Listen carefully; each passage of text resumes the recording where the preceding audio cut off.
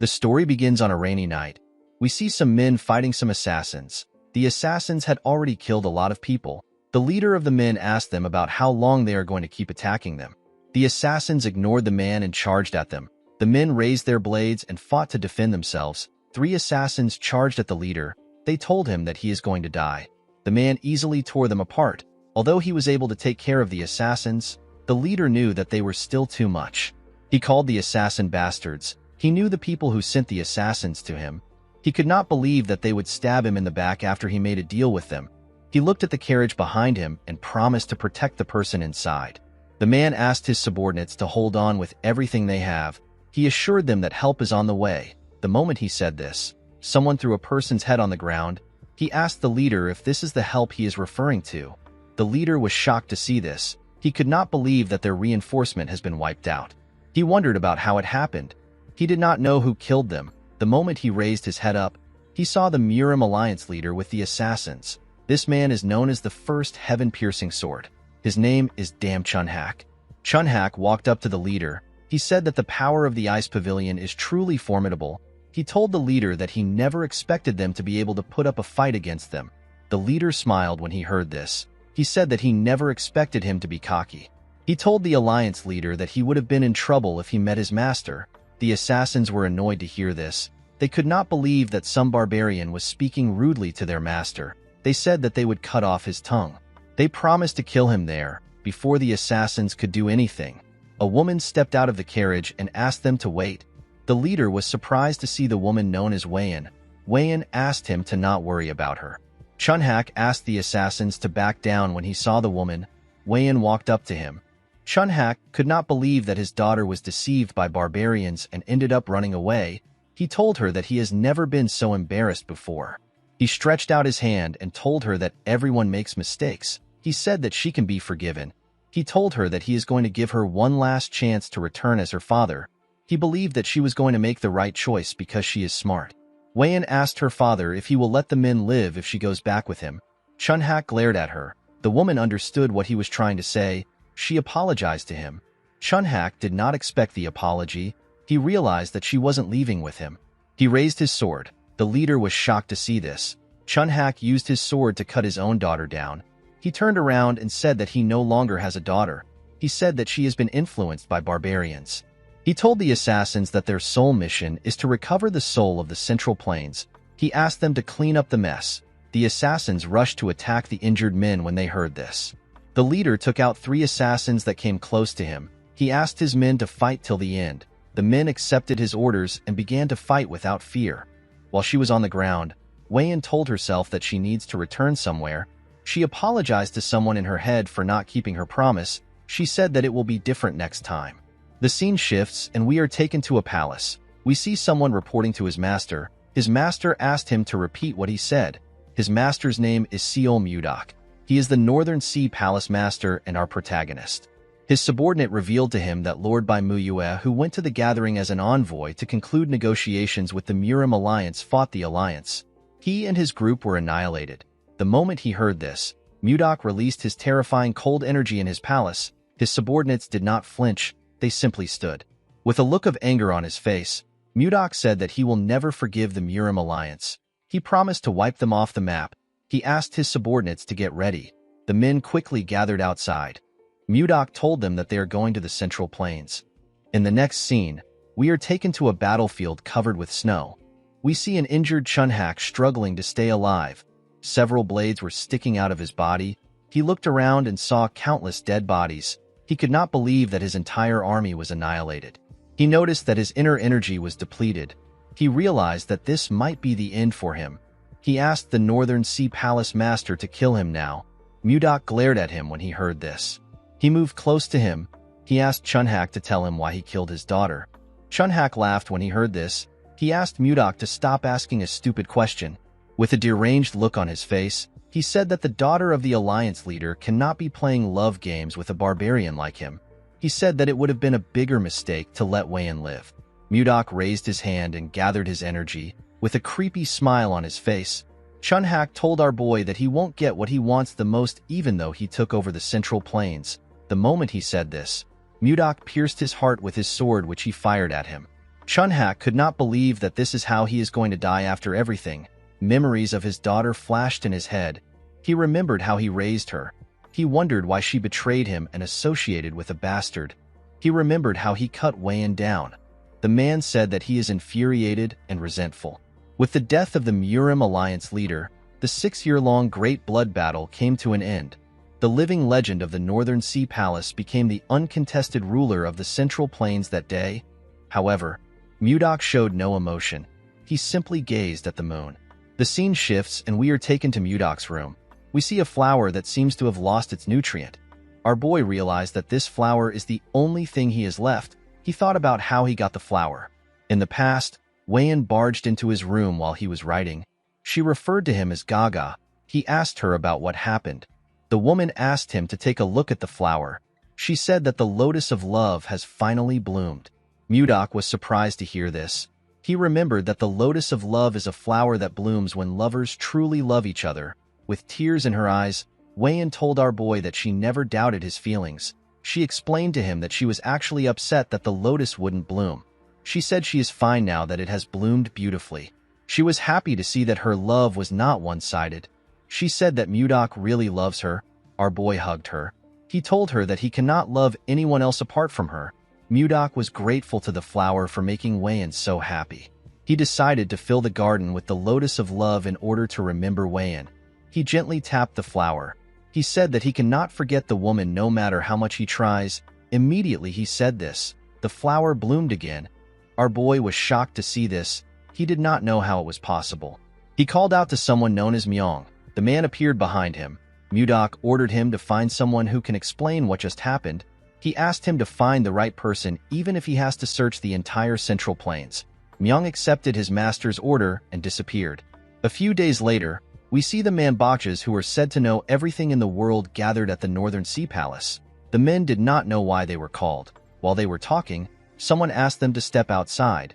The men were surprised to hear a voice from the sky. They all decided to step outside. When they stepped into the garden, they saw something shocking. They saw a garden filled with the lotus of love. Each of the flowers had bloomed. One of them said that this is his first time seeing a garden like this.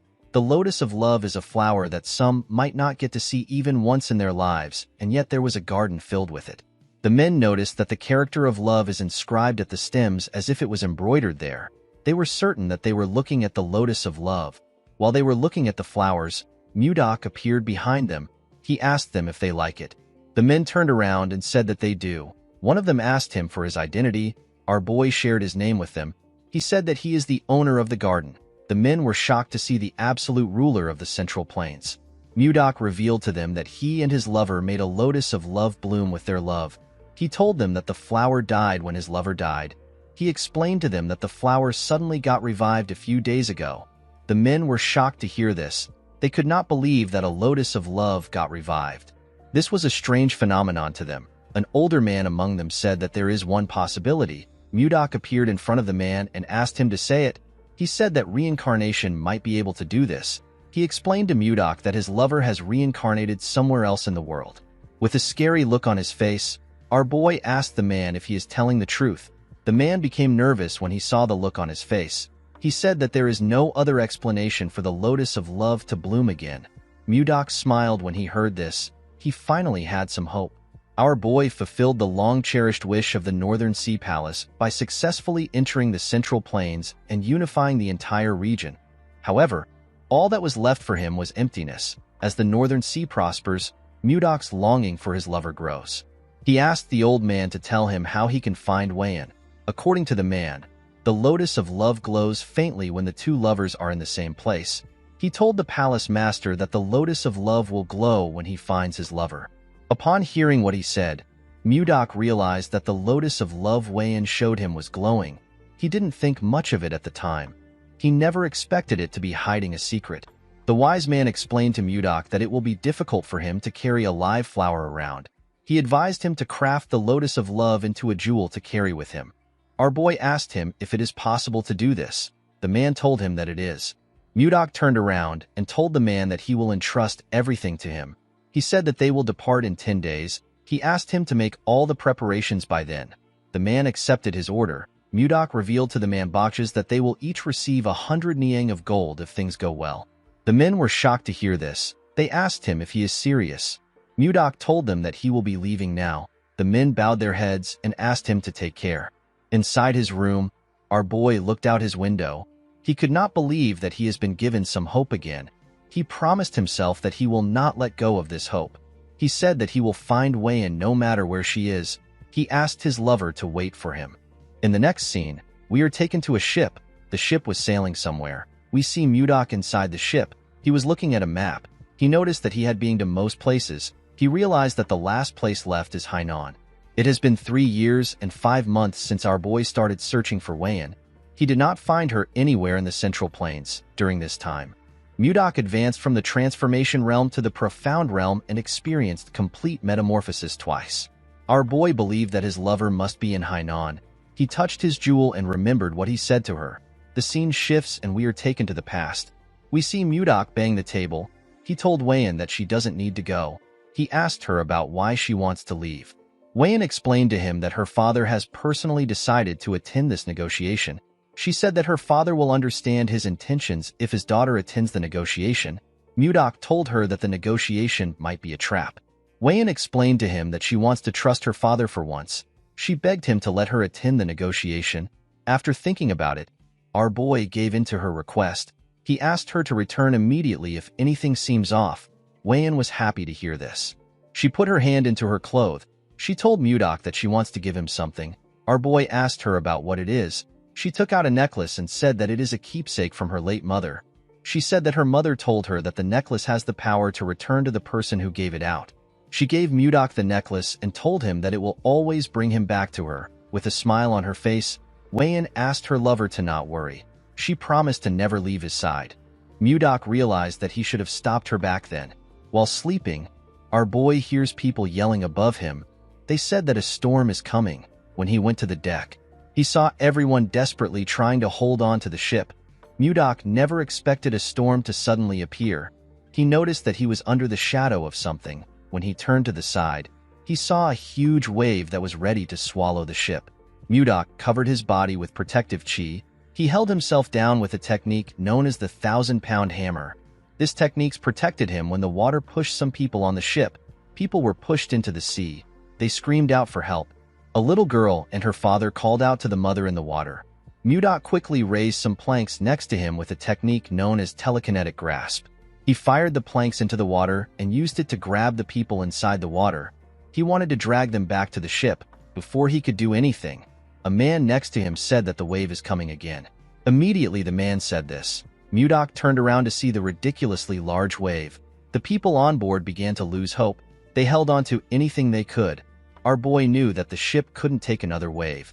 He realized that there was only one option left. He placed his hand on his sword and slowly pulled it out. His sword released a cold energy as it was taken out. The people did not understand why everywhere was so cold. Mudok decided to freeze the wave. He wanted to use a technique called freezing ice wind. Before he could use the technique, the jewel began to glow. Mudok was shocked to see this. A bright light from the sky pierced through the wave and shined on him. Our boy used his hand to cover his face from the blinding light. Mudok began to float. He suddenly disappeared while he was in the air.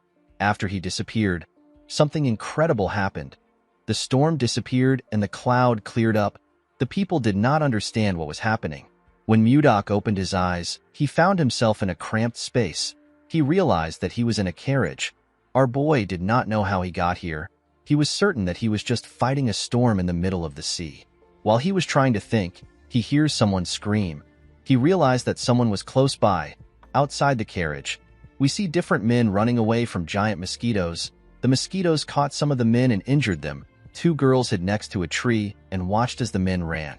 A man holding a knife referred to the girls as Savina and Annie. A boy next to him told them that they will save them. Mudok destroyed the carriage with his energy and crushed some mosquitoes next to it. The boy and the man turned around when they heard the loud sound.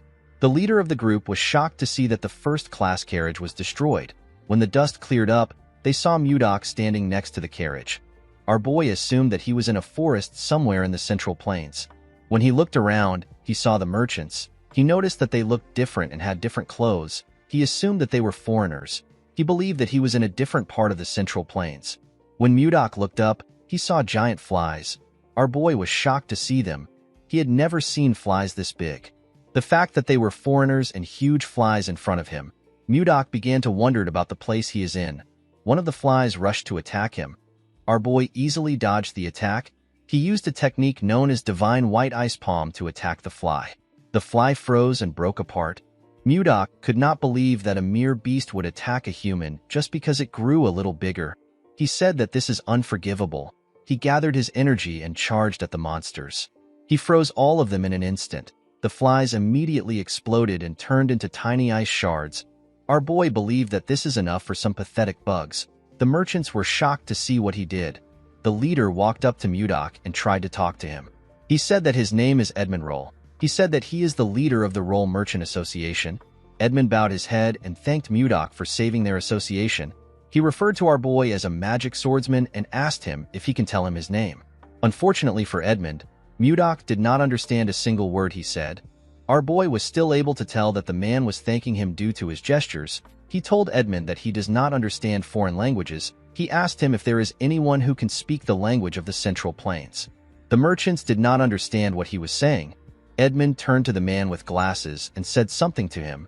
Mudok tried to ask the man if there is truly no one who understands the language of the Central Plains. He wondered about how he was going to explain things to them. While he was thinking, one of the men ran to Edmund and said something. He opened his hand and showed him a ring. Mudok wondered about what he wants to use the ring for. Edmund took the ring and cast a spell. He wore the ring and made a weird pose to finish the spell. Mudok was shocked to see the odd pose. After he was done, Edmund asked him if he can understand him now.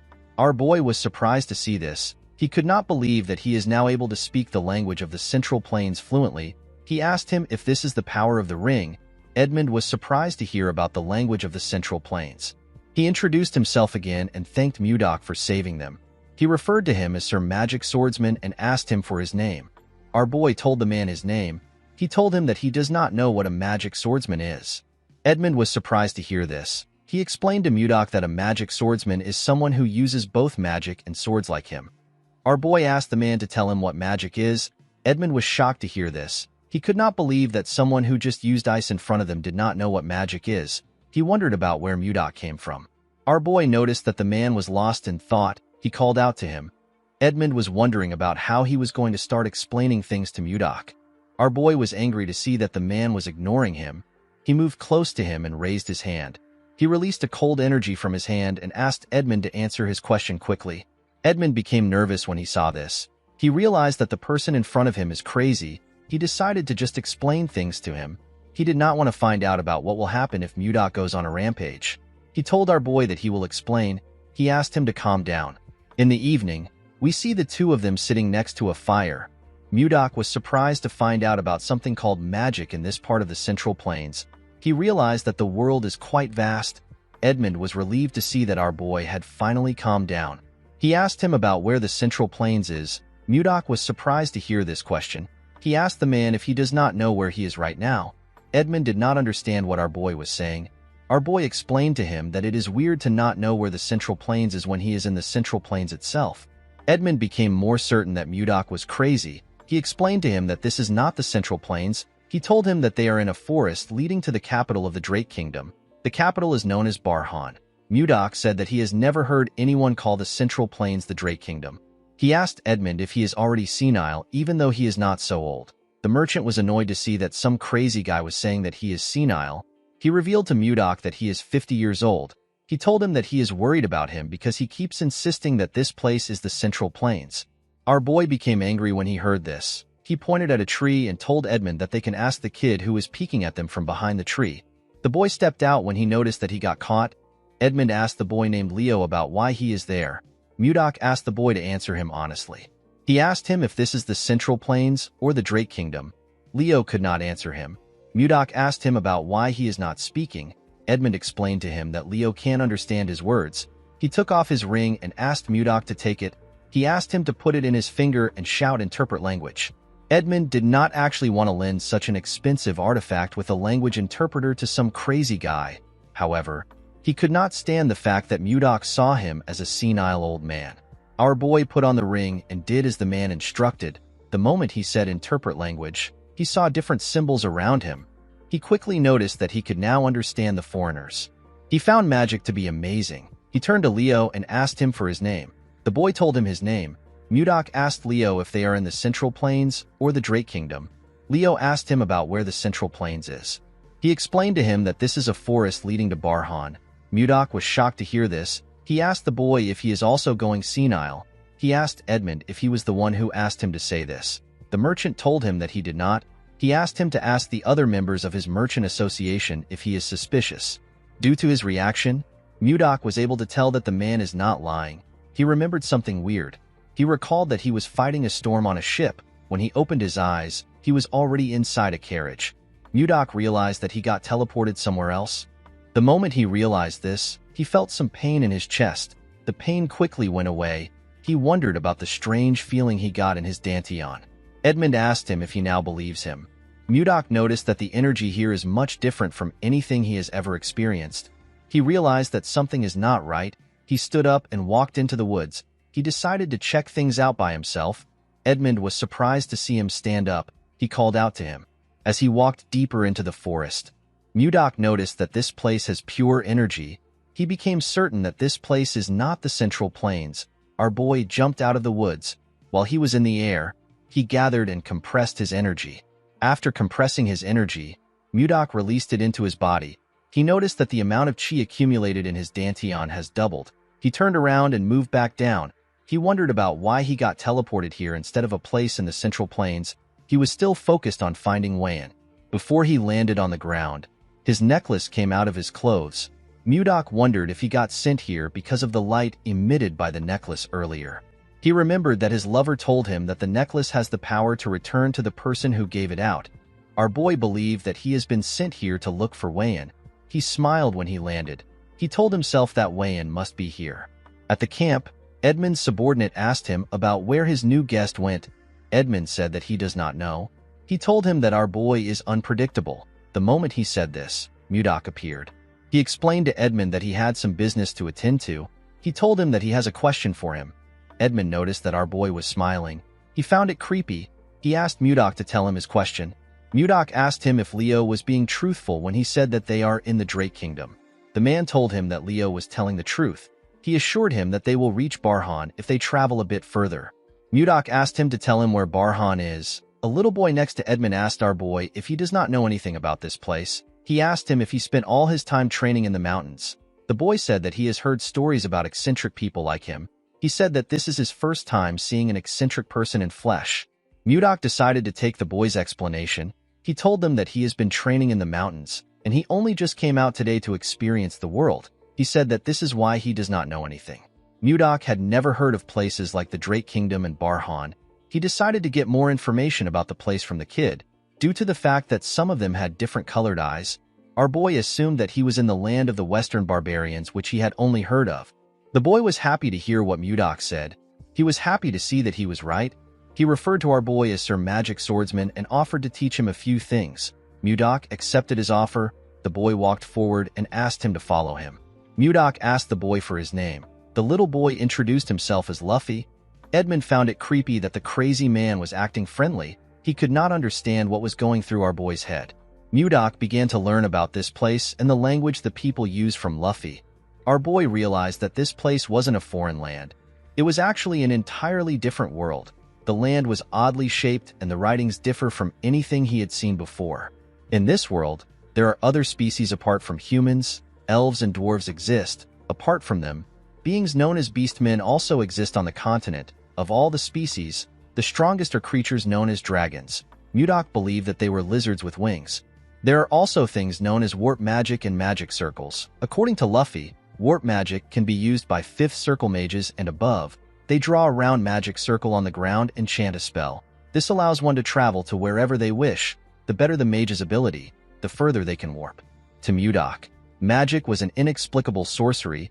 He looked up to the sky and wondered about the other amazing things that this world could hold. Immediately he raised his head up. He noticed something strange. There were 3 moons in the sky. This was something he could not even imagine in the Central Plains. He wondered if Wayan was really the one who summoned him to this place. While he was thinking, someone screams at the girl known as Savina. He begged her not to do something. Mudok quickly turned around. He noticed that something was happening around the camp. Savina asked the man to tell her why she can't do something. The girl held a knife and grabbed Annie. She asked everyone to not come close to her unless they want to die. The merchants begged Savina to not do anything. Mudok wondered about what is happening. The man with glasses assured Savina that they will be able to heal both of them when they arrive in the capital. He told her that the capital has a lot of mages. He told her that he will even ask Edmund for a favor. He begged her to let go of Annie because she is scared. Savina asked the man whose name is Charles if he thinks that she is stupid. She reminded him that healers are rare even in the capital. She asked him if he knows how much it costs to heal one person. The girl told him that the assassin bug's egg is lodged in her heart. She said that it can hatch into a larva at any moment. She asked him if anyone can heal this. Charles did not know what to say to the girl. With tears in her eyes, Savina told him that the egg will tear she and Annie apart when it hatches into a larva.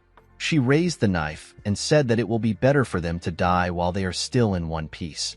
Before she could kill Annie, Mudok asked her to wait. He told her that he has roughly understood the situation. He raised his hand and used his energy to drag the knife from her hand. He assured her that he will treat her. He asked her to not do anything stupid. Savina did not know when he took the knife away. Mudok moved close to them. He asked them to sit down. He said that the treatment must start now. Edmund asked our boy if he also knows healing magic. Mudok explained to him that he does not know any magic. He said that he only knows a few healing techniques that were passed down to him. He told them that they can relax. Edmund and Charles were happy to hear this. Edmund moved close to our boy and begged him to save the girls. He assured him that he will repay him with all his heart even though he does not have much. Mudok told him that he was going to help the girls even if he didn't ask. He asked everyone to step back a bit. He said that he is going to start the treatment. Edmund asked his subordinates to step back. Mudok moved close to the girls. He asked them not to be so tense. He assured them that it won't take long. He asked them to close their eyes and relax. The girls followed his instructions. Mudok used his energy to scan their bodies. He noticed that the bugs were near their hearts. While he was carefully searching, he found something surprising. He found the bugs in their hearts. Mudok noticed that the eggs had not yet hatched. He gently controlled his energy and used it to burn the eggs without harming the girls' hearts. Their hearts shined brightly. The girls let out a burp after the eggs were burnt. Mudok stood up and told them that he has taken care of the problem. The girls were shocked to hear this. They asked him if he is serious. Our boy assured them that he has destroyed the bug eggs. He asked them to take things easy. Edmund and the rest of the group were shocked to hear this. Edmund asked Mudok if Annie and Savina are fine now. Our boy did not understand why the merchant was doubting him. He assured him that they are fine. He revealed to the two girls that there will be no side effects. He asked them to not worry about it. The girls bowed their heads and thanked him. Savina told him that he is their savior. The rest of the group also bowed their heads and did the same thing. Mudok walked forward and gently waved his hand at them. Later in the night, we see Mudok resting under a tree. He never expected the day to be so stressful. He touched his jewel and said that he misses his lover on days like this. He looked at the stars and prayed that he will meet Wayan soon. The next day, we see the group traveling towards Barhan. Edmund took off his jacket and placed it on his head. He wondered why everywhere was so hot today. Even Mudok had to tie his hair because of how hot it was. It was quite scorching. Luffy offered him a bottle of water. Our boy thanked him and accepted it. Before drinking the water, Mudok noticed that it was lukewarm. He released a little cold energy into the bottle and made the water cold. It was now much better for him. Luffy asked him if he is all right. He told him that everywhere is quite hot. Mudok shoved his bottle in Luffy's face. The boy was shocked to see that the water was cold. Our boy asked him to take it. Luffy accepted the bottle. He wondered why it was so cold. Mudok asked him to drink it. The moment he put the water in his mouth, he tasted some ice inside it. The little boy was happy to taste such a refreshing cold water in the scorching heat. Mudok smiled when he saw the look on his face. He asked Luffy if it is very refreshing. Luffy took out another bottle with a bright smile on his face. The boy asked Mudok if he can also freeze this bottle. Our boy did not see any issue with this. This boy already helped him a lot. The least he could do was to freeze his water bottle. He stretched out his hand and released a small amount of cold energy. Luffy began to cheer when our boy told him that he is done. While he was looking at the boy, Mudok noticed that the others had surrounded him. They all held out their water bottles and begged him to freeze it for them. They wanted to taste the refreshing ice water that Luffy drank. Of course, this was not difficult for Mudok, but he knew that he might create more stress for himself if he grants their request. Edmund tapped one of his men and asked him about what is happening. He moved close to them and asked someone to explain what is happening to him. Luffy revealed to him that Mudok made some ice water. He told him that the seniors now want to drink this cold water. With a weird look on his face, Edmund called out to Mudok. Our boy asked him if something is wrong. Edmund went on his knees and presented his bottle to him. He said that he also wants some ice water. Our boy was surprised to see this. He asked the man to give him his bottle. Mudok decided to stay with this caravan in order to learn more about this world. This people already helped him in solving the biggest problem he had. This problem was the language barrier. Our boy did not see it as a big deal to give out ice water to them. He froze Edmund's water for him. The man thanked him. He quickly drank the ice water. Edmund noticed something odd. He told Mudok that something is strange. Our boy did not expect this. Edmund asked him about how he created the ice. Mudok asked him about why he is asking the question.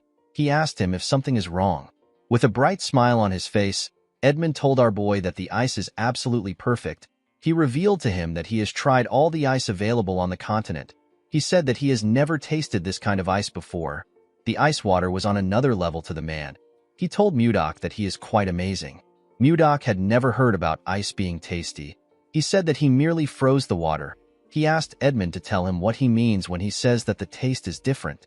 According to Edmund, when creating ice, it is common to use the cold attributes of mana in the air to freeze water directly.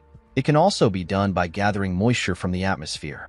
During this process, impurities from the mana gets mixed into the ice. This affects its taste, however. Since each mage has a unique mana signature, it is rare to find someone who can create pure ice. It is basically hard to get pure ice. Edmund told Mudok that his ice is incredibly pure. This is why it tastes so good. Our boy now understood why the group reacted so enthusiastically. He could not believe that something as simple as ice would get him this kind of reaction. He almost felt pity for them. Since he was in a good mood, Mudok decided to create more ice. With a smile on his face, he released his energy. Before he could do anything, Edmund called him Sir Magic Swordsman.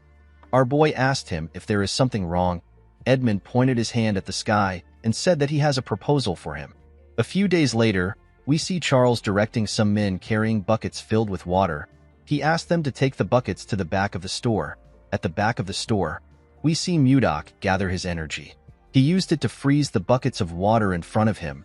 He turned the water into ice cubes. The merchants clapped for him when they saw this. They rushed to carry the buckets. While looking at them, Mudok thinks about what led him to this place. The scene shifts and we are taken to the past. We see Mudok shocked after hearing Edmund's proposal. The man explained to our boy that he wants to revive his merchant association by selling the ice that he makes. He became nervous when he said this. Mudok realized that Edmund had a hidden agenda when he kept going on about how refreshing the ice is.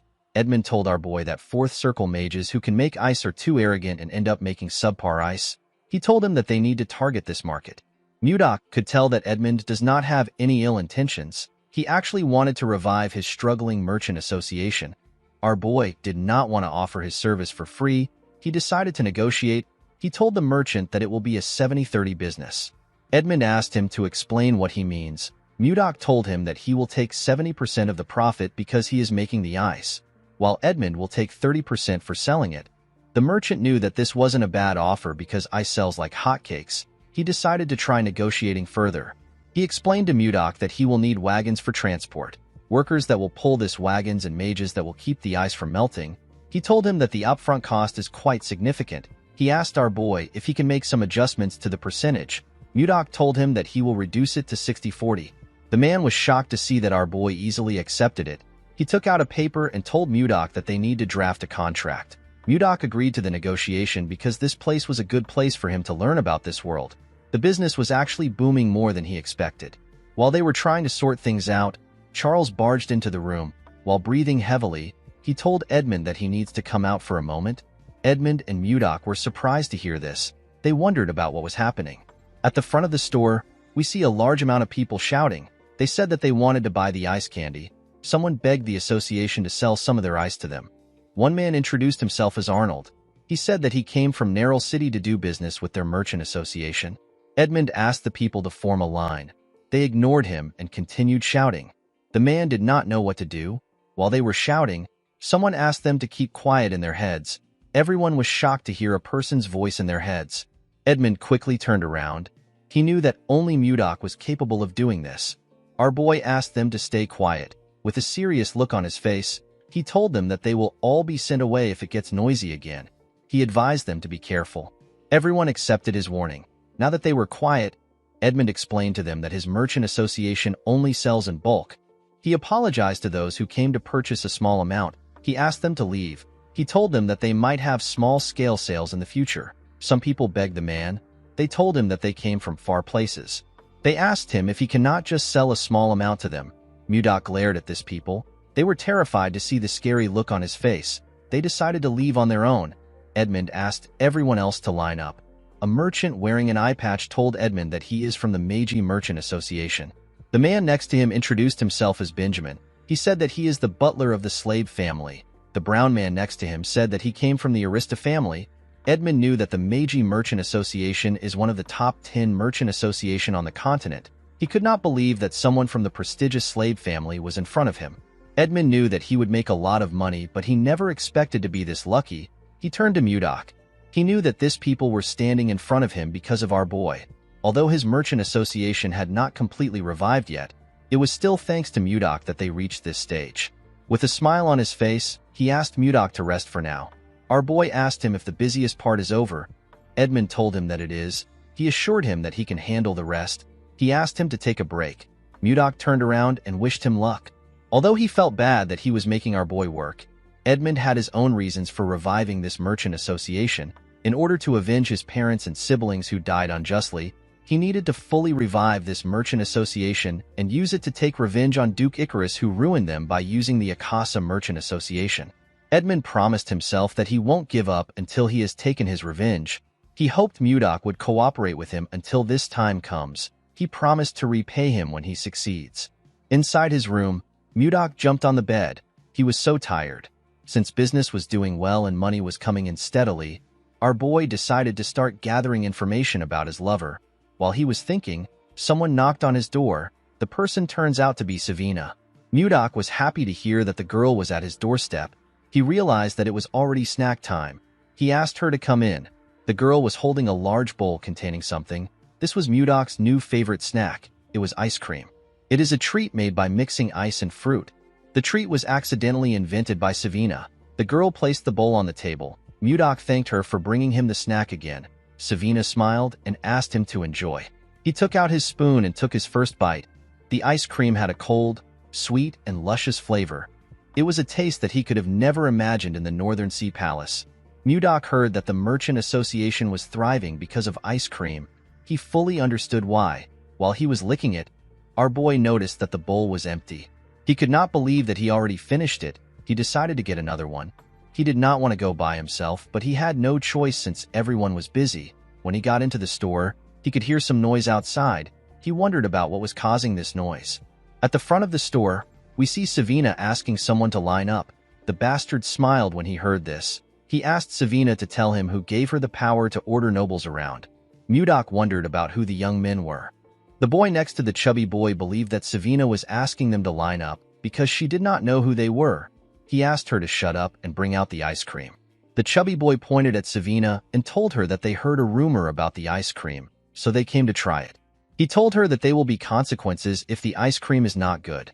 Savina told him that their merchant association does not sell ice cream to people who cut in line. She asked the boy to understand. This only made the chubby boy angrier. He could not believe that she wanted them to line up like commoners. He said that it is already annoying that they are in the same place as mere peasants. He did not like the fact that she was asking him to join the queue. He asked her if she has a death wish. Savina told the idiot that she does not serve ice cream to nobles just because of their status. The boy asked her if she is trying to defy a noble. The girl knew that Mudok would protect her if things go wrong. She decided to speak freely. She told the boy that he is not making sense. She said that she is simply stating the rules. The other boy was annoyed to hear this. He called the girl a wretch. He took out his sword and asked her if she really wants to die.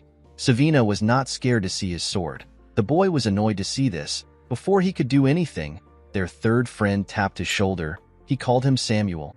With a cold gaze in his eyes, the boy asked Samuel to not act rashly. He asked him if he wants to lower their dignity. Samuel became nervous when he saw the look on his friend's face. He apologized to him. The boy walked up to Savina. With the same look in his eyes, he told her that they came to try the ice cream. Savina did not like his cold gaze. Her heart felt like it was freezing. She began to tremble. The boy told her that he doesn't like waiting. He asked her to bring it out now. Savina was lost in his gaze. With a shaky tone in her voice, she asked him to wait. Someone called out to Savina. The person turns out to be Edmund. The man reminded her that their merchant association does not sell ice cream to those who cut in line. He asked her if she forgot. Savina apologized to the leader. Mudok could tell that Edmund had something against this young man for him to have such a strong reaction. With a look of anger on his face, Edmund asked the boy to leave. He told him that he cannot tolerate any further disregard for their rules. The two boys were annoyed to hear this. They believed that Edmund was insulting nobles. The man asked them to not be mistaken. He told them that there is another reason why he won't sell ice cream to them. The boy who appears to be their leader asked Edmund for his reason. With a look of anger on his face, the merchant asked the boy to question Duke Icarus by himself. Charles and the other merchant were shocked to hear their leader mention the Duke's name. The boy asked Edmund about how he knows his father. The moment he said this, he noticed that Edmund looked familiar. He recognized the man's eyes. With a creepy smile on his face, the boy asked Edmund if he is one of the leftovers from the Roll Merchant Association. His friends were shocked to see the smile on his face. They knew that Justin only smiles like this when he is angry. Justin took out his sword. He told Edmund that he must pay for the crime of insulting a noble with his life. The moment he said this, he swung his sword at the man. Edmund closed his eyes out of fear. He could not believe that he will not be able to avenge his family before the sword could touch him. Mudok blocked it with his hand. Edmund was surprised to see him. Mudok swung his hand and pushed the boy back. Justin was annoyed to see this. He called our boy a bastard. He asked him if he has a death wish. Mudok could not believe that this nonsense happened when he came down to get some ice cream. He never expected Justin to try to kill someone just because they told him that they don't sell ice cream to people who cut in line. He found this to be absurd. He told the bastard that he really has no manners. He told him that he will use this opportunity to teach him some manners. Justin became angrier when he heard this. He put his energy into his sword and charged at our boy. He told him that he will kill him. Mudok easily dodged his first attack. Justin began to attack him more fiercely. Our boy dodged the attacks without stressing himself. He gently smiled at Justin as he dodged his attacks. He told him that his talent is quite impressive for someone as young as him. He explained to him that his sword will never reach him no matter how many times he swings it. According to Mudok, in principle, righteousness is always accompanied by reason. This is what creates harmony. He explained to Justin that the nobles lack any sense of propriety if his actions represent them. He told him that he is not a narrow-minded person. He said that he will only fix his manners for today. Justin called our boy a bastard. He could not believe that he was speaking rudely to a noble. Mudok moved behind the boy and told him that what he is saying is irrelevant. He said that discipline is all he will need to learn respect. Our boy was reminded of the Central Plains. He realized that his attachment to Wayan made him forget the ways of the world. Everything comes down to survival of the fittest. He gathered some energy in his fingertips and fired it at Justin. This technique is known as formless chi. The attack hit the boy in his wrist. It created a huge hole in his wrist. Justin dropped his sword and fell to the ground. He grit his teeth out of anger. Mudok glared at the boy with a cold gaze in his eyes. Edmund was surprised to see Justin injured. He did not know the kind of attack Mudok used. Justin's friends quickly moved close to him. They raised their swords and asked Mudok to stay back. The chubby one promised our boy that he will cut him down if he moves closer. Samuel became terrified when he saw Mudok still approaching them. Our boy saw something surprising. Justin was trying to stand up. He asked him about why he bothered to get up. The boy placed his hand on his friend's shoulder and asked him to move. He stood in front of Mudok confidently. Our boy smiled when he saw this. He found it amusing that Justin was giving him a show. He covered his hand with his energy. With a scary smile on his face, Mudok told Justin that he wants to see how long he will last. Mudok swung his hand and sent the idiot flying. His friends were shocked to see this. The chubby one quickly ran to check on Justin. He asked him if he is all right. The moment he said this, he saw the hole in his friend's wrist. Mudok was disappointed to see that Justin flew back when he only used the strength of a first-rate martial artist. He realized that the boy was weaker than he expected. He wondered if he should stop. Our boy realized that he had not fully understood how this world functions. He decided to not kill Justin. He moved closer to the boy. Justin asked him for his identity. He asked him if he truly doesn't know who he is. With a look of anger on his face, he asked Mudok to tell him what gave him the guts to treat him like this. Our boy understood that this bastard has lost his mind. Instead of reflecting, he was just full of spite. He wondered if he should just kill him now. Mudok knew that he would not be different from this idiot if he killed him. The two boys pointed their swords at him. The chubby one asked him if he believes that he can get away with messing with a noble. Mudok ignored them and looked around him. He found a stick on the ground. He believed that the stick would be perfect. He used his telekinetic grasp to pick it up. He smiled when he held the stick. Justin became nervous when he saw this. He quickly stood up. The other boys were surprised to see how Mudok got the stick. With a smile on his face, Mudok imbued his sword energy into the stick. Justin was surprised to see this. However, our boy was not done. He added his sword sphere into it. Justin begged him not to come closer. With an evil smile on his face, Mudok added his sword chi to it. The boys fell to the ground and began to tremble. With a creepy smile on his face, Mudok told the boys that the best remedy for scums like them is a club. He raised the club and began to beat the boys. He advised them to get a grip. Our boy enjoyed dishing out this beating. In the evening, we see the boys kneeling. They begged Mudok to forgive them. They assured him that they won't do this again. Our boy told them that he cannot hear them. He asked them to repeat what they said.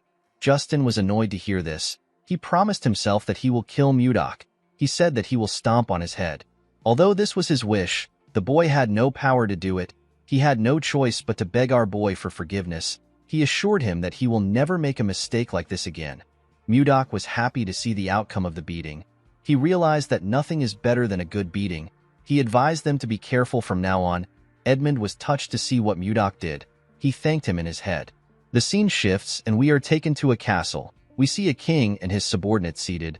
Count Slabe reports to the king that they received some information from an informant planted in the Serbia kingdom.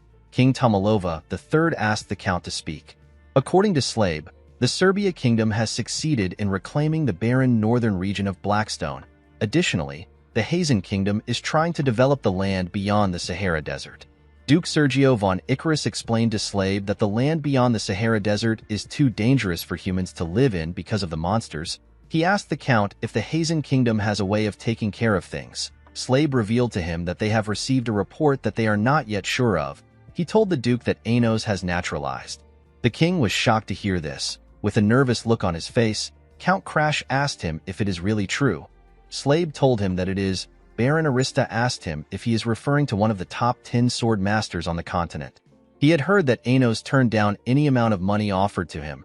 The king wondered why Anos ended up in Hazen instead of wandering the continent without belonging to any factions. Crash suggested that the sword master might have fallen in love with someone there. Slabe told him that he is correct. The men were surprised to hear this. The king asked his count about who the woman is. Slabe told him that it is someone they all know quite well. The person turns out to be Princess Daphrin. She is the younger sister of the current king. The king is known as Laird II of Hazen. The men were surprised to hear that Laird, who cherishes his younger sister as his most prized possession, gave her away to a man.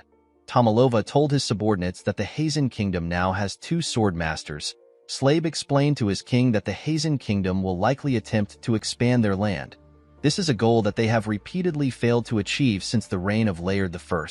Tomalova became worried when he heard this. In the east, the Hazen kingdom is expanding its territory. In the south, the commercial Serbia kingdom is developing its land. Across the Western Sea, the Jeva Empire is also expanding its land. Tomalova knew that they could not stay idle.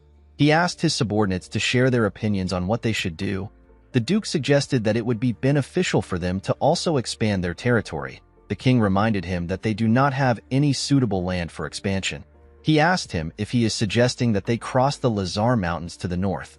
Sergio stood up and told the king that they have no other choice. Everyone was surprised to hear this. Expanding into the north is difficult. Even if they succeed, the entire area is covered in ice. This will render their efforts useless. Heading to the north would ultimately mean that they were pushed out of the power struggle. This is why everyone is hesitant. Tomalova knew that someone will soon be sent to the north to address the issue of territorial expansion. He turned to his count. Slabe nodded at him. He told his subordinates that the meeting will end for today. He told them that they will reconvene at another time. Slave walked out of the room with the king. The Duke realized that the Count and the king were hiding something. The scene shifts and we see the king and the Count in a room together. Tomalova asked Slave if he has made any mistakes recently. The man said that he hasn't.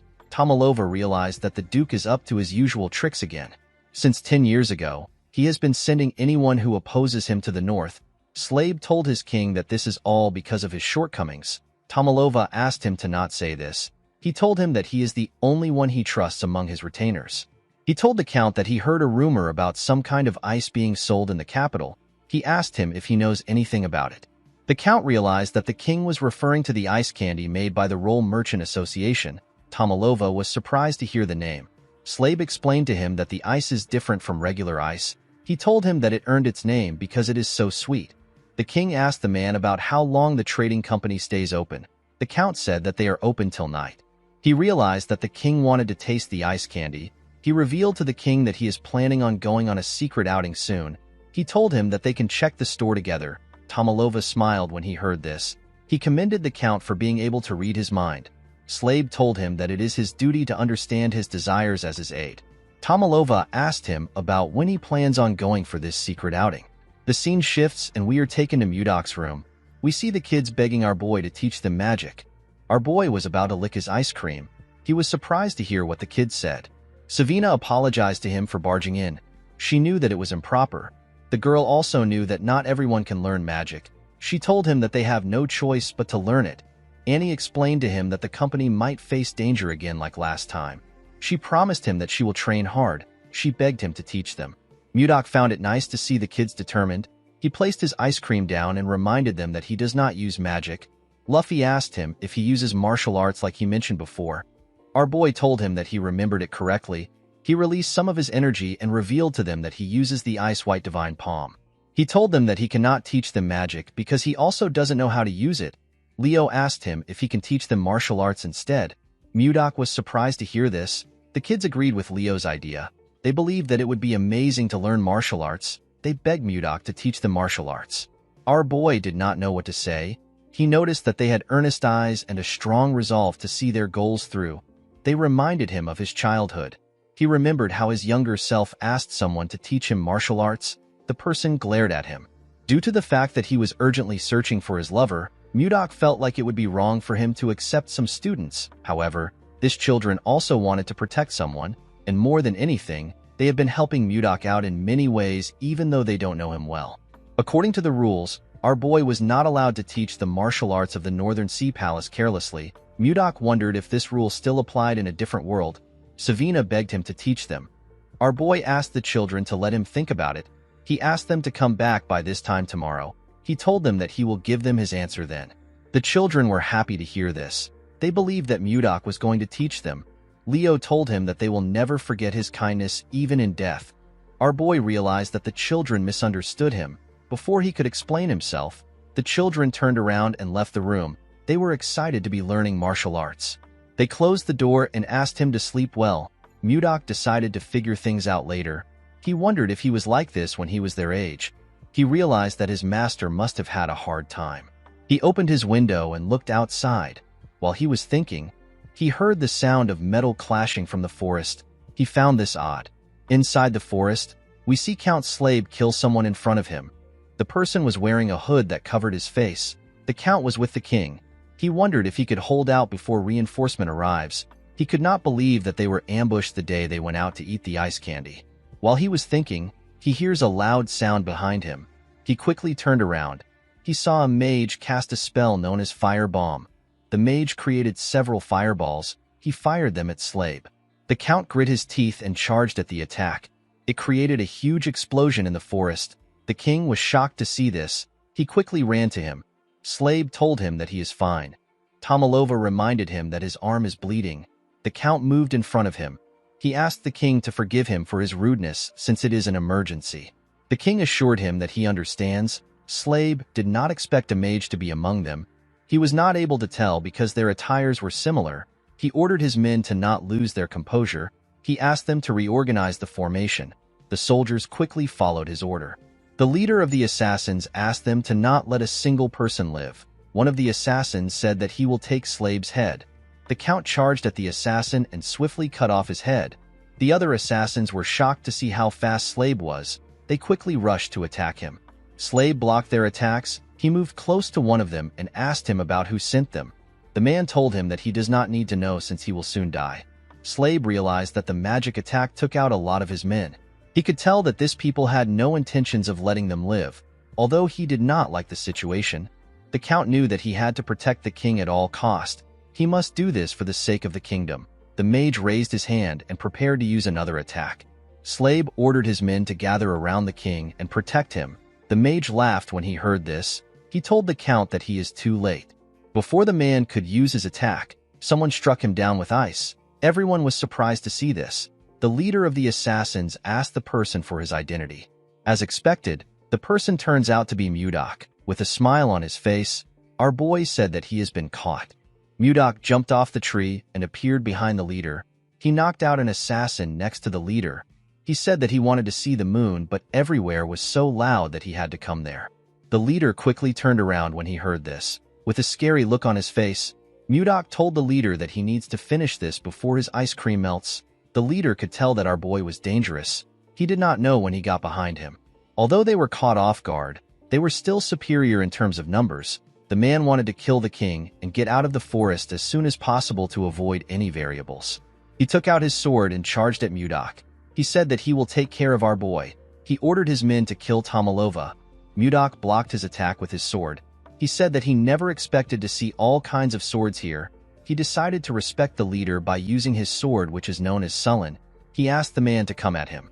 The leader was annoyed to see this. He charged at Mudok and told him that he will not get out of the fight alive.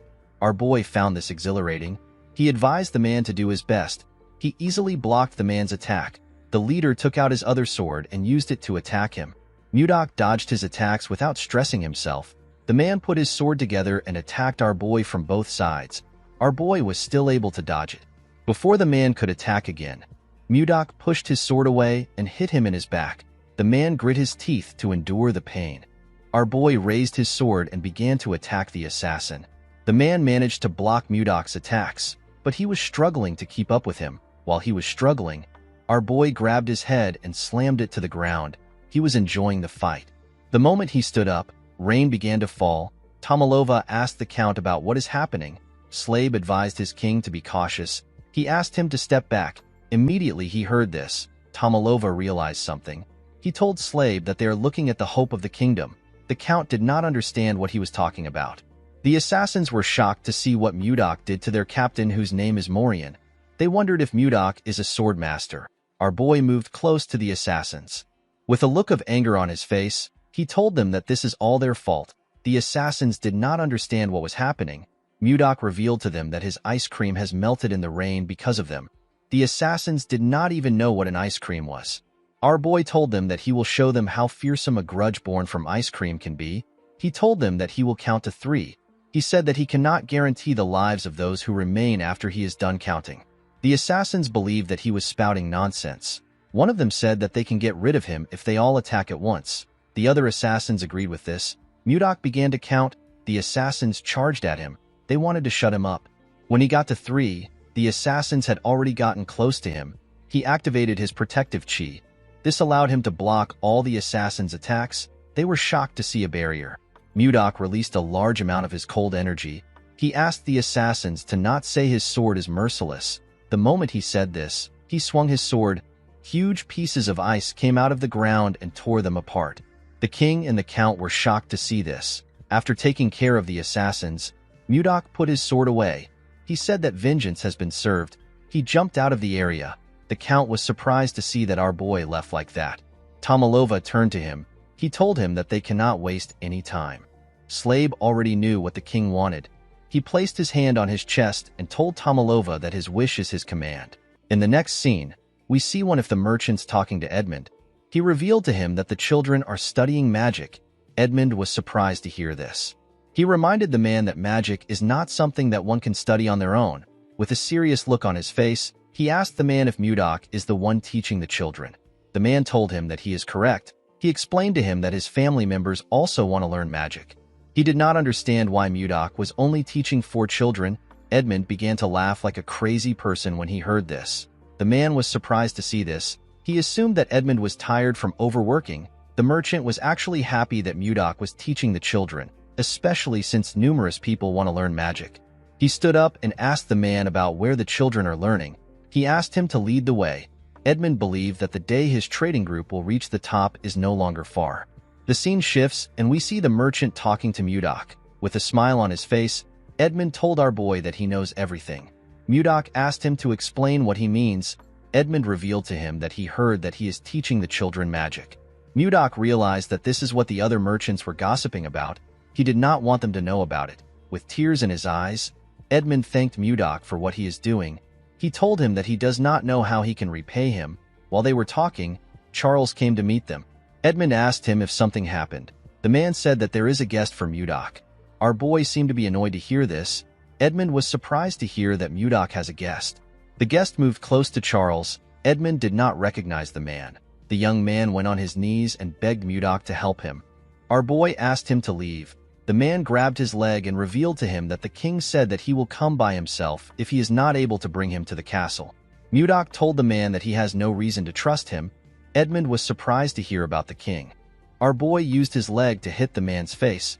The servant begged him not to decline the king's invitation. Mudok gently moved his leg out of the man's hand. He asked him about why he always comes to this place to harass others every day. He walked forward and advised the man to stop wasting his time. He asked him to leave. Mudok did not want to get involved with things like this because he did not think that it would give him a clue about Wayan.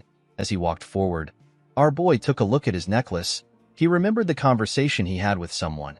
The scene shifts and we are taken to the past. We see a man begging Mudok. Our boy told the man that he has no interest. He explained to him that he has gotten the entire gangbuck in 3 years. He said that the people of the Central Plains will soon come looking for them.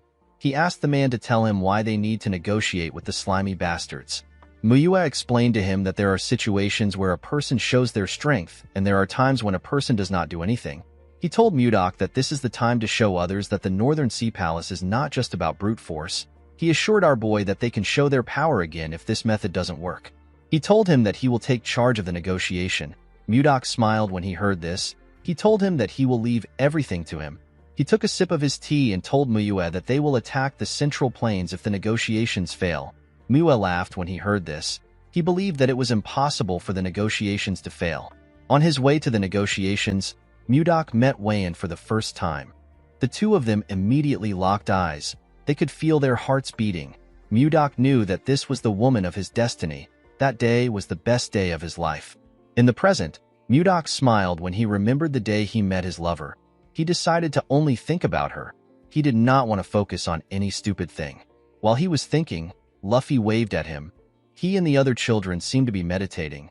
Mudok smiled when he saw him. He realized that there are many things for him to do. He knew that he had to act with caution. Later in the day, we are taken to the castle. Tomalova was annoyed to hear that Mudok refused his invitation again. The servant bowed his head and begged the king to forgive him. Tomalova began to dislike our boy the more he heard about him. He simply wanted to thank him for saving his life. The young man said that he will go again tomorrow. He assured the king that he will get a different response. Tomalova asked him not to bother himself. He believed that the man has already done enough. While they were talking, someone knocked on the door. The person turns out to be the princess. Her name is Ishilda. Tomalova quickly took a look at himself in the mirror. He asked the servant to get out. The man felt bad that he wasn't able to complete his mission. As she walked into the room, the princess noticed that the man looked sad. The beautiful red-head princess greeted her father in an elegant manner. She told him that the chamberlain looked sad. She asked him if something happened. Tomalova became nervous when he heard this. When his daughter sat next to him, he explained everything that happened to her. Ishilda was shocked to hear about what her father went through. She quickly stood up and asked him if he is all right. Tomalova grabbed her hands. He assured her that he is fine. He asked her to not worry about it. Ishilda sat down back. She asked Tomalova if he knows the reason why Mudok rejected his invitation. The king said that he has no idea. He revealed to his daughter that he wishes to keep our boy by his side because he is very skilled. Unfortunately, Mudok wasn't answering his summons. Ishilda believed that our boy must be a great person for her father to be interested in him. Tomalova nodded his head. He asked his daughter if she knows about the ice and ice cream created by the roll trading company. Ishilda said that she has also tried the ice cream. Her father revealed to her that Mudok is the one who made that ice. Ishilda was surprised to hear this. Tomalova explained to her that he started feeling greedy after finding out that our boy was the one who created the ice. Ishilda completely understood her father. She remembered the feeling she got when she first tasted ice cream. She could not forget this feeling even if she tried. The woman looked outside the window. She found it intriguing that the mage who created the ice cream is the one who her father is looking for. She wondered about who our boy was. While she was thinking, she saw two kids happily licking their ice creams. Ishilda wondered if she should use this opportunity to meet Mudok in person. In the next scene, we see Mudok watching the children meditate. He has only been teaching them for half a month, but they had already reached the stage where they can emit chi. Our boy was not surprised to see this. The concentration of chi is much denser here than in the central plains. He put his hands together and asked the children to stop. He told them that they can properly control mana. He told them that they will be moving to the next stage. The children said that they understand. The moment they said this, the Chamberlain appeared and greeted him. Mudok was annoyed to hear his voice. He already knew who it was without turning around. He wondered if time was repeating itself. When our boy turned around, he saw a woman wearing a hood move close to them. Because the Chamberlain didn't come in the morning, Mudok assumed that he would not come at all. He asked the man about why he came again. Immediately he said this. His necklace began to glow. Our boy was shocked to see this. He quickly raised his head up. The woman in front of him took off her hood. She turned out to be the princess. With a smile on her face, the woman greeted him and introduced herself as the princess of the Drake Kingdom. Mudok immediately knew that he had found her. He was certain that he was looking at Wayan's reincarnated body. The scene shifts and we are taken to the store. Ishilda told our boy that she heard about how he saved her father's life. Mudok said that it just happened. The princess was surprised to hear the rude reply. She forcefully made herself smile. She told Mudok that her father has invited him to the palace to show his gratitude. She referred to him as Sir Magic Swordsman and asked him about why he refused the invitation. She said that he has rejected the invitation more than 2 times. She heard that he rejected it in a cold manner every time. Mudok only saw Wayan's face while she was talking. Even Ishilda's angry expression and her tone were exactly like Wayan's. Our boy was certain that he was looking at his lover. The princess noticed that Mudok wasn't saying anything. She called out to him. Mudok came back to reality when he heard her voice. He told her that he will come to the palace. He asked her to tell him the day he should come. The princess was actually about to argue with our boy. She was shocked to hear that he accepted the invitation. She stood up from the chair. Mudok placed his cup down. He reminded her that she came to invite him. The princess realized that he was right. She sat down back and told him that he is correct. Mudok asked her to tell him when he should come to the palace. Ishilda asked him to be there by 11 in the morning. The woman actually felt annoyed that Mudok easily accepted the invitation. She assumed that she was going to have to convince him. She stood up and told him that she has to leave. Mudok clenched his fist and told himself that he will see her when he goes to the palace tomorrow. The only problem our boy had was that Ishilda is a princess. She has the highest status in the country. Mudok wondered about how he was going to get close to her and marry her. He remembered that her father in her past life killed her because she was in love with him. In order to avoid this problem, Mudok realized that he needed to plan everything meticulously. To create the perfect plan, Mudok knew that he will need Edmund's help. The scene shifts and we see Edmund shocked when he hears Mudok mention marriage. Our boy revealed to him that he plans on getting married to the princess. Edmund asked him if he is insane. With a scary tone in his voice, Mudok asked him to repeat what he said. The merchant became terrified. Our boy decided to stay calm. He asked Edmund to tell him why he thinks it is a bad idea. The man revealed to him that Ishilda is the only child of Queen Swan. Unfortunately, the queen is dead. Ishilda is the sole legitimate heir and first in line to the throne. He told our boy that it makes no sense for someone like him who has no proper status to think about marrying the princess. Mudok was annoyed to hear this. Edmund explained to him that he needs to be a prince from another country in order to become the princess's suitor. Even if he is not a prince, he should at least come from a high-ranking noble family. Mudok understood that he needs to attain a status equal to that of the princess or gain great prestige. He needed to do this to aid his plan for marriage. Edmund told him that he might have a shot if he achieves something significant. Mudok stood up. He decided to give it a shot. The merchant stopped him before he could leave. He asked him if he knows the rules that he must follow in the palace. Our boy was surprised to hear that there are rules to follow. Edmund could tell that he did not know. He moved close to his shelf and took out some books. He placed the books talking about proper etiquette on his table. Mudok was shocked to see the amount of books in front of him. Edmund knew that our boy might make a mistake if he lets him go like this. This mistake can affect their business. With a smile on his face, the man assured Mudok that he will thoroughly educate him.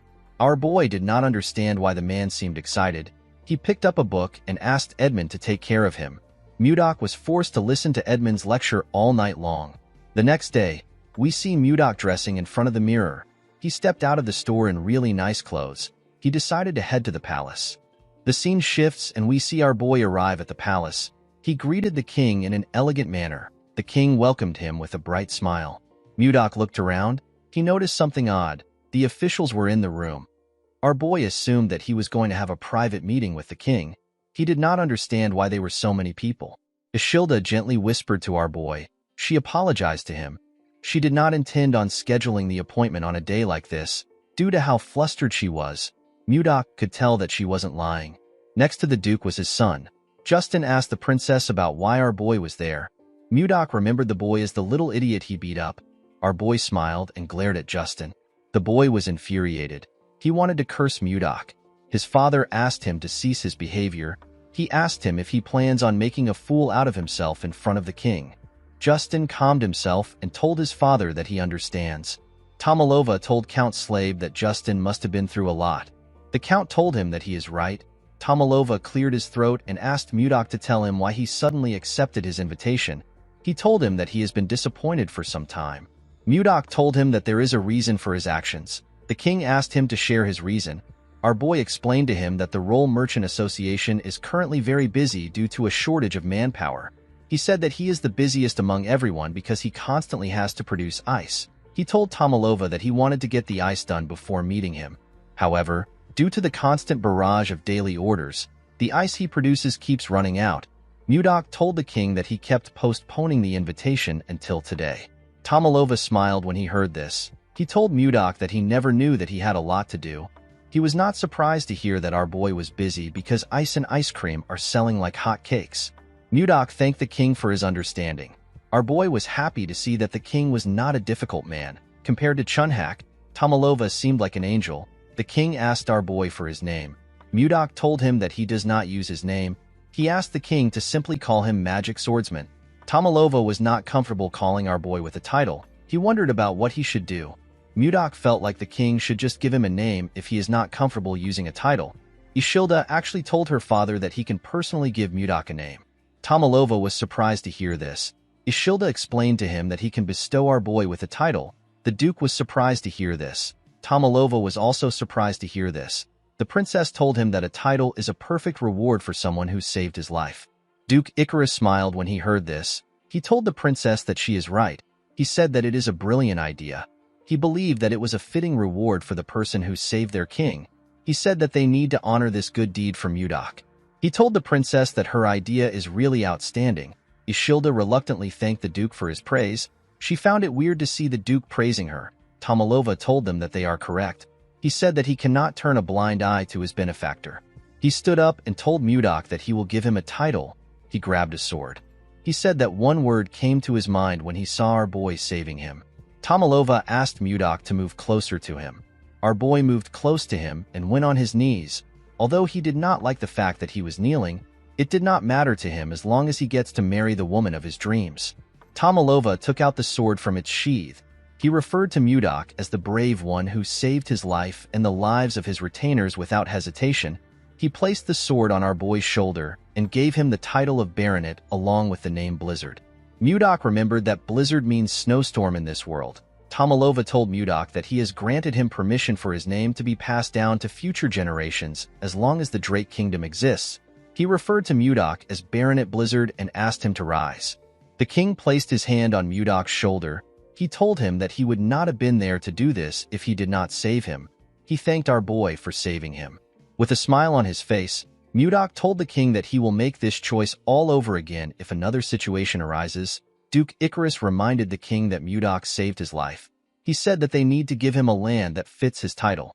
No baronet has ever been given a land. Tomalova told the Duke that there will be some opposition to this decision. Icarus said that no one will dare to oppose the king's command.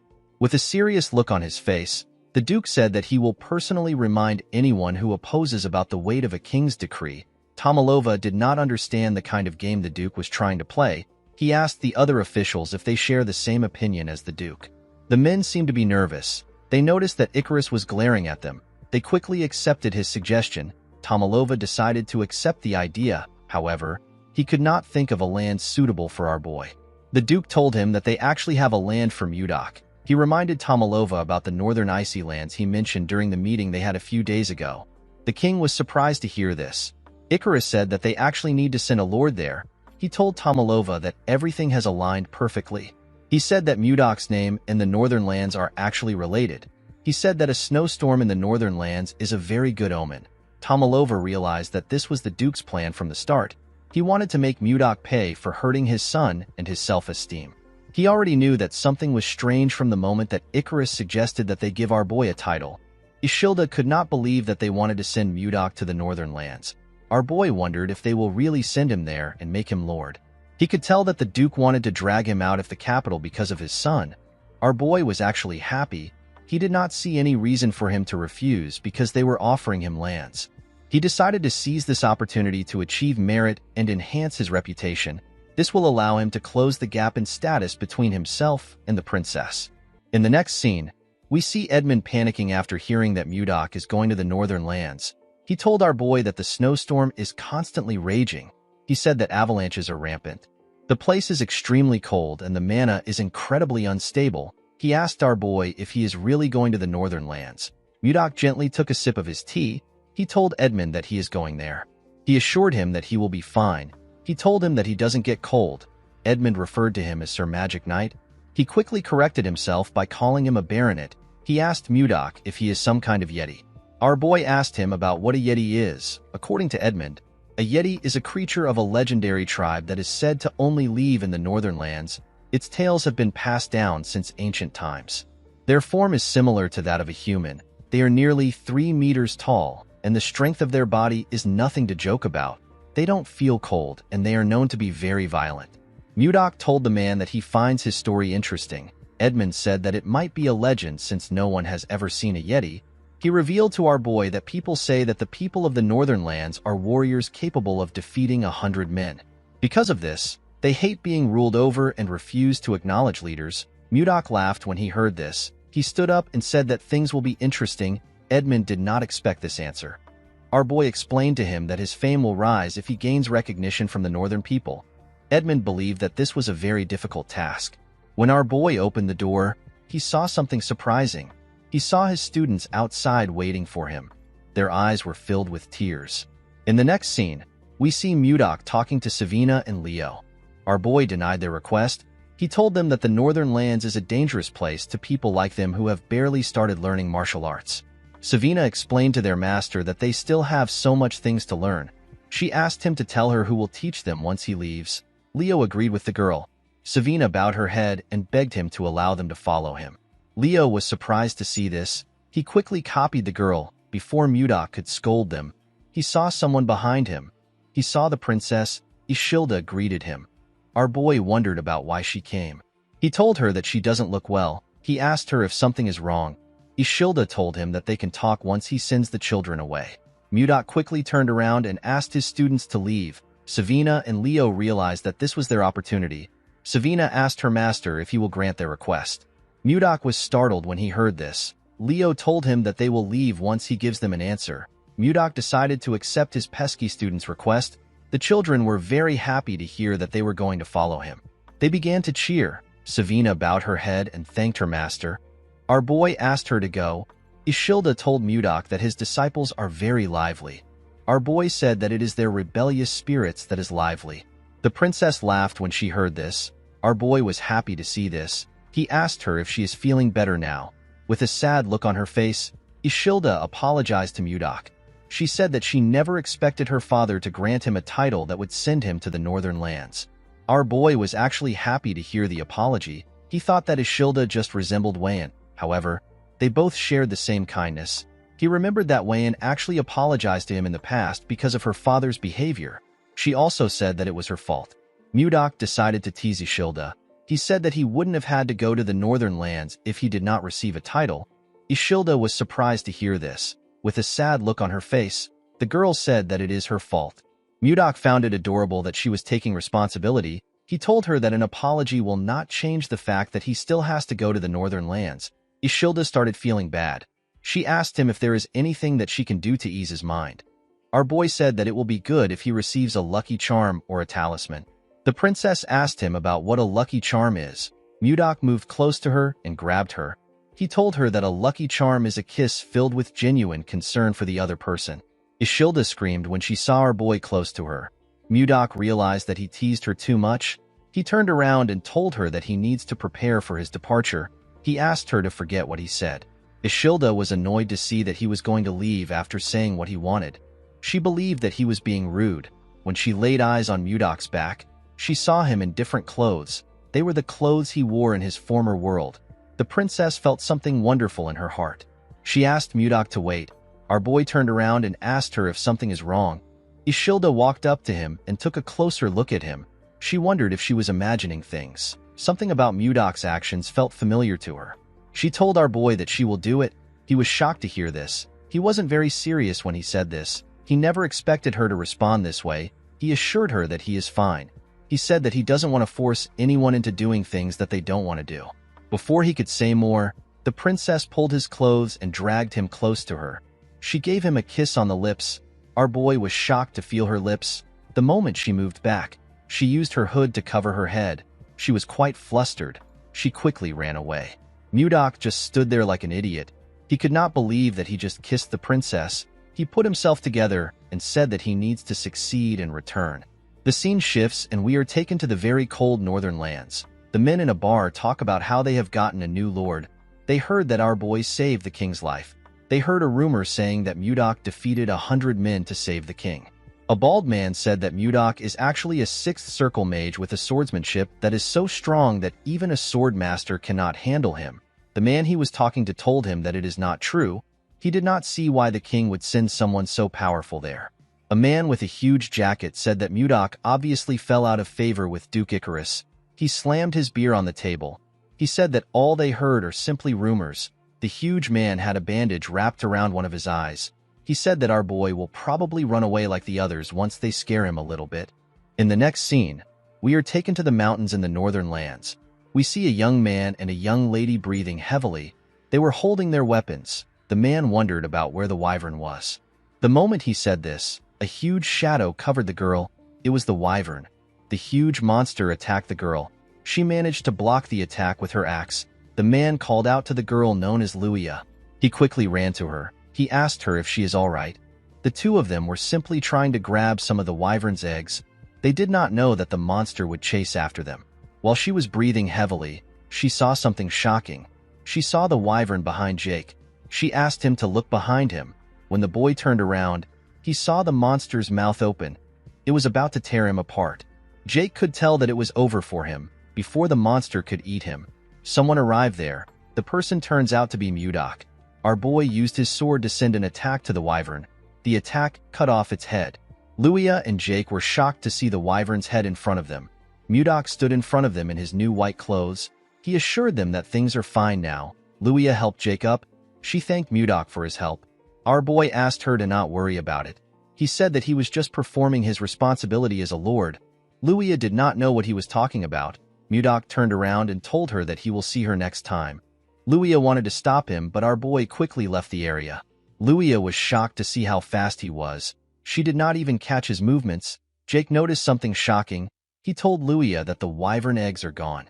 In the next scene, we are taken to a castle. We see Mudok smiling as he sat on his throne. He did not expect the place to be empty.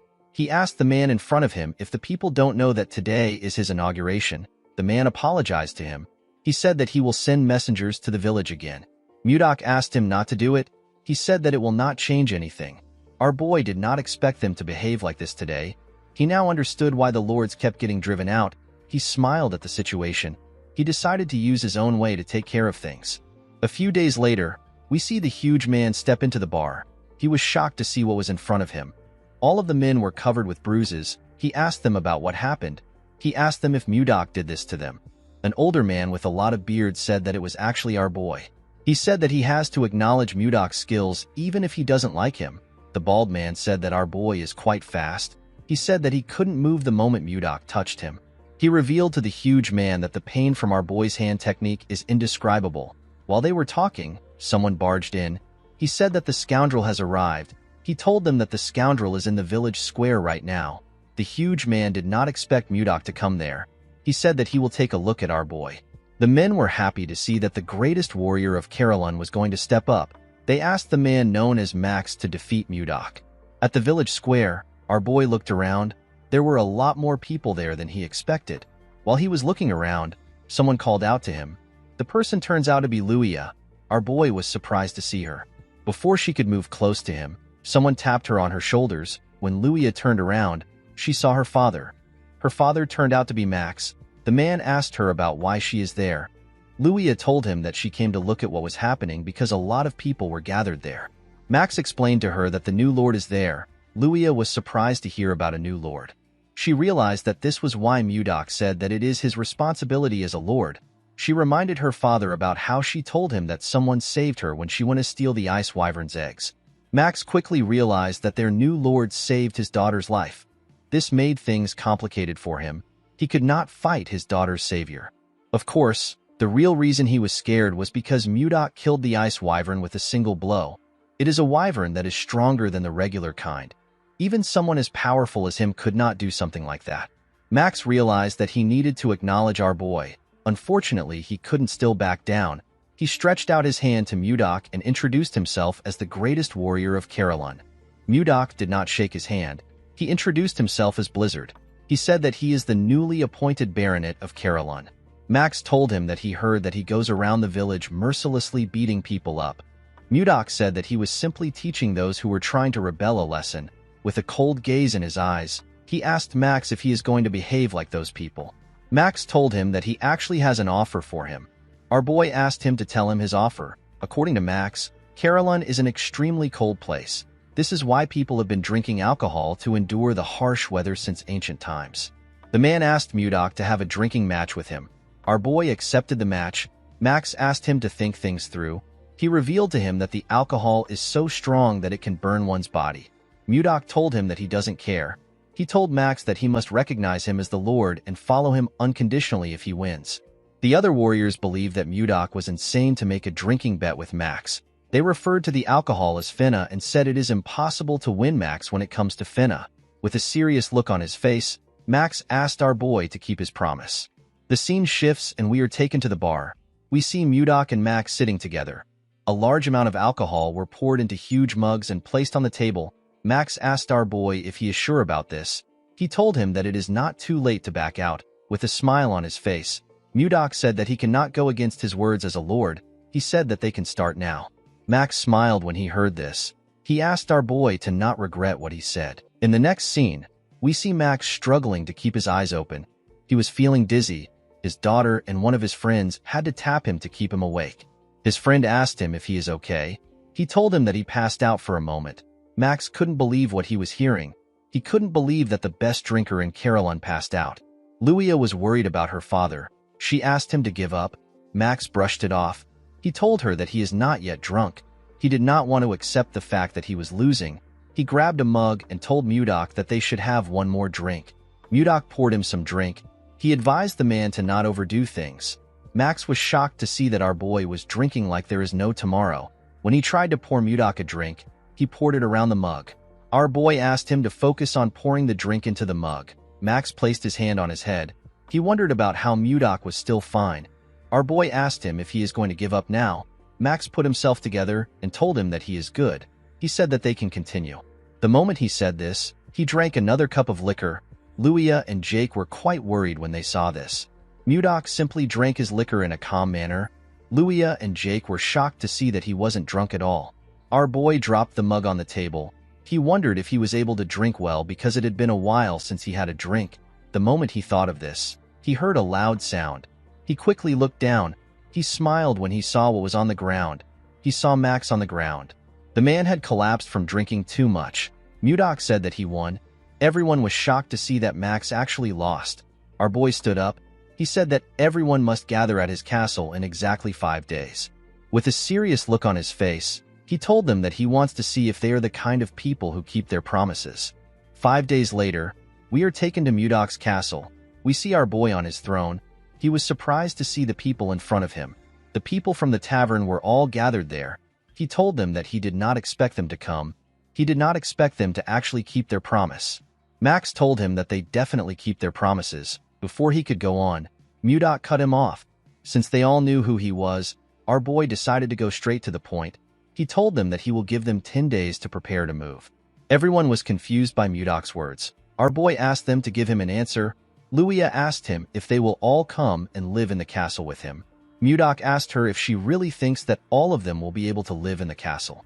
Luia reminded him that he told them to pack their belongings. Mudok told her that he never said that they would live at the castle. With a smile on his face, our boy revealed to them that they are going to migrate to the north. Everyone was shocked to hear this. Mudok revealed to them that he has been wandering around for the past 5 days.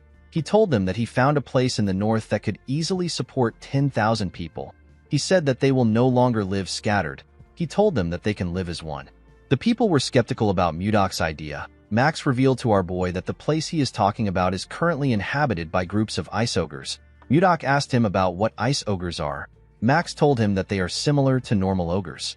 Our boy asked the man if he is referring to the bald monsters who walk on 2 legs. Max asked him if he has met them.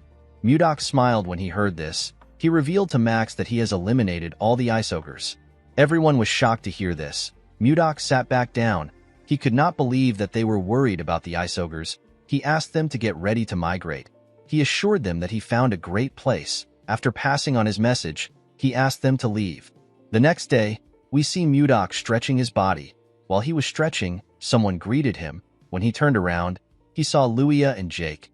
Luia explained to him that she was frustrated that she wasn't able to greet him properly. She told Mudok her name. Jake also introduced himself. Our boy told them that he understands why they came to see him. He revealed to them that he was actually going to call for them. The two of them were surprised to hear this. Mudok assured them that it is not a big deal. He asked them to not be too nervous. With a smile on his face, he asked them to follow him. Our boy took the two of them to another part of the castle. When they arrived there, Luia and Jake saw something shocking. They saw the hatchlings of the ice wyvern. Luia was annoyed to see that it was Mudok who snatched the eggs. She asked him if he knows how hard they worked to get them. She asked him about why he did such a thing. With a smile on his face, Mudok asked them to tell him the person who saved them that day. Luia and Jake did not know what to say. When Jake tried to scold Mudok, he cut him off. He asked them to take the ice wyverns away. Luia was shocked to hear this. She asked him if he is certain. Mudok explained to her that he thought about raising them, but they eat too much and are very loud and noisy. He said that he can't think straight with them around. The wyverns were just too much for our boy. Luia told him that there is no point in taking the wyverns now. This is because wyverns perceive the first person they see after hatching as their mother. Mudok was annoyed to hear this. He could not believe that he had to continue taking care of this troublesome monsters. Jake asked him to stop spouting nonsense. He told him that ice wyverns are precious. Luia explained to him that ice wyverns are larger and stronger than most monsters. She told him that he has the opportunity to raise very powerful creatures. Jake said that he would have properly trained the wyverns and comfortably flew to Texten. Mudok asked him about where Texten is. According to Jake, Texten is located 1,000 kilometers west of Carolon. It is the second capital of the Gaia Kingdom. It is a place that doesn't lack anything. Mudok asked Jake if they can fly to such a distant place on the wyverns. Jake said that they should be able to reach there and be back in an hour. Our boy was shocked to hear this. He asked Luia to tell him how he can tame the wyverns. She asked him if he has changed his mind. Mudok said that he has. With a smile on his face, he said that he has come up with a brilliant idea. A few days later, the residents of Carolon began a large migration under Mudok's instructions. While they were walking, Savina ran up to her master. She called out to him. Mudok turned around. The girl informed him that people are having a hard time. Our boy was not surprised to hear this. This people have been migrating for 3 days straight. Mudok realized that there are still people who don't trust him and are still hesitating. He knew that this people will soon change their minds once they arrive at their destination. He called for everyone's attention. He asked them to hang in there even if it is hard. He assured them that they are almost there. The man with a lot of beards told Mudok that they don't even know where they are going. The bald man said that they are not completely certain that there are no ice ogres there. Mudok pushed his sword into the snow. He reminded them that he already defeated the ice ogres. He asked them to tell him how they can call themselves brave warriors of Carolyn when they are so scared. The moment he said this, he turned around. Savina called out to her master. Mudok told her that this is enough for them to understand. With a smile on his face, he told his student that she will understand everything once she sees the place by herself. In the next scene, we see Mudok and his students arrive at a huge cave with a large entrance. The cave was quite spacious and deep. Leo could tell that this was the place his master was talking about. Mudok told him that he had a hard time finding this place. He said that he liked it a bit. The people were shocked to see how big the cave was. Luia was surprised to see that there was warm water in the cave. While they were looking around, Mudok called for their attention. He told them that the place used to be the hideout for ice ogres. He told them that they will now live in this place. He said that they need to name the place since they will be living there. The people began to cheer when they heard this. Our boy wanted to give the place a name similar to the Northern Sea Palace. While he was thinking, he got an idea. He announced that this place will now be known as the White Castle. The people seemed to like the name. Mudok looked into the cave. He wondered about when the ice wyverns were going to return. The moment he thought of this, he heard a loud sound. He recognized this sound. Inside the cave, we see a cube fire lightning bolts at the wyverns. The monsters were electrocuted. They fainted on the ground. The person who was controlling the cube wondered about why wyverns were inside the cave. Immediately he asked this question. Mudok appeared behind him. He asked him about why a mage is inside the cave. The man was startled when he heard our boy's voice. He quickly turned around. Before he could attack, Mudok appeared in front of him. He used his finger to strike his acupoints. The mage lost control of his body. Our boy grabbed his neck and slammed his body to the ground. With a scary look on his face, he promised the mage that he will not show him mercy a second time. He asked him for his identity. Mudok asked the man to tell him why he attacked his wyverns. The mage noticed that he couldn't move his body. He wondered if he was paralyzed. With a scary look on his face, Mudok told him that his mouth is not paralyzed. He asked him to start talking. The man was scared to see the look on his face. He said that he will talk. He introduced himself as Count Jerome von Karaewen. Mudok did not expect the man to be a count. He revealed to him that he is a baronet. The moment he heard this, Jerome realized that our boy is the man known as Blizzard, the person who saved the king's life and received a title and a land. Mudok did not expect him to know him. Our boy realized that something was off. He asked Jerome if he is the former lord who was appointed here and got kicked out by the people. The count told him that he has his circumstances. Mudok told him that it is none of his business. He moved Jerome closer and told him that he has been talking to him freely for a while. The mage told him that he is now aware of his identity, and he knows that they are on the same side. Mudok did not respond to him. Jerome asked him if he said something wrong. Our boy grabbed his head and told him that he is wrong. The man screamed out in pain. Mudok told him that he does not care about equality. He reminded him that he failed to fulfill his responsibility. He told him that he should have turned down the title. Mudok told him that equality doesn't matter to him. The count begged our boy to spare him. Mudok told him that he will give him special treatment for once. He advised him not to think about fighting him again. The moment he said this, Mudok released the pressure on his acupoints. He told Jerome that he can now move his body. The man quickly went on his knees. He was breathing heavily. With a terrifying look on his face, Mudok told him that he will seriously kill him if he says anything stupid. Jerome assured him that he won't do anything like that. Our boy pointed at his wyverns and asked Jerome to heal them. He told him that he can come out after healing them. Jerome was surprised to hear that he had to heal them. Mudok told him that he is excellent in judging people. He told Jerome that he has a lot of guts to use magic in front of the Lord. He asked him to do his best. The moment he said this, he turned around. Jerome tried to stop him, but our boy simply left him there. The count fell to the ground. He realized that something was seriously wrong. In the next scene, we see Mudok and Jerome in a tent. Our boy told the man that he wants him to send a letter to the king. Jerome was surprised to hear this. Mudok asked him about why he is so surprised. He asked him if it is really difficult to send a letter to the king. Jerome told him that the letter isn't the problem.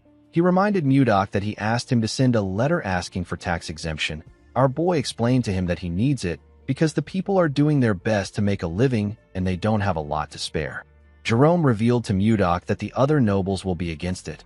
Our boy asked him about why they will be against it. Jerome said that it will seem unfair from the nobles' perspective. If this bill is passed, the nobles will threaten the king by telling him that they won't pay tax either because their circumstances are also as bad as Mudok's own. Jerome told our boy that the king will refuse his request no matter how much he favors him. Upon hearing this, Mudok became more certain that the nobles are the problem of the kingdom and Duke Icarus is the one controlling them. He asked Jerome to suspend the idea. The count was relieved to hear this. Mudok moved close to him and shared another idea with him. Jerome was surprised to hear his idea. He asked Mudok if this is possible. Our boy told him that it is not impossible. Jerome said that it might work because it is the same case. Mudok told him that they need to get ready without delay. In the next scene, we see the citizens gather in another part of the cave. Jake asked someone if he knows why their lords suddenly gathered them. Before the person could reply, Mudok asked if everyone is already gathered there. Everyone quickly turned to him. Luia told him that she came armed as instructed. She asked Mudok about why they are gathered there.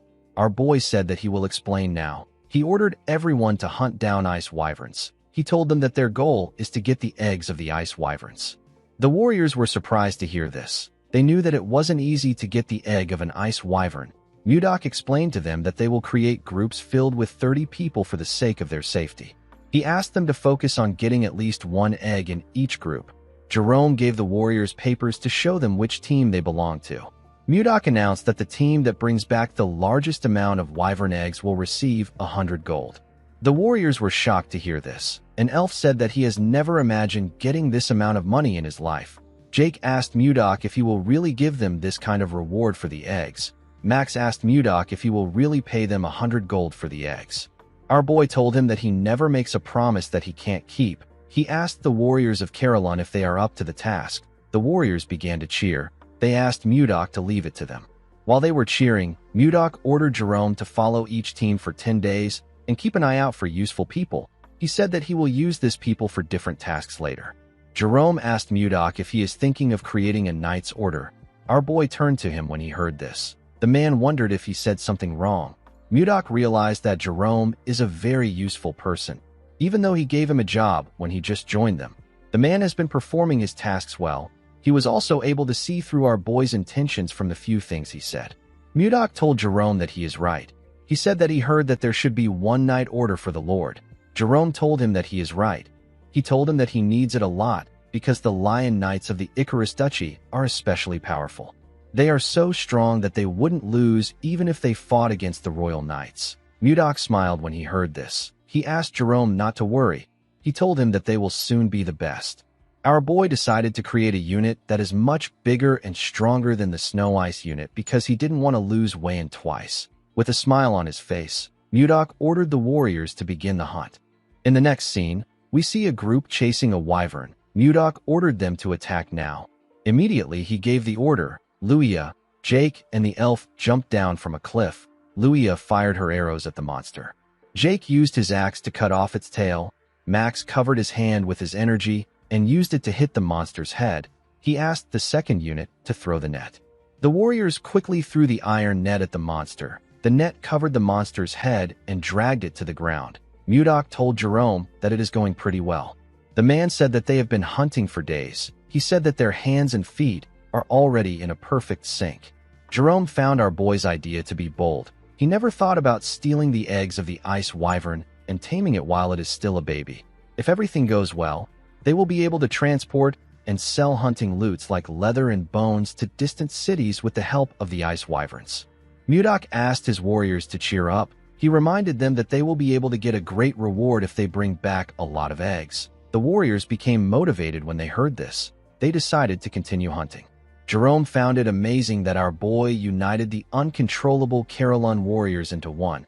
He could not believe that they were hunting monsters together.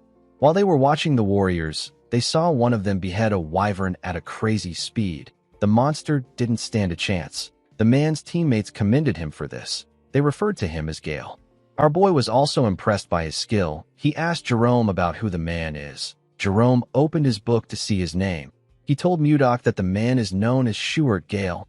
Mudok believed that the man is famous since he has a nickname. Jerome told him that he is correct. He said that Gale is the hero of the commoners. He raids evil noble houses and gives the raid loot to the poor. Mudok asked Jerome to tell him why a guy like this is here. Jerome revealed to him that Gale was once caught in a trap. He was imprisoned, but he escaped from the prison and wandered all the way here. Mudok could tell that the man was a decent person from the way he interacted with the locals. He asked Jerome to report back to him if he finds anyone else who escaped from prison besides Gale. He told him that they might find another useful person. The man could not believe that his work had increased again. In the next scene, we see Mudok addressing the warriors in the cave. He commended them on their efforts in hunting the ice wyverns. He said that they have collected enough wyvern eggs. He assured them that he will give them the rewards he promised. The warriors began to cheer when they heard this. Max raised his hand to ask Mudok a question. Our boy asked him if something is wrong. The man said that he would like to know why he ordered them to get the wyvern eggs. Mudok realized that everyone was probably wondering why he asked them to gather wyvern eggs. He reminded them that ice wyverns recognize the first thing they see when they hatch as their mother. He said that he wants to tame the monsters using this method. He revealed to the warriors that he plans to use the tamed ice wyverns as transportation. The loaded wyverns will transport their goods to each country. Someone asked Mudok about which goods they will be selling. Our boy said that the first thing he can think of is leather. With a smile on his face, Mudok told them that their main product will be the Ice Ogre tribe. Max and the other warriors were shocked to hear this. Max asked his lord if he is planning to kill them. Luia said that she is not yet ready to die. Mudok ordered his warriors to calm themselves. They quickly closed their mouths. Our boy asked them to tell him the person who wiped out the ice ogre that had been lurking around this white castle not too long ago. The men told him that it was him. Mudok told them that they are correct. He asked them if they really believe that he is going to allow them to become an ogre's food. The warriors realized that things are different from before. They believe that things will work out with their current lord. Mudok asked them if they are interested. The warriors shouted that they are. Our boy told them that he will give them the rewards like he promised. Before he could say anything else, one of his disciples ran to him. The boy called out to him. Mudok told Leo that he is still talking. He asked him about what is happening. Leo apologized to his master. He told him that it is something urgent. While breathing heavily, the boy revealed to Mudok that Savina is dying. Our boy was shocked to hear this. The scene shifts, and we see the other two disciples with Savina. The girl was shivering on the ground. Luffy covered her with a jacket. Sabina thanked him for the jacket. Annie was sad to see that Savina was still shaking. Luffy asked her to hang on. He told her that their master will soon arrive. The moment he said this, Mudok asked them about what is going on. The children quickly turned around when they heard their master's voice. Mudok quickly checked the girl's body. He was shocked to see that her body was in such a terrible condition. Savina told her master that everywhere is so cold. Mudok asked his students to tell him how she became sick. He asked them to tell him in detail. The students explained to him that they were helping Osborne find a place to build a nest for the ice wyvern eggs. While they were looking around, they discovered a huge flower field full of glacial flowers that they had only seen in books. Savina wanted to show their master the flowers, so she took some from the ground. When they returned with the glacial flowers, Savina fell to the ground and began to tremble. The kids were shocked to see this. Leo asked their master about what they should do. He said that Savina might not wake up. Mudok patted him on the head and asked him to calm down. He told him that this won't happen. Our boy decided to take a look at the glacial flower. He was surprised to see the flower. He was certain that this was the snow ice flower. He could not believe that this was what they were calling the glacial flower. This flower is the one and only elixir of the North Sea and the Central Plains. Mudok wondered about how it was in this world. His students asked him to save Savina. Our boy decided to think about the flower later. He asked Leo to carry Savina and follow him. He said that they are going to the training ground. Leo quickly carried Savina to the training ground. Our boy asked him to put her down on a bed. The boy gently placed her down. Mudok commended him for this. He told his disciples that he is going to start treating her now. He asked them not to enter the room until he gives them the permission to step in. The students stepped out of the room. Before closing the door, Luffy begged his master to save Savina. Our boy assured him that he will. He looked at the snow ice flower in his hand. The glacial flower is known as a mysterious flower that endlessly emits cold air. However, in the Northern Sea Palace where Mudok lived, the The fruit of this flower was a priceless elixir. The extreme cold of the flower makes it difficult to obtain the fruit. However, it is a different story for someone like Mudok who has mastered ice chi. Our boy blew some cold air on the fruit to refine it. Savina collapsed because her ice chi wasn't strong enough to withstand the cold. Mudok put the fruit into the girl's mouth. He poured his energy into her and called out to her. He asked her to open her eyes. The moment she heard this, Savina opened her eyes and raised her head. She was surprised to see her master in front of her. As our boy poured his energy into his student, he spoke to her through telepathy. He asked her to sit up straight and try to circulate her chi. Savina accepted his order. She quickly began to circulate her energy. The cold energy went round her body. Mudok noticed that the cold chi in her body has completely stabilized thanks to the circulation of her internal energy. While she was circulating her energy, Savina suddenly fell on the bed with her eyes open. Mudok realized that she has fallen asleep. He believed that she should have closed her eyes. He noticed that her internal energy has significantly increased compared to before. The fruit worked better than he expected. Mudok realized that he can increase the intensity of her training if her energy continues to increase.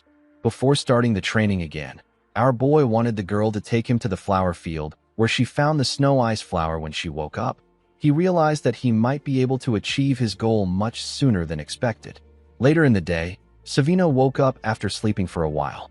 After harvesting the ice wyvern's eggs, the White Castle underwent a major reorganization.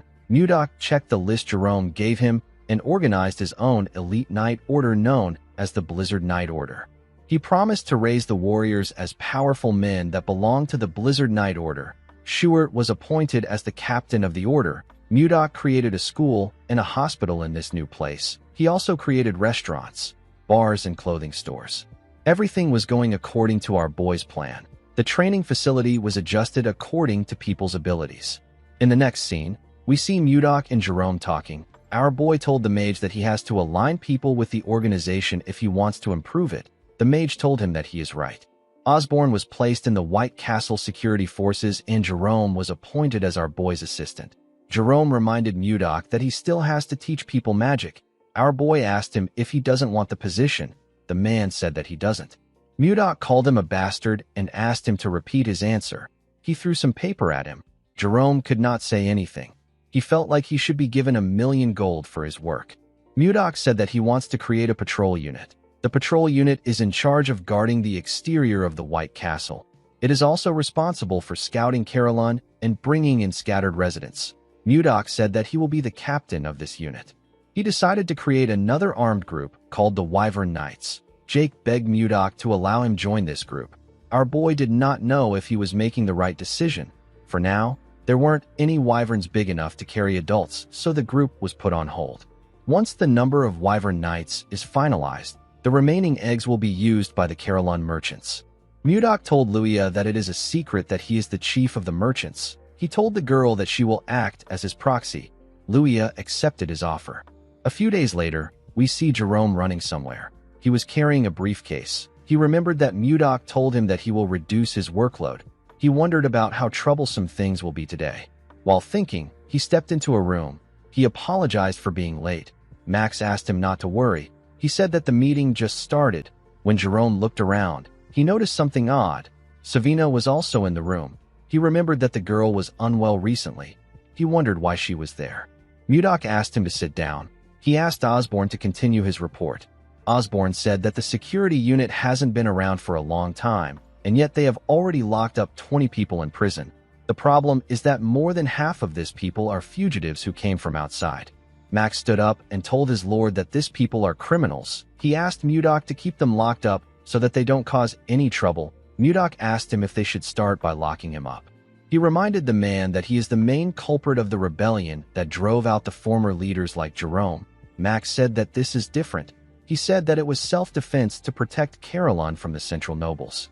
Mudok asked him if he considers his actions as a noble struggle and Schuart's actions as petty theft. Max realized that he was being irrational. He apologized to Schuart for his actions. The man asked Max to not forget what causes the suffering of the commoners. He told him that they will discuss this later since they are in a meeting. Mudok did not expect Max to be so narrow-minded. He asked the others if they have another opinion to share. Savina asked him if she can share her opinion. Our boy asked her to go ahead. Savina told Mudok that the villagers must have a terrible view of fugitives from Max to react like this. Our boy agreed with her. The girl reminded him that they have to start ogre hunting tomorrow. Mudok asked her about what this has to do with anything.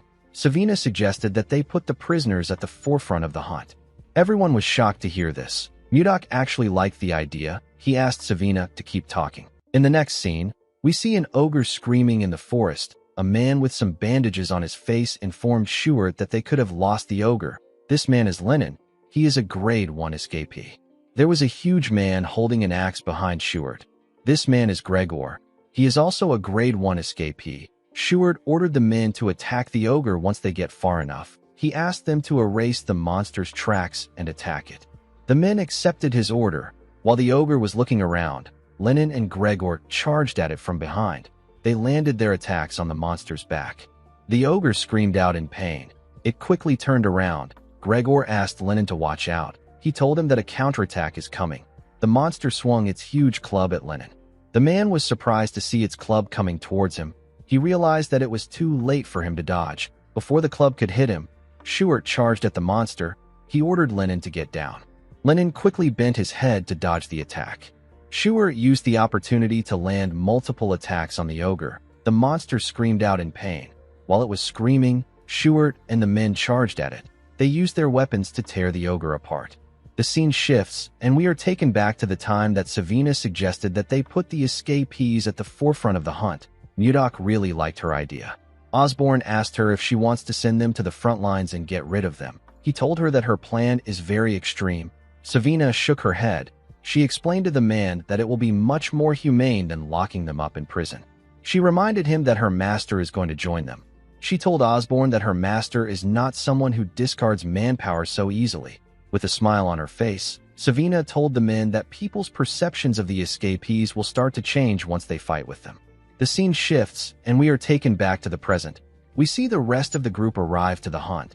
They were all looking at the ogre that Schuart caught with the men. Schuart asked Lennon if he is okay. The man said that he can still manage even though it was close. With a smile on his face, a man told the captain that Lennon is bluffing again. Lennon told the man that he barely dodged the attack. He told him that it was like the time he threw his pickaxe at the prison staff and got slammed. The man asked him to stop joking around. Gregor placed his hand on his friend's shoulder and told him that they got a hefty reward. He told him that they need to celebrate with a round of drinks. Lennon told his friend that they need to take this chance to make a fresh start. He told Gregor that he won't pay no matter how he tries to sweet-talk him. Gregor laughed when he heard this. He told his friend that he got smacked too hard. Mudok smiled when he saw how they interacted with one another. He could tell that they have built up their teamwork through cooperation. He couldn't believe that his disciple thought of this idea. He realized that he made the right choice by accepting her as his disciple. While Mudok was watching the man, we see something watching him from the distance. The monster was carefully watching him as if it was cautious of him. In the next scene, we see one of the hunting groups tracking an ogre. A man asked another man with a mask to slowly fall back in the direction of the ambush. One of them heard a sound coming from the woods. He asked the masked man if he heard it too. The man raised his bow. He said that he will fire a few shots. He asked his teammates to get ready. The other men quickly took a stance. The man fired his arrows at some trees. He and his teammates waited for something to come out. Fortunately for them, nothing happened. The masked man was relieved to see this. The other man said that it must have been the sound of falling leaves rustling in the wind. The masked man told him that he must be right.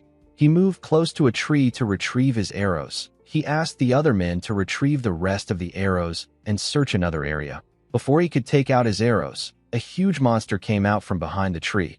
The men were terrified to see the monster. The scene shifts, and we see Mudok outside with Jerome.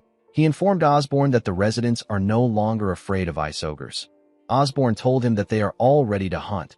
Jerome told our boy that it is all thanks to his leadership. While looking at the corpse of an orc, Mudok ordered Jerome to make sure that no one moves ahead without orders. Jerome accepted his orders. Mudok asked him if the conditions of the other monsters is still being investigated. Jerome told him that there is still more data that needs to be organized. While they were talking, we see one of the men that encountered the monster talking to Osborne. The man was using a stick to support himself. He informed Osborne about what happened. Osborne asked him if the men are unharmed. The man informed him that the men are not dead. They were simply injured. They are currently being treated at the infirmary. Mudok asked Osborne if something is wrong. The man revealed to him that something serious has happened. He explained to our boy that a new monster has appeared, and it is different from the ice ogres. Our boy was surprised to hear this. The wounded man explained to Mudok that 2 of their members who went to investigate monster activities were attacked by the monster. Mudok asked the man if he is certain that it wasn't an ogre. The man assured him that it was a different species. Our boy asked him to describe it. The man told him that the monster's body was covered in white fur, and it was incredibly huge. It was over 3 meters tall. He told Mudok that ogres are stupid. This monster was way more intelligent than them. While the man was talking, something screamed in the forest.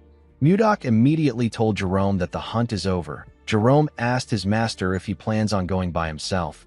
Our boy told him that he has to do it himself. He asked Jerome and Osborne to follow him once the area is secure. The men accepted his order. Mudok ran into the forest at a crazy speed. He realized that he knew this monster that the man described.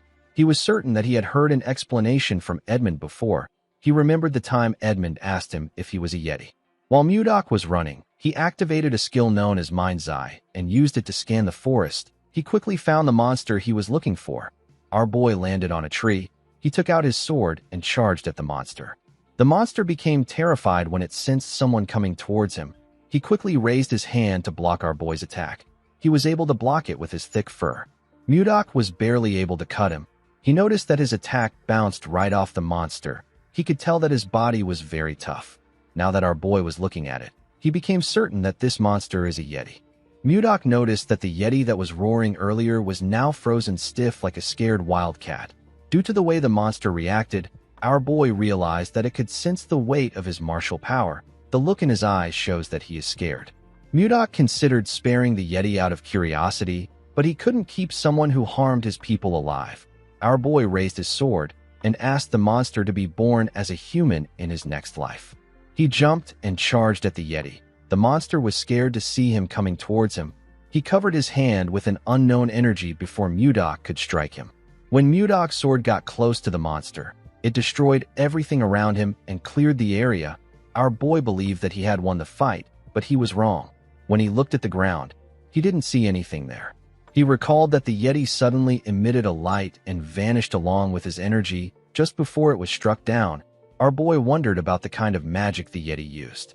He recalled that the light was green. He remembered that he heard something about this from Luffy when he first came to this world. Mages of the 5th circle or higher can use space travel magic called teleportation. Most mages stay at the 1st or the 2nd circle. Mudok understood that the 5th circle must be something between the transformation realm and the profound realm in the cultivation world. He could not believe that a monster covered in white fur used such an extraordinary magic. Of course, this didn't really matter to Mudok. Even if it was spatial movement, our boy could still catch up to it. He turned around and fired his energy in the direction of the monster. He tore through the forest with his ice chi. Unfortunately, the Yeti still escaped. Mudok did not expect a big monster like that to run off like a rat. He could still sense the Yeti's presence nearby. Even though it was teleporting, it couldn't get very far from our boy.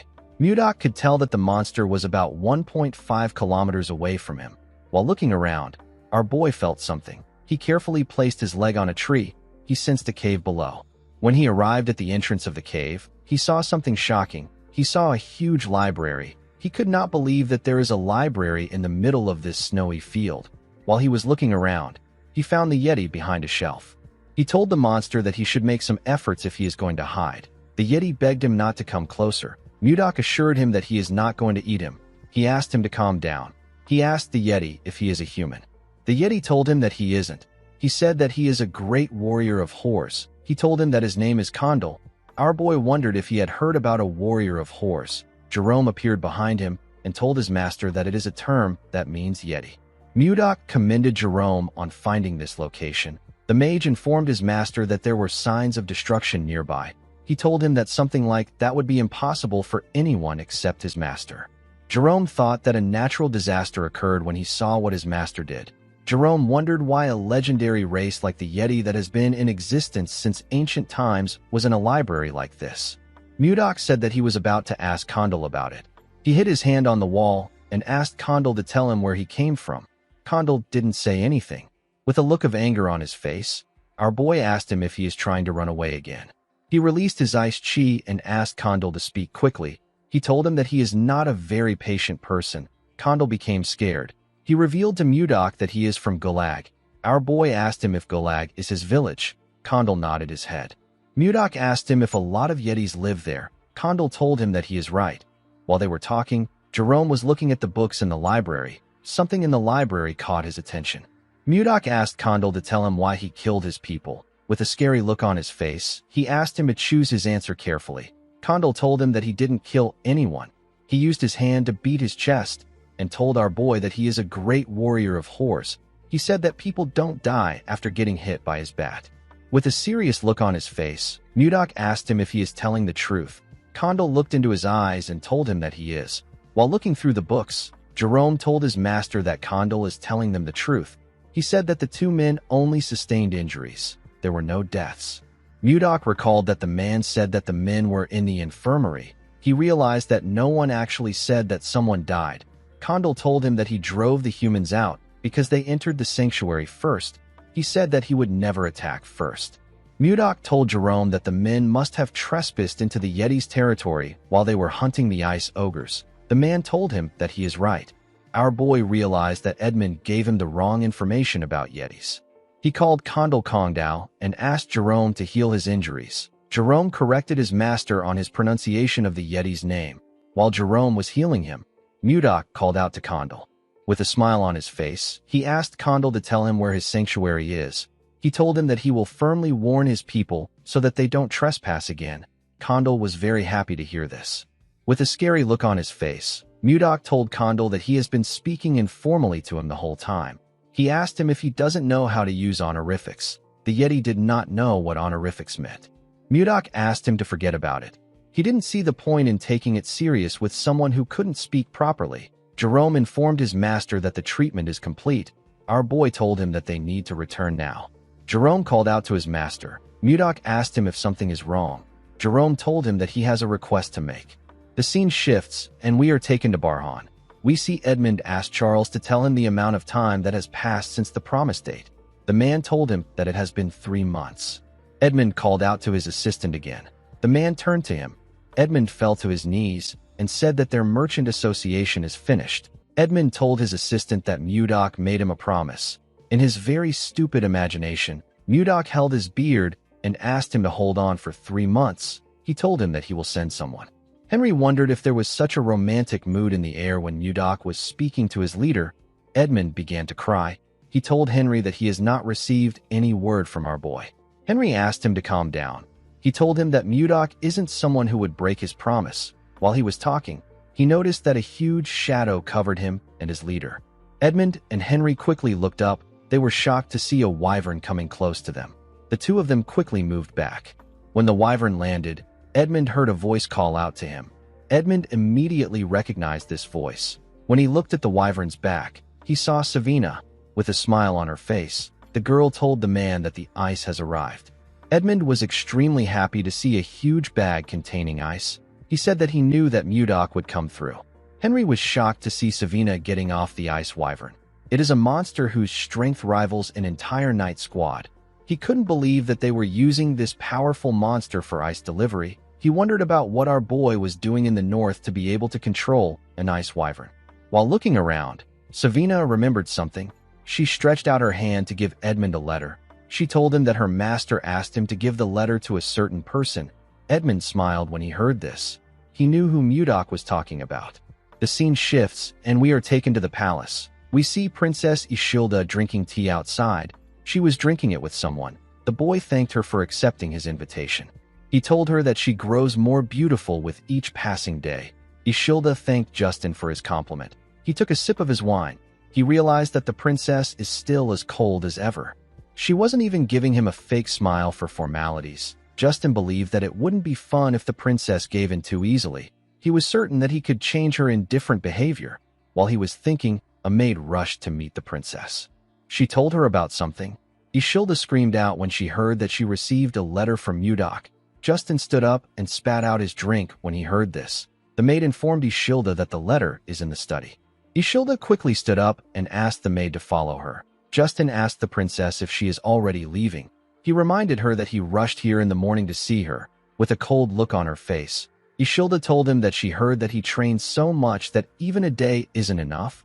She asked him not to waste his time. She asked him to head back to his house. She turned around and asked the maid, whose name is Lenshia, to follow her.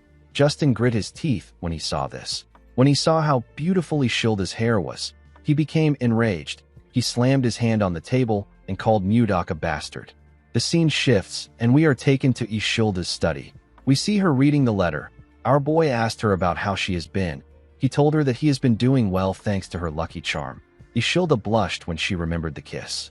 Mudok told her that the northern lands is a nice place to live in. He said that there are sparkling crystal caves and warm hot springs. He revealed to her that they built a city called the White Castle inside a warm cave.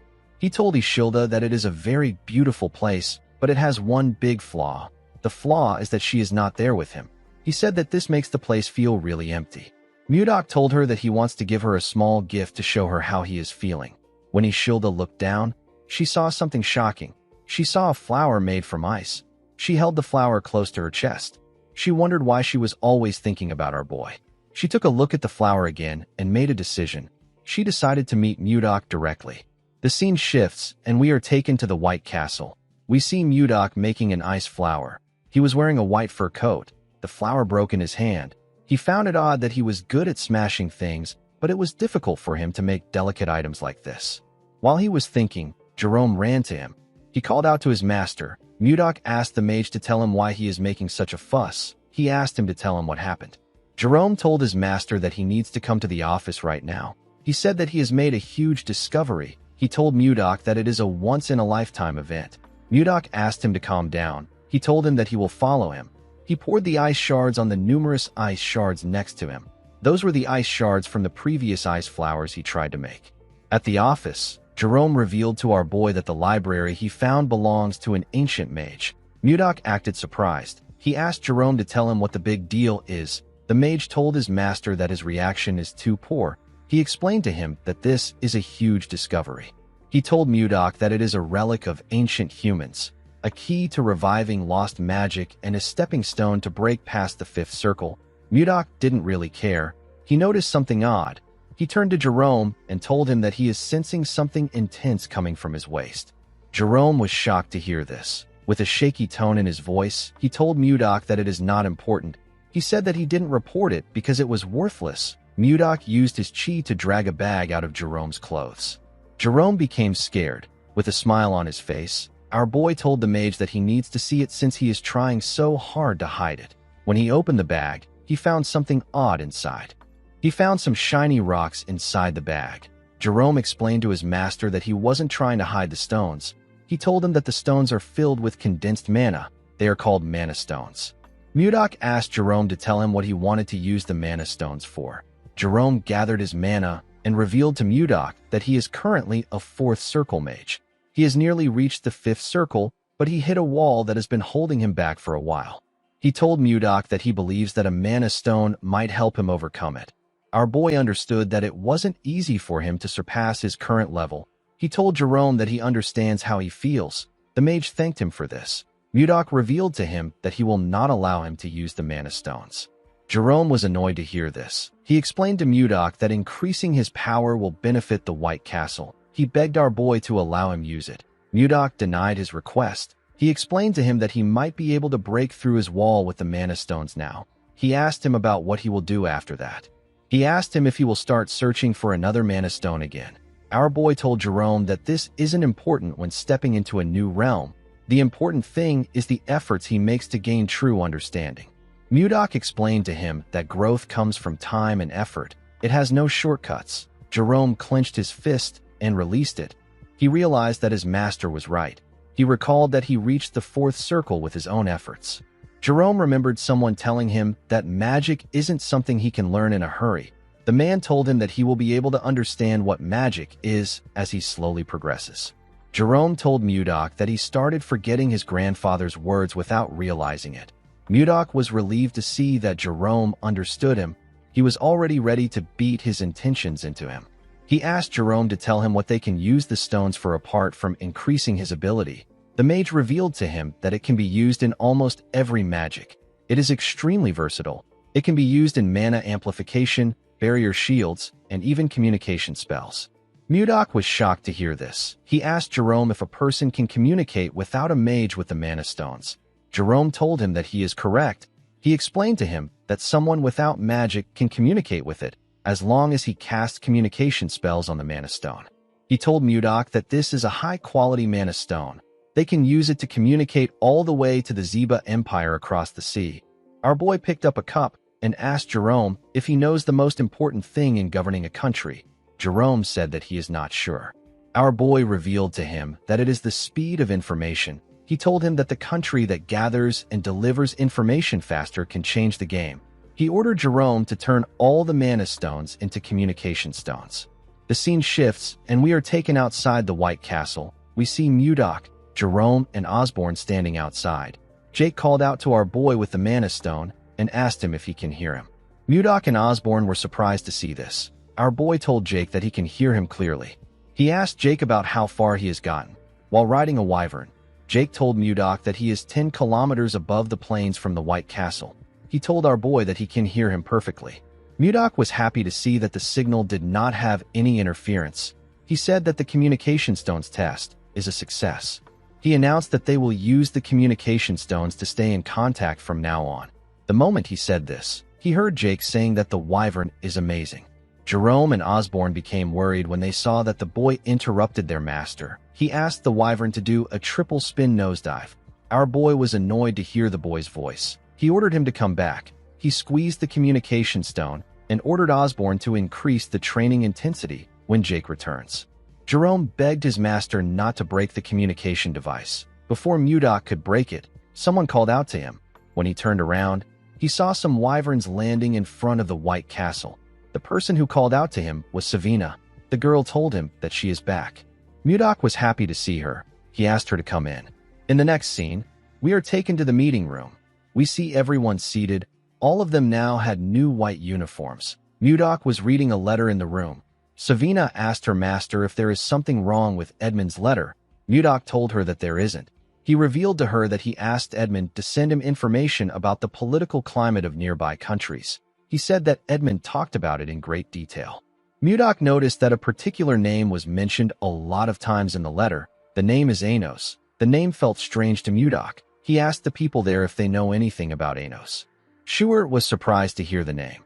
He told Mudok that he has never seen Anos himself. He said that people say that he is a grand sword master. Everyone was shocked to hear this. Mudok didn't know how to react. The members could not believe that there was someone more powerful than a sword master. They thought that there wasn't a single person on the continent that was above a sword master. With a terrifying tone in his voice, Mudok ordered his men to keep quiet. Everyone quickly shut their mouths. They were all scared. A grand sword master is at the realm of harmonization in the Central Plains. Someone in the realm of harmonization would be able to create a sword manifestation. Mudok was disappointed when he found out that there were only 10 people who could use sword aura in this world. To a warrior like him, a life without worthy opponents is very dull. He could not believe that a master of the harmonization realm has shown up. Even though the person wouldn't be a match for him, our boy was still excited. He wanted to meet the strongest person in this world. Shuert told Mudok that he heard something unusual about Anos. He revealed to his master that people say that when he uses his swordsmanship, a plum blossom scent follows. Mudok was shocked to hear this. He knew about a swordsmanship that releases the scent of plum blossom. He knew that only people of the Manhwa sect are capable of using such techniques. A realization dawned upon Mudok. He realized that someone else from the Central Plains might have crossed into this world. The scene shifts, and we are taken to the time when Mudok unified the Central Plains. We see him trying to touch a plum blossom with his hand. He told someone that the Mount Hua sect uses a sword technique that gives off the scent of plum blossom. Mudok told the man who he held up with his ice that his swordsmanship is impressive. He told him that he simply chose the wrong opponent. The man's name is Zhang Pengjin. He is the head of the Mount Hua sect. Pengjin grit his teeth and called our boy a bastard. He told Mudok that the outcome would have been different if his disciple was here. Mudok asked him if he is referring to the disciple that ran away a few days ago. Pungjin told Mudok that his disciple didn't run away. With a look of anger on his face, he said that his disciple suddenly disappeared during his secluded training. It was as if he vanished from the world. At the time, Mudok thought that this was a ridiculous excuse, but after coming to this world, our boy began to believe what Pungjin said. He wondered if Pungjin's disciple is actually Anos. Jerome asked Mudok if this is everything the letter said. Our boy told him that there is nothing really important in the letter. He told his cabinet that he was told that the kingdom sent an inspection team. Everyone was shocked to hear this. Jerome asked Mudok to tell him if something is wrong. Mudok did not understand why he was panicking. He asked him if it is a big deal. Jerome told him that it is. He explained to Mudok that there are only 2 reasons why an inspection team visits. It is either a royal sightseeing trip or the capture and execution of traitors. Jerome believed that they needed to be prepared. He asked Mudok about when the inspection group is coming. Our boy raised his hand and pointed outside. Jerome quickly turned around. Mudok told him that it is currently 1 p.m. He said that the group has already arrived. Outside the palace, we see a large amount of soldiers waiting. Jerome and the others were shocked to see the amount of soldiers that came. They even saw some knights among them. Justin stepped forward in an armor. He called upon Mudok and asked him to come down and receive the inspection group with proper manners. Mudok quickly appeared in front of him. He greeted Justin and asked him if his arm is now better. Justin was annoyed to see our boy mocking him. Members of Mudok's group were surprised to see him on the ground. They did not know how he was able to quickly get there. Jerome wondered about what his lord was thinking. He did not know if our boy was going to kill them and commit treason. Mudok smiled and asked the princess to come out. Ishilda asked Justin to refrain from making threats. She stepped out and took off her hood. She asked our boy if he has been well. In the next scene, we see Ishilda smiling as she looked around the White Castle. She was surprised to see how beautiful the crystal cave was. She told him that she wants to see the hot springs. Our boy asked her to follow him. Mudok found out that the inspection group came there for a royal sightseeing trip. After Ishilda read his letter, she begged her father until he let her come with the inspection group. While showing her around, Mudok told the princess that she is still as stubborn as ever. He reminded her about the lucky charm she gave him. Ishilda began to blush when she remembered the kiss. She told Mudok that the topic is off limits for now. Upon seeing how shy she was, Mudok realized that she is still the same way she was in the Central Plains. As he walked past some ice crystals, our boy realized that it has been a long journey for him. He conquered the martial world to avenge Wayan, and after a long detour, he finally met her again. Even though her appearance has changed, Mudok was simply happy that he gets to be reunited with her. Ishilda was quite happy to see the hot springs. She said that it is quite beautiful. Mudok hugged her and told her that she is even more beautiful to him. Ishilda was surprised to hear this. Our boy told her that he really missed her. He then called her Wayan. Ishilda's expression became grim when she heard this. She let go of him. Mudok immediately realized that he messed up. Ishilda asked him about who Wayan is. Mudok told her that the name accidentally slipped out. Ishilda explained to him that she likes the way he looks at her. She could feel affection from the gaze in his eyes. She said that she just realized something today. She asked our boy if his affection is directed towards her or the woman known as Wayan. Mudok was shocked to hear this. Seeing that he could not give her a response, Ishilda turned around. Before she could walk away, Mudok called out to her. Ishilda covered his mouth with her hand before he could say anything. She told him that he does not need to say anything. As tears slowly dropped from her eyes, she turned around. She told Mudok that she has already gotten her answer. Mudok wanted to stop her. He clenched his fist out of anger because he didn't know what to say. At night, we see Mudok walking in the forest. He thought about Wayan and Ishilda. He knew that Ishilda won't understand the emotions he has built up even if he explains his transmigration to her. While Mudok was thinking, we see someone watching him from a tree. The person took out a blade and charged at Mudok from behind. A large amount of blood splashed in the forest. In the next scene, we see Justin call out to someone known as Arbin. Arbin came out of his shadow and greeted him. Justin asked him about how the ambush went. Arbin told him that it was a success. Justin smiled when he heard this. At the forest, we see Mudok's pendant on the ground. The scene shifts, and we are taken to the White Castle's VIP guest quarters. We see 2 guards at the entrance. Inside the room, we see Ishilda crying. She told herself that she is pathetic. She could not believe that she was crying her eyes out after a breakup. While resting her head on her table, she remembered the look that Mudok had in his eyes. She told herself that Mudok is so foolish. She wanted him to try holding her back. At the entrance, we see someone walking up to the guards. The guards informed Ishilda that she has a visitor. Our girl's mood quickly changed when she heard this. She believed that it was Mudok. She quickly got dressed and opened the door for the person. Ishilda asked him about why he came there so late at night. She asked him if he came to apologize for earlier. The moment she said this, Ishilda saw something shocking.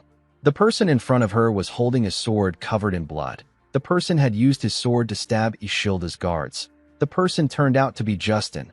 With a creepy smile on his face, the sadistic bastard asked Ishilda to pardon his late-night visit. Our girl was shocked to hear this.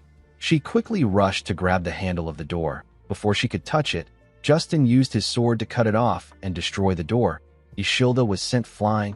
She could not believe that the door got torn apart easily. She realized that this was a sword imbued with magic. She asked Justin to tell her the reason for his rude behavior. She asked him to tell her why he attacked the royal guards and entered her chambers without her permission. Justin told her that anyone who dares stand in a noble's way must be ready to face the consequences of their actions. He moved close to Ishilda and told her that she is the one being rude. He told her that she ignored his feelings and held on to some guy who appeared out of nowhere. Ishilda asked him to repeat what he said. She could not believe that he did all this over something so petty. She told Justin that Mudok won't sit back and let him do as he wishes. Justin found it funny that she still thought of Mudok even in her current situation. He told Ishilda that our boy is dead. The girl was shocked to hear this. Justin revealed to her that he sent an elite assassination squad after our boy. He told Ishilda that the ambush was successful. He said that she won't even find Mudok's corpse. He raised his hand when he said this. As his hand slowly got close to her, Ishilda called out to Mudok. Outside the castle, we see Mudok raise his hand and release his energy. His cold energy got released in the room. Justin was shocked to feel something moving his body. Ishilda was also shocked to see this. Our boy clenched his fist and used his energy to slam Justin's body on the wall. He dragged Justin out of the room. The boy immediately knew that it was Mudok that was doing this. He called him Baron Blizzard. Our boy threw Justin to the ground and ran into the room. He covered Ishilda with his jacket and asked her if she is okay. He gently smiled at her. Ishilda was quite happy to see him. She told him that she is fine. She asked him if he is okay. While they were talking, we see Justin's sword releasing a dark energy in the room. Our boy was able to sense this energy. He quickly raised his hand and used it to block the attack of the sword. He realized that the sword was being controlled with chi. The sword moved past him and went outside. We see someone grab the sword outside. Mudok pulled Ishilda up and called Justin a bastard. He saw the boy wearing an armor that released an ominous energy. Our boy realized that Justin has planned this entire thing thoroughly. The scene shifts, and we are taken to the past. We see Justin telling his father that he wants to take Mudok down. The armor he is wearing was in his father's room. Justin asked his father to lend him his personal assassination squad. He knew that the assassination squad was strong enough to kill anyone. Duke Icarus grabbed the sword which was on the armor. He told his son that his personal assassination squad won't be enough. The armor disappeared and went into the sword when he said this. The Duke told his son that he will need to prepare thoroughly if he wants to kill Mudok. The scene shifts, and we are taken back to the present. We see Justin holding the magic sword that moved freely with the user's mana and creates a magic armor. Justin swung his sword and released a huge attack at Mudok. Our boy quickly pushed Ishilda away to protect her. The attack destroyed the building. Justin believed that he could defeat a grand sword master with this sword. He laughed like a madman when he saw the damage he caused with his attack. He called Mudok a bastard and asked him if things are different from last time. He said that it is good that the assassins failed. When the dust cleared up, we see Mudok's arms covered with bruises. He put his hands down. Justin said that he wants to rip our boy apart with his own hands. Ishilda told Mudok that he is bleeding from his arm. Our boy asked her to stay back. He told her that she needs to stay in a secure place. Ishilda knew that he was right. She asked him if he will come back. Mudok turned around and gently smiled at her. He asked her to hide well and stay put. The moment he said this, he jumped down. He told Justin that he looks different from last time. The boy laughed when he heard this. His helmet slowly covered his face as he laughed. Mudok told him that he doesn't still see any reason in him. Justin raised his sword and asked our boy not to give him more of his useless lectures. Immediately he said this. He threw his sword at our boy.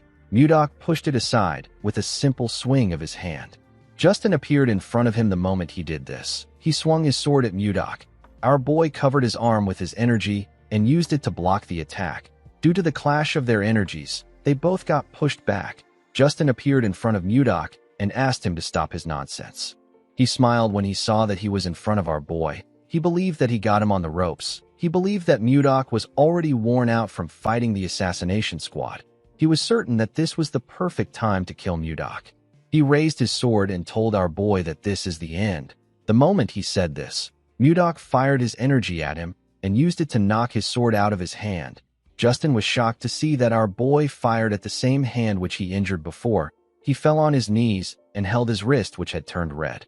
Mudok moved close to him and told him that they are at a good range. He told him that his attacks won't be able to reach the princess at their current range.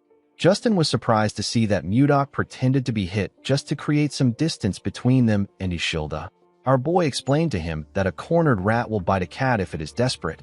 He told him that a rat bastard like him could harm Ishilda. Justin grit his teeth out of anger when he heard this. He stood up and quickly put the armor together. He told Mudok that he has underestimated him. Immediately he said this. Mudok placed his hand on his breastplate. He told Justin that he was actually just being cautious. He told the boy that he does not want to lose Ishilda again. The moment he said this, Mudok released his attack on Justin. His attack froze the entire cold forest. It touched everything around them. Justin fell on his knees. His armor began to fall apart. Justin did not understand what was happening. While shivering, the boy realized that something was wrong with his mana. He could not gather his mana.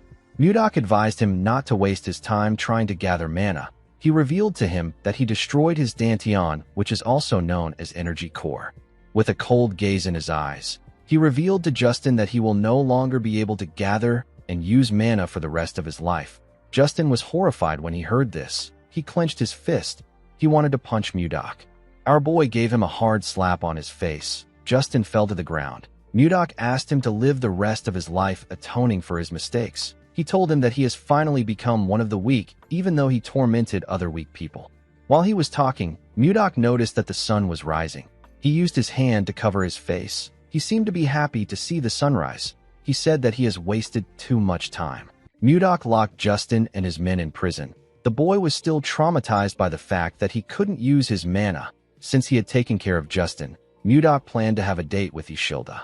Unfortunately, our boy's mood got ruined by what he saw. He saw Ishilda holding someone's hand outside. She was holding Jerome's hand. The girl smiled as she spoke to the mage. Mudok could not comprehend what was happening. 15 minutes earlier, we see Mudok asking his men to look around. He said that something will be around there. He asked them to find it. He announced that the person who finds it will get a big reward. Jerome asked his master if he lost his pendant when he was ambushed by an assassin. Mudok told him that he is correct. Jerome revealed to him that he looked into the assassins. He said that they are actually quite skilled. He asked Mudok about how he was able to come out unharmed after he was attacked by them. Our boy could not believe that Jerome called the weak losers skilled. He said that the assassins only knew how to move silently. They were just a bunch of weaklings to Mudok. Our boy said that he wouldn't have even noticed them if he was in a good shape. Jerome told him that he is amazing. While he was talking, someone walked up to them. The person told Mudok that he lost the pendant because of her. Jerome used his hood to cover his head when he heard the person's voice. Our boy turned around when he heard her voice. The person turned out to be Ishilda. The princess had a maid with her. Jerome seemed to be quite nervous to see the princess. With tears in her eyes, Ishilda told Mudok that he could have found the pendant if he searched for it when he lost it. Mudok told the princess that this is not true. He pointed to Jerome and told him that they should blame Justin for this. Ishilda was surprised to see Jerome. She moved close to him and grabbed his hand. She asked him if he is Count Jerome Karyuin. Ishilda did not know why the Count was there. She told him that she heard he was missing. Jerome simply smiled nervously when he heard this. Mudok was annoyed to see Ishilda holding Jerome's hand. The mage quickly let go of Ishilda. He told her that this kind of enthusiastic welcome is a bit troubling for him. The moment he said this, Mudok placed his hand on his shoulder. The mage became scared. With a creepy smile on his face, our boy told Jerome that he seems pretty close to the princess. Jerome told him that this is not true. Mudok said that they look quite close. Ishilda's maid told her that she needs to clear up this misunderstanding. Ishilda did not really know why anyone would misunderstand her. While Mudok was choking the count, Ishilda revealed to him that Jerome was the person she respected most. She said that the count is an amazing person. According to the princess, Jerome is a true noble who cares for the people. She said that she felt bad that he got exiled to a barren place. She was quite sad when she found out that he went missing. Mudok asked him about why he never spoke about this. Jerome told him that no one goes around bragging about their own good deeds. Mudok asked the princess about why she spoke about Jerome in the past tense. The princess said that things are different now that she knows him. She blushed when she said this. Our boy also blushed. Before he could say anything, Ishilda turned around and ran. She said that she will help him look for the pendant on this side. Her maid quickly ran after her. After separating herself from Mudok, Ishilda stopped to catch her breath. While breathing heavily, Ishilda looked down. She saw the pendant buried in the snow. She quickly bent down to pick it up. Her maid caught up to her when she went down. Ishilda called out to the maid, whose name is Renchia. She said that this is the pendant that Mudok is looking for. The maid did not expect her to find it. She said that she will tell Mudok immediately. While looking at the pendant, the princess remembered the look on our boy's face when he mentioned Wan. She was certain that this pendant had something to do with Wan. Renchia called out to the princess. She told her that she has the same expression as Mudok. Ishilda was quite angry when she remembered how Mudok reacted. She asked her maid if she really looked like him. The woman nodded her head at her. She told Ishilda that there is no need for her to rush. She assured her that Mudok is thinking about her the same way she is thinking about him. Ishilda stared at the pendant when she heard this. At first she was jealous, but now she is curious about the situation. She wondered about the woman who could win the heart of someone like Mudok. Ishilda gave our boy back his pendant. She was quite curious about who Wayne is. The scene shifts, and we see someone break a glass containing the Lotus of Love. The person turned out to be Wayne's father. Chunhak asked his daughter to move the trash away. He could not believe that she was telling him about a lotus that blooms for true love. He told Wayne that she is spouting nonsense. He reminded her that she already has a fiancé. He advised her to stop getting distracted by such stupid things. He asked Wayne to get ready for the marriage he arranged. Wayne stood up and told her father that he needs to open his eyes. She said that lovers who make the twin lotus flower bloom are blessed by everyone as soulmates. The girl was sad that her father only spoke about a political marriage even after witnessing such a miracle. She told her father that the martial alliance must matter to him more than his daughter. Chunhak was hurt by her words. He clenched his fist out of anger. Wayne reminded him that he abandoned her mother for the martial alliance. Before she could say anything, Chunhak ordered his guards to lock her up. He ordered them not to allow her go to the ice palace until the wedding is over. He asked them to keep her under strict surveillance. With tears in her eyes, Wayne called out to her father. She begged him to not do this. The girl told herself that she should have never returned there. In the next scene, we see Ishilda open her eyes. She wondered why she had such a weird dream. The scene shifts, and we see Ishilda and her maid looking at a hot spring. Ishilda was still thinking about the woman she saw in her dreams. She wondered about who she was. While she was thinking, Mudok walked up to her. He asked her if something is wrong. The girl turned around and told him that she is fine. With a sad look on her face, she told Mudok that there is nothing to worry about. Our boy noticed that she was sad. He turned around and asked the princess to join him on a trip to clear her mind. Ishilda did not expect to hear about a trip. When they went outside, they saw a screaming wyvern slowly coming close to them. Renchia went down and put her hands on her head. She was quite terrified. Ishilda was actually fascinated. She did not expect to see ice wyverns. She was quite excited. She said that she has never seen ice wyverns that were tamed. Mudok explained to her that the wyverns have been trained since they were little. He assured her that the wyverns are very friendly. He asked her not to fear them. The moment he said this, he saw some people walking towards them. It was Jerome and Jake. Jerome was carrying a suitcase. He told his master that departure preparations are complete. Mudok asked him if he also prepared something. Jerome said that he did. Immediately he said this. Something jumped out and landed on the ground. Renchia screamed when she saw the thing. Jerome apologized to her for scaring her. He introduced her to a smaller version of Condal. He told her that he is a Yeti. Ishilda was shocked to hear that she was looking at a Yeti. She recalled that the Yetis are a legendary tribe said to live in the snowy fields. The princess quickly picked the Yeti up. She said that she never imagined Yetis to be a small and cute race. With a nervous look on his face, Jerome told the princess that he is glad she likes him. Our boy gave him a thumbs up. Before seeing Ishilda, Mudok told Jerome that the princess will be startled if she sees Condal. He asked the mage to shrink him with magic. Jerome told his master that magic isn't almighty. He said that he will still do it. Ishilda placed Condal on her head and pressed his fluffy fur. She smiled brightly as she touched the Yeti. Mudok was happy to see her smiling. He told the princess that they need to go now. He called out to a wyvern called Lilith. The wyvern bowed her head to him. Mudok got on her and stretched his hand out to Ishilda. He asked her to take his hand. Ishilda blushed when she heard this. She raised her hand and grabbed Mudok's hand. Our boy helped her sit on the wyvern. After the princess sat down comfortably, Mudok tapped Lilith's rope. The wyvern began to flap its wings when this happened. Everyone and their wyverns went into the air. Jerome and Jake flew behind our boy and Ishilda. The princess was quite scared to be in the sky. She closed her eyes and held on to the saddle. This was her first time coming up in the sky. She told herself that she will be okay since she is with Mudok. With a smile on his face, our boy asked the princess if she will like to look ahead. Ishilda carefully opened her eyes. She was shocked to see what was in front of her. It was a beautiful sunset. Ishilda could not believe her eyes. Mudok asked her if she is feeling a bit better now. Ishilda did not expect to hear this. She smiled when she realized that our boy has been worried about her all along. She told Mudok that she feels better thanks to him. Our boy smiled when he heard this. He asked the princess to hold on tight. Ishilda did not know why he said this. Mudok made his wyvern speed up and pierce through the clouds. The scene shifts, and we see the group arrive at their destination. Luia welcomed them. She told Mudok that he should have at least sent word to her in advance. Our boy reminded her that they are far away from each other. He asked her about how they were going to contact her. He told the girl that she can report the trade matters to Jerome. Mudok told the mage that he is counting on him. Jerome was shocked to hear this. He told his master that he is basically doing everything. He asked Mudok about what he will do.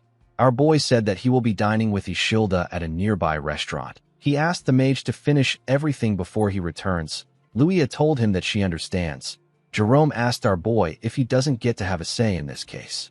In the next scene, we see Ishilda looking at the beautiful town from a balcony in the restaurant. Mudok told her that he prepared the place for her. He asked her if she likes it. Ishilda said that she loves it. While looking around, Ishilda realized that she has seen the flower inside Mudok's pendant before. She quickly recalled that this was the lotus she saw in her dreams. While she was lost in thought, Mudok called out to her. He asked her if she is all right. The princess apologized to him. She said that she was just thinking about the strange dream she had last night. Mudok asked her about what happened in the dream. Ishilda revealed to him that there were people wearing strange clothes and living in houses that she has never seen before.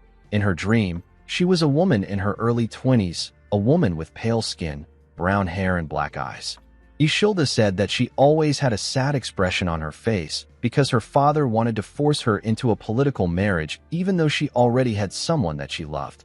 The princess laughed and said that it was such a strange dream. Mudok grabbed his pendant and laughed with her. Ishilda revealed to him that she desperately called out to someone in her dream. She called out to someone known as Gaga.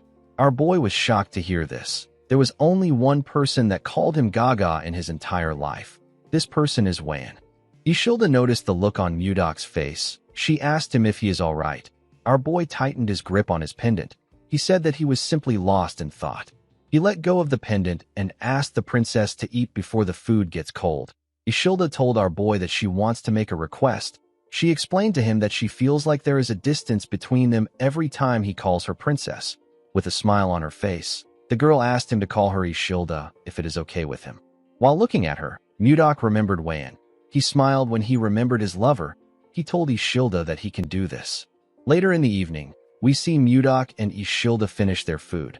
While our boy was cleaning his mouth, Jerome called out to him. He asked him if he enjoyed his meal. He revealed to him that he has finished the work with the 1010 firm. Ishilda was surprised to hear the name of the firm. She asked Jerome if there is a place in the Drake Kingdom called Tin's Tin. Mudok realized that he messed up. He revealed to her that Tin's Tin is not in the Drake Kingdom. It is actually in the Gaia Kingdom. Ishilda was shocked to hear this. The Gaia Kingdom is a powerful nation in the northwest of the continent. It is ruled by queens. It is also known as the country for women. The Knight Order of the kingdom is composed entirely of women. They are known to rival the Wyvern Knights of the Zeba Empire in strength. Ishilda knew that she was far from the White Castle, but she did not think that she would be in the Gaia Kingdom. She hoped that her arrival won't cause any diplomatic issues. While she was thinking, Jerome cleared his throat to remind her that he is still there. Ishilda apologized to him. She asked him to continue. The mage told her that it is fine. He revealed to his master that the ice ogre leather they are currently supplying the kingdom is quite popular. He said that Luia made a suggestion today. She asked if the Carolyn firm could build a factory here to make and sell leather goods directly. Mudok asked him if there is a need to sell products too if the leather is already selling. Jerome explained to him that the queen and most titled nobles in this kingdom are women. If they are able to make clothes and bags that the royals and the nobles like, it will become a trend. This will allow them to earn a lot more money than before.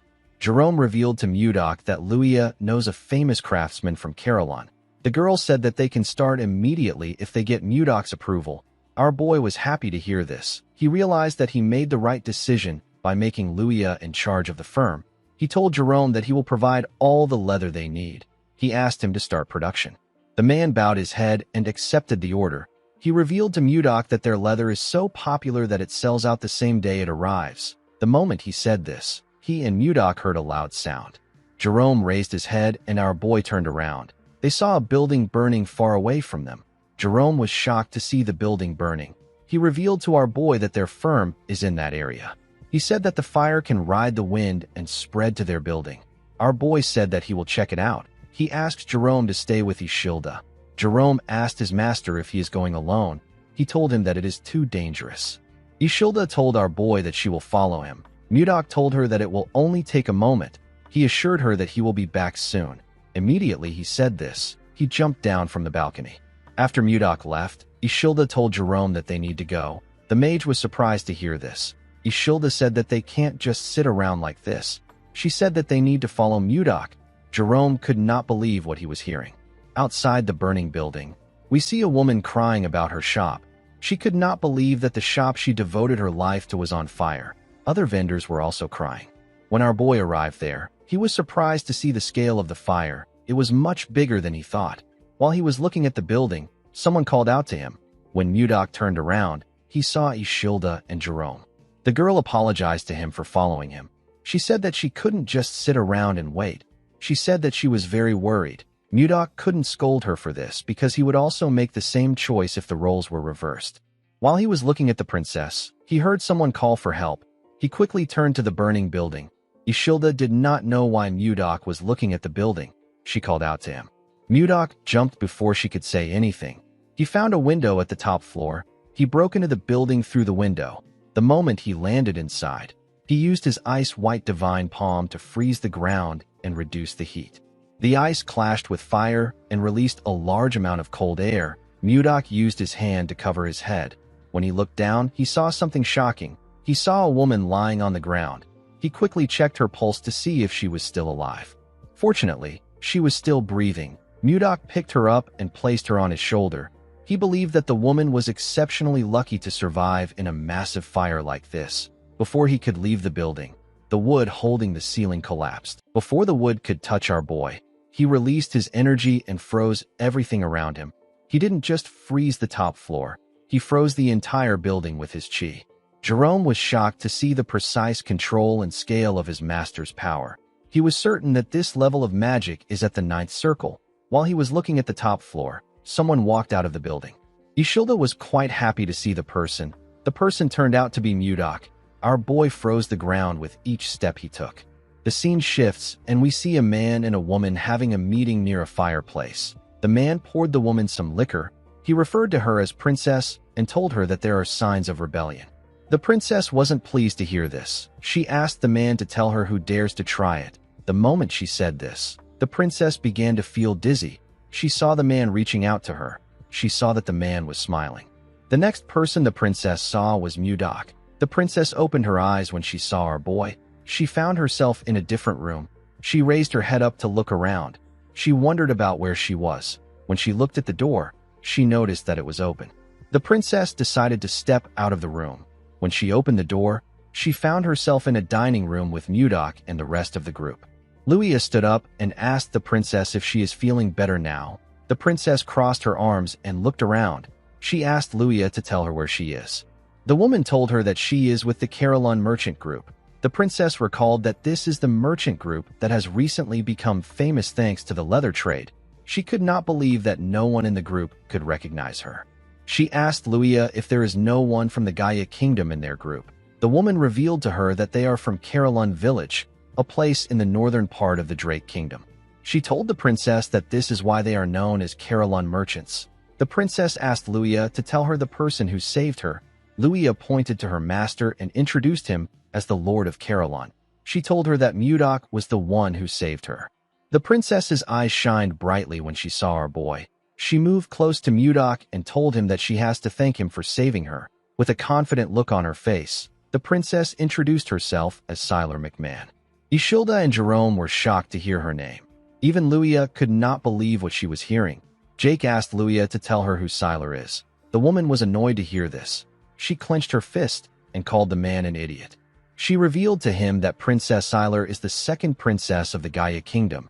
At the age of 25, she reached the realm of Sword Master. She is the captain of the Royal Knights and the most famous person in the kingdom. Luia pressed Jake's head down and bowed her head. She apologized to the princess for their rudeness. Siler told her that it is fine. She told the woman that she will forgive her because they are not from the Gaia kingdom. Ishilda began to tremble. She couldn't believe that she ran into a princess of another nation. She knew that she might cause an international issue if Siler finds out who she is. Mudok noticed that Ishilda was shaking. Siler told our boy that she will personally reward him for saving her life. She asked him to follow her to the castle when they are done eating. Mudok declined her offer. He told her that he has to return to his country. Siler was shocked to hear this. Luia became scared when she heard her master's response. She knew that it was extremely rude to reject a reward from the royal family in this kingdom. She decided to change the topic. She moved close to the princess and told her that her lord is quite nervous in front of her. She asked the princess to tell her how she ended up in the burning building. Siler realized that she was left there by Baron Dayton. She couldn't believe that the Baron betrayed her and tried to assassinate her even after she took great care of him. Siler told Luia that it is nothing serious. She said that a pathetic man with no confidence tried to assassinate her with poison. Luia was shocked to hear what she said. The princess revealed to her that the assassins set the building on fire to make sure that no evidence is left behind. She turned to Mudok and told him that she must repay him for saving her life. She asked him to tell her what he wants. Before Mudok could say anything, Siler's stomach growled loudly. The princess was quite embarrassed to see this. Our boy told her that what she wants is the food in front of her. Siler was annoyed to hear this. She called him an insolent bastard. She asked Mudok if he is mocking her. Our boy explained to her that she must be hungry since she hasn't eaten since yesterday. He asked her to sit down and eat. The princess ate the steak in front of her in anger. She was annoyed that our boy rejected her offer. She told herself that she would have sent him to prison if he wasn't her benefactor. While eating, she saw a sword in the room. She asked the group about who owns the sword. Mudok revealed to her that he is the owner. Siler wondered if our boy is a noble who used to be a knight. As the captain of the Royal Knights, the woman was curious about Mudok's swordsmanship skills. She referred to our boy as Baron and asked him to spar with her after the meal. Everyone was shocked to hear this. Mudok declined her request. He told her that he does not spar with those weaker than him. Siler was annoyed to hear this. She couldn't believe that Mudok was saying this to her face. She released her energy and held her cutleries tightly. She wondered why Mudok was acting like he doesn't know that she is a sword master. In the past, there were times when male knights from other countries refused to duel with her simply because she was a woman. Siler found it easy to get those knights to accept her duel. She laughed and asked Mudok if he is afraid of losing. Everyone was shocked to hear this. They couldn't believe that she was provoking our boy. Mudok stood up and grabbed his sword. He asked the princess to come out. With a look of anger on his face, Mudok told her that he wants to show her a technique. The scene shifts and we see the group outside. Siler and Mudok were standing in a grass field. Siler told our boy that they will be following the knight's rules. She said that their mana will be restricted. The first to subdue the other wins. Mudok accepted her condition. Jerome reminded his master that Siler is a princess of the Gaia kingdom. He told him that they can have diplomatic issues if Siler gets a scratch. Our boy told him that he understands. He asked him to stop talking. Siler asked Mudok if he is ready. The woman believed that she has met plenty men like our boy. She told herself that every single man ends up kneeling in front of her. Siler smiled like a lunatic when she thought about how our boy will kneel in front of her. She turned her blade and made the sun reflect on it. She directed the reflection at Mudok's eyes. Our boy seemed annoyed by her cheap trick. Siler charged at him because she believed that she had seen an opportunity. Mudok easily blocked her attack by raising his sword. Siler did not expect him to block her surprise attack. She realized that our boy was skilled. She charged at him again from behind. She thrust her rapier at him at a crazy speed. Mudok was able to dodge the attack by moving his head. He smiled when he dodged the attack. Siler wasn't done with him. She made her attacks faster and stronger. She attacked him multiple times. Our boy blocked her attacks, but he was getting pushed back. Siler didn't stop for a moment. She directed each swing at his head. Mudok didn't seem bothered by her attacks. Siler noticed that our boy was blocking her attacks with minimal movements and no effort at all. She couldn't believe that he was able to block a sword master's attack. She had to admit that Mudok was skilled. She moved close to him and swung her sword with a large amount of strength. Her attack destroyed the ground. Our boy was able to dodge it by jumping back. Siler jumped to move close to him. She gave Mudok a heavy kick in the air. Our boy was able to block the kick with his sword, but he was still sent flying. He pushed his sword into the ground in order to hold himself down. He raised his head and glared at Siler. He realized that the princess is like a master of the piercing spear style at the harmonization stage that is running wild. She used an endless barrage of thrusts. Mudok knew that he couldn't just continue blocking her attacks. He knew that they would eventually destroy the entire area if they continue like this. He decided to end the fight in one strike. He and the princess charged at each other. The princess swung her sword at him. Our boy blocked her attacks. The princess tried to kick him with her leg. Mudok blocked her leg with his sword. He moved to the side and gave her a heavy blow in her stomach. The punch made her lose her balance. Mudok grabbed her neck and slammed her body into the ground. Siler quickly tried to get up, but our boy pointed his sword at her neck. He asked the princess to admit her defeat. Siler rejected this offer. She asked Mudok to fight with her again. Jerome clapped for them and said that they both displayed wonderful swordsmanship skills. He suggested that everyone should head back inside to finish their meal. With a serious look on her face, Siler told Mudok that she will officially challenge the Drake Kingdom if he doesn't accept the rematch. Everyone was shocked to hear this. This was their biggest fear. They hoped that she wouldn't do this. Mudok moved away from her and told her that admitting defeat is also a virtue of a warrior. He told her that her actions are that of a child because she is the princess of the kingdom. Siler stood up and asked him to repeat what he said. She grit her teeth out of anger. She covered her hand with her energy and charged at our boy out of anger. She asked him to tell her what he knows about her for him to speak like that. Before she could reach him, Mudok pointed his sword at her face. The princess quickly stopped moving. She fell to her knees. She realized that she lost. She couldn't even see our boy raise his sword. Mudok asked the princess if this is how they treat their saviors in this country. He asked her if her tiny brain didn't help her realize that he was holding back because she is the princess. He advised her to carefully think about who is wrong in this situation. The princess wondered why she couldn't win. She remembered showing her mother her medal for winning first place in the swordsmanship tournament again when she was younger. The queen told her daughter that she is amazing. She told Siler that she will be able to protect her and her sister if she becomes stronger. The queen asked her daughter to become the Sword of Gaia. Siler followed her mother's words. She lived as the Sword of Gaia. She spent her whole life trying to become someone who protects the kingdom, someone who no one can ignore. Siler wondered about who Mudok was. While our boy was looking at the princess, Ishilda moved close to him and called out to him. Mudok advised the princess to choose her opponents wisely next time.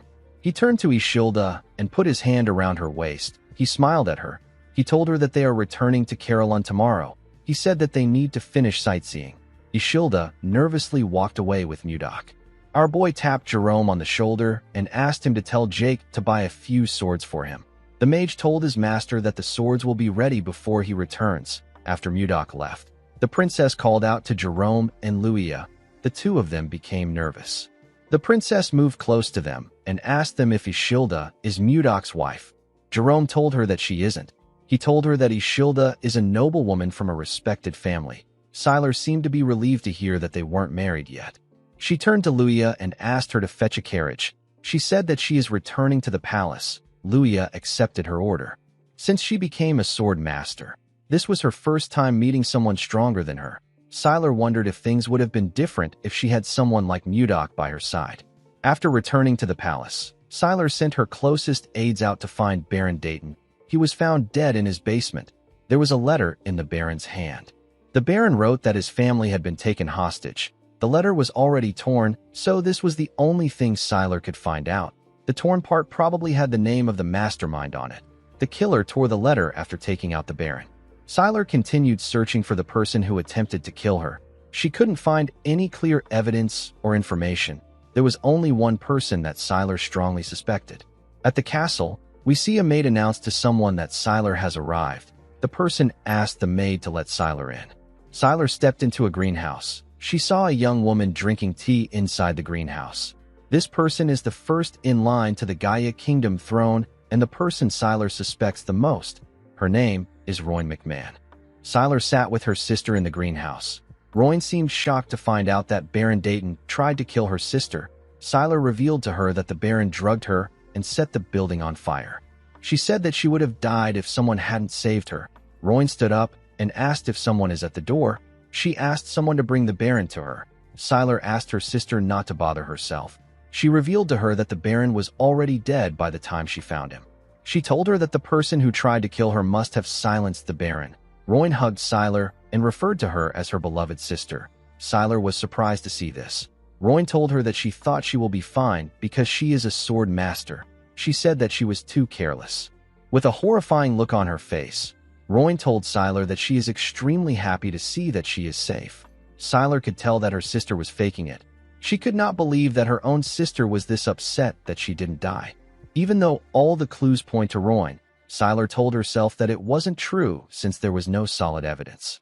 She wanted them to go back to the way they were before. The princess wondered about what Mudok would have done at a time like this. The moment she thought of this, she grabbed her sister's shoulders. With a smile on her face, she asked Roin if she is going to be part of the royal delegation of King Tumalova's birthday.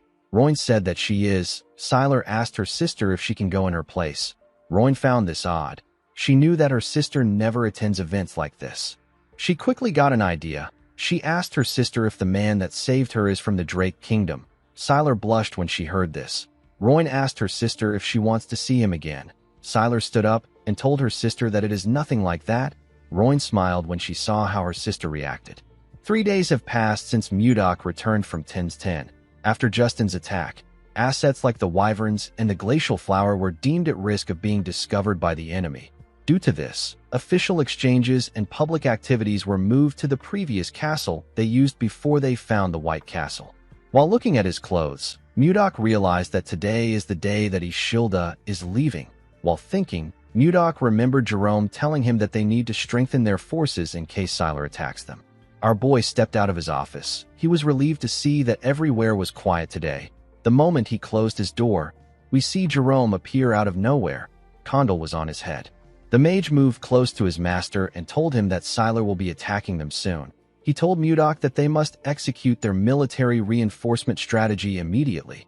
The moment he said this, someone said that she is also a little worried. The person turned out to be Ishilda. The princess told Mudok that Siler is a princess of the Gaia Kingdom.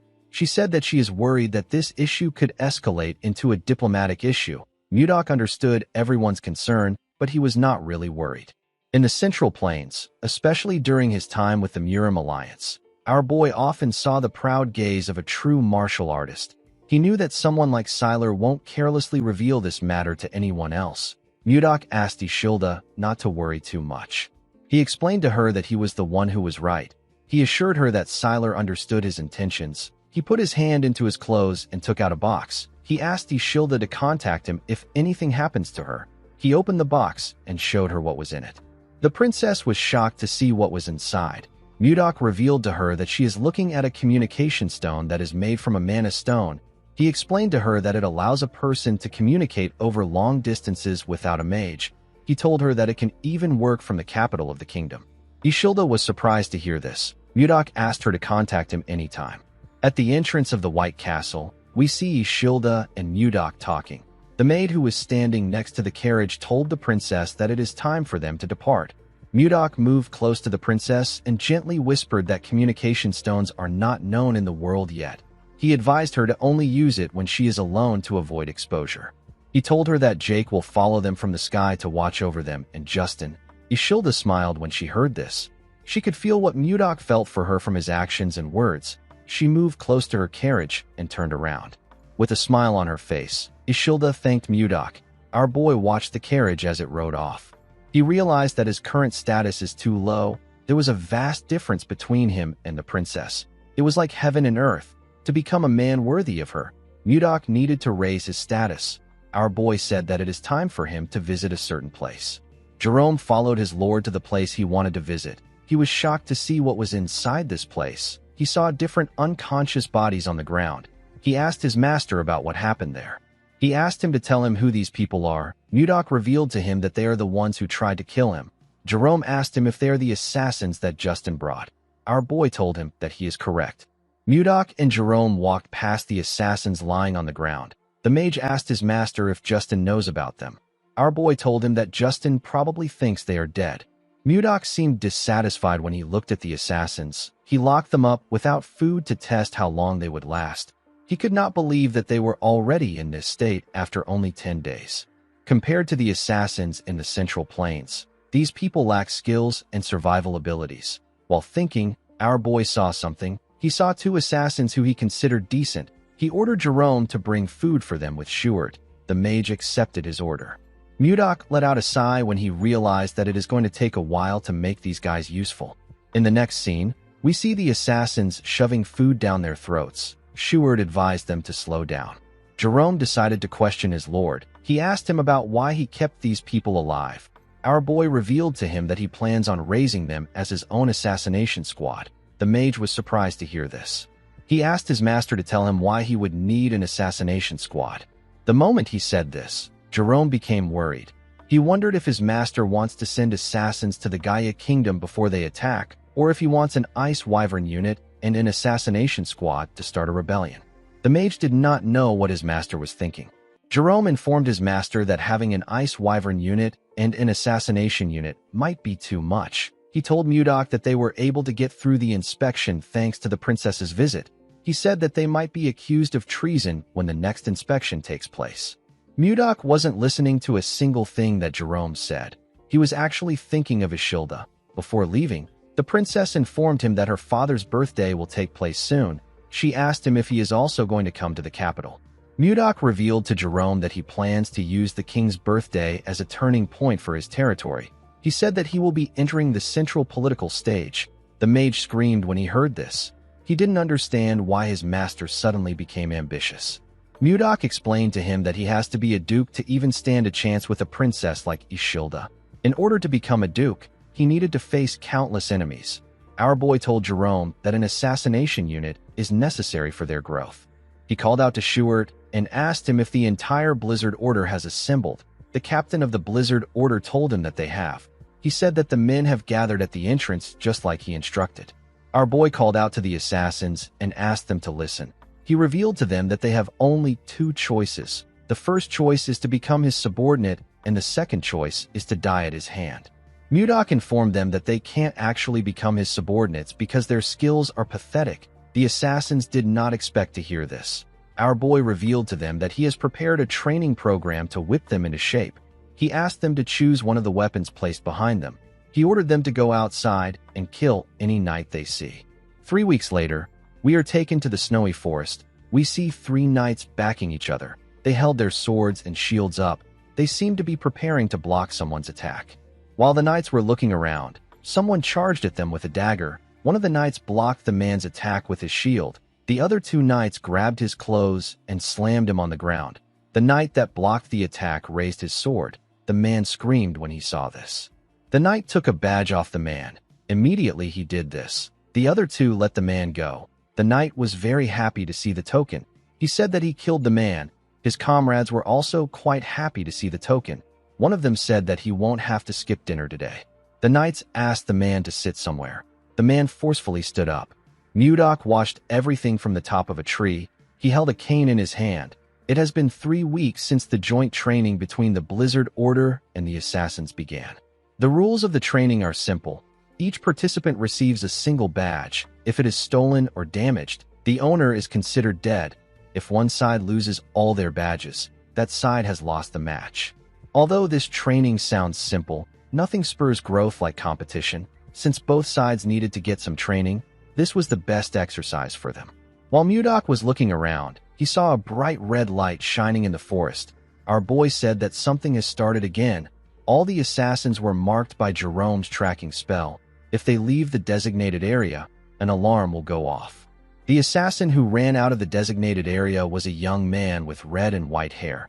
The man looked behind him to see if anyone had caught up to him. Before he could get far, someone called out to him and told him that this is his 10th time. The man was surprised to hear the person's voice. The man, whose name is Miller, quickly looked up to see Mudok on a tree. Our boy informed him that this is the 10th time he has deserted. He reminded him that he said that he will kill him if he catches him running one more time. Miller went down and took out a dagger. He said that he doesn't have time for games.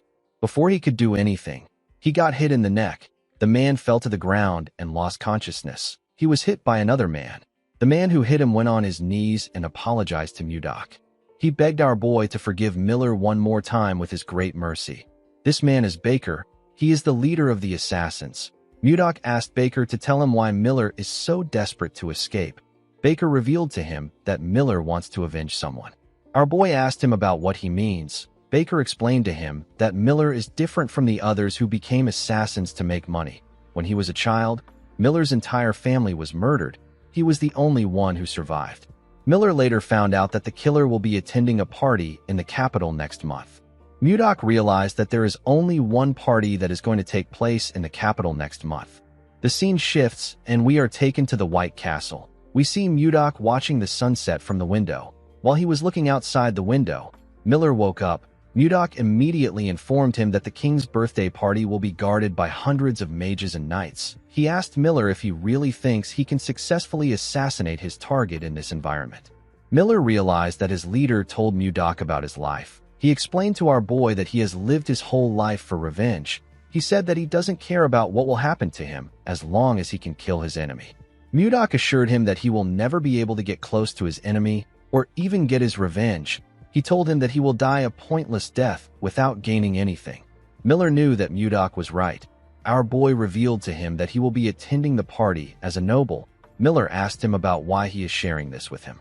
With a crazy smile on his face, Mudok told the boy that he is proposing a deal. He promised to help him get revenge if he serves him with complete loyalty. Miller was shocked to hear this. He asked Mudok about why he wants him. He told our boy that there are many assassins who are better than him in the group. Mudok told him that Baker said that he is the only one who became a top-class assassin at age 25. He told Miller that he holds his potential in high regard. Although the man was still lacking in Mudok's eyes, it was certain that he would still grow stronger. Our boy told him that he needs him in the assassination unit he is forming. He asked Miller if he will make a deal with him.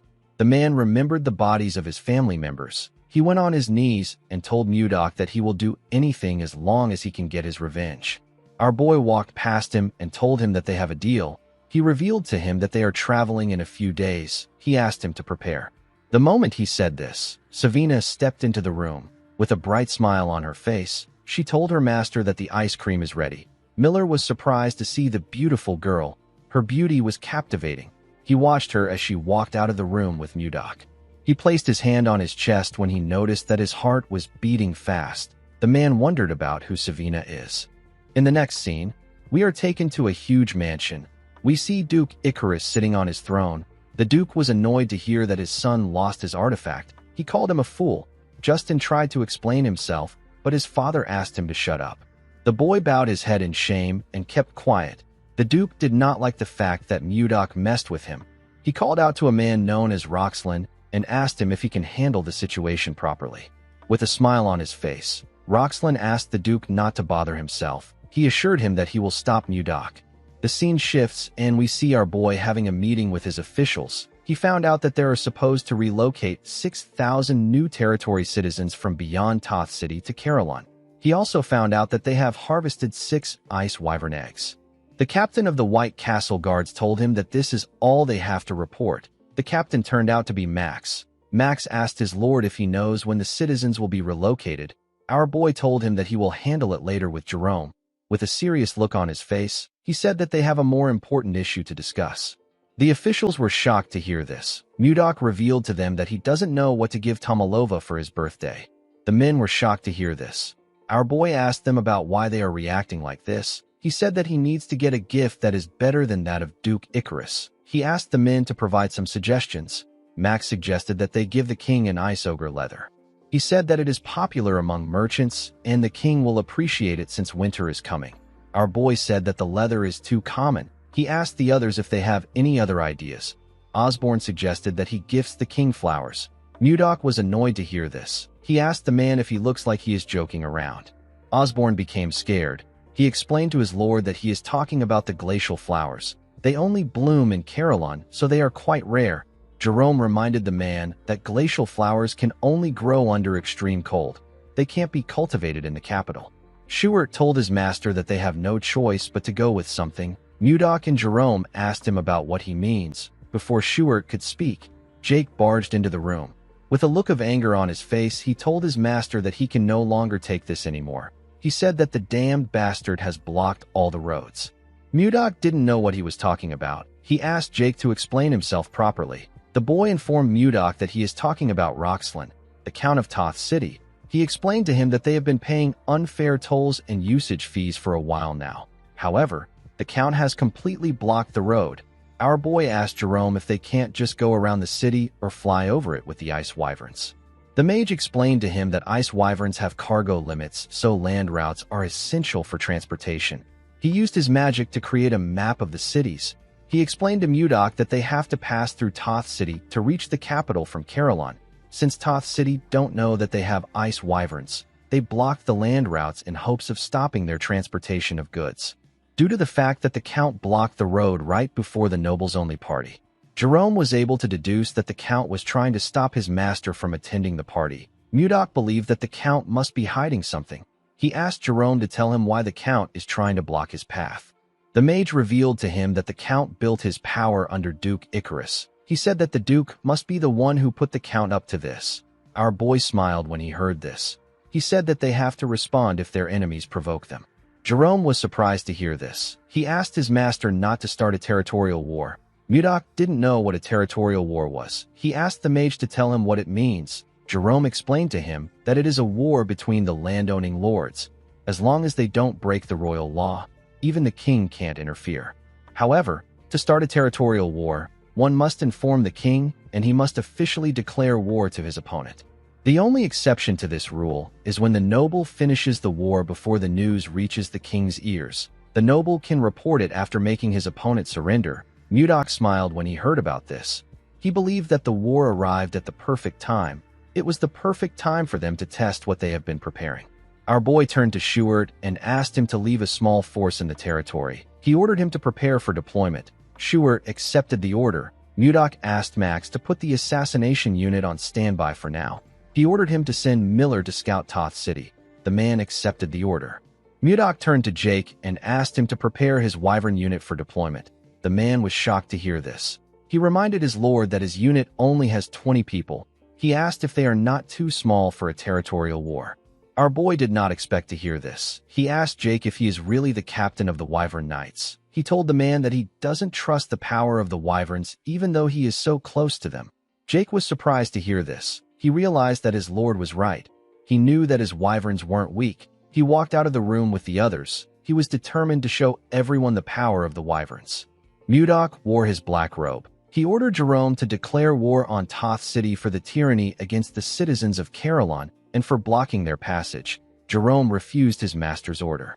Mudok thought that the man wanted him to repeat himself. He quickly realized that Jerome denied his request. He turned to him and asked him to repeat what he said. Jerome explained to his lord that this is a gamble that does not guarantee their win. He said that it is too reckless to risk the lives of their people on this war. He reminded Mudok that Count Roxland still holds 6,000 citizens as hostages. If Caroline attacks first, the people might be in danger. Apart from this, Toth City forces outnumber their forces by tenfold. If the city was to receive support from Duke Icarus, Caroline will be at an even greater disadvantage. Mudok said that he needs 2 days. He assured Jerome that he will end everything in 2 days. The mage was shocked to hear this. He told his master that this is impossible. Our boy walked past him and reminded him that he is a strategist. He asked Jerome not to show uncertainty in front of the troops. Jerome realized that things could actually go differently. He knew that our boy was someone that could defy his expectations and create a miracle. When Mudok got outside, he ordered his knights to prepare Lilith for him. He raised his hand and looked around. He saw his soldiers and wyvern knights awaiting his orders. With a smile on his face, Mudok announced that Caroline is declaring war. In the next scene, we are taken to Roxland's territory. We see people walking with their hands tied. A guard ordered the people to walk faster. One of the people who was tied up asked the guard to tell him the crime that they committed. The guard quickly pointed his spear at the man's throat. With a serious look on his face, he informed the man that Roxland ordered them to arrest anyone from Caroline. Roxland turns out to be a viscount, not a count. In the next scene, we are taken to Roxland's castle. We see a man standing next to the viscount. The man informed him that they have captured all the citizens of Caroline in their territory. Roxland asked the man if there is anything unusual to report. The man informed him that the merchants who used to do business in front of the castle gate have stopped coming. Roxland smiled when he heard this. He said that the fools have finally understood that they won't open the gates. The Viscount knew that the frozen land of Caroline has no choice but to depend on the outside world for food supplies. It is impossible for the people of Caroline to reach the capital without passing through Toth. The Viscount believed that Caroline must be suffering from a serious food shortage at this time. If Mudok doesn't attend the noble gathering that all aristocrats must attend and doesn't show up at the king's party, he will be stripped of his lordship. Roxland plans to take Caroline once our boy is removed from power. He was certain that his plan was flawless. He smiled and said that it is a treason to defy Duke Icarus, a man whose power surpasses even that of the king. He told himself that he can become a marquis if he handles the situation well. While he was thinking, he noticed that a shadow covered his window. The Viscount and his assistant quickly turned to the window. They saw something huge coming towards them. The thing destroyed the window and barged into the room. The thing turned out to be Lilith. Roxland was shocked to see the wyvern. He didn't understand why a creature that lives beyond the Lazar Mountains was in his castle. Mudok stepped forward and asked Roxland if he is the Viscount. Roxland was shocked to see Mudok. He asked him to reveal his identity. Our boy introduced himself as the Lord of Caroline. The Viscount was shocked to hear this. He realized that he was looking at Baron Blizzard. Before the Viscount could say anything, Mudok fired something at him at a crazy speed. The thing hit the Viscount's ear and landed behind him. The thing turned out to be a piece of paper. The paper hit the ground with a large amount of force and made a hole in it. Mudok announced to Roxland that he is declaring war on him. He told the man that he will be back in an hour. Some minutes later, some soldiers ran into the Viscount's office. They asked him if he is all right. They saw a large hole in the Viscount's window. They didn't know what caused it. Roxland watched our boy fly away on his wyvern through his window. While in the air, Mudok took a careful look at the city. The soldiers were surprised to see a wyvern in their city. One of them asked about how the wyvern got there. Roxland was annoyed to hear this. He turned to the man out of anger. He gave him a heavy slap. The man fell to the ground. He raised his head up in confusion. He didn't understand why the Viscount hit him. Roxland hit the man in his chest. He hit him multiple times. The man screamed out in pain. Roxland called the soldiers useless bastards. He told them that they are only good at collecting paychecks. The soldiers couldn't say anything. They all looked away from Roxland. They couldn't stop him. They let him beat the man to a pulp. Roxland asked the soldiers to tell him what they were doing while the enemy came into their territory. After taking his anger out on the man, Roxland ordered his administrator to dress the prisoners as soldiers and equip them with weapons. The man asked him if he is saying that he should provide the prisoners with military gear. The Viscount told him that he is correct. With a smile on his face, he told the administrator that he wants to see the look in Mudok's eyes when he realizes that he killed his own people with his own hands. The man was shocked to hear this. Roxlin walked past him and picked up the paper on the ground. He tore it apart and said that he will frame Mudok. He couldn't believe that our boy declared a territorial war on him.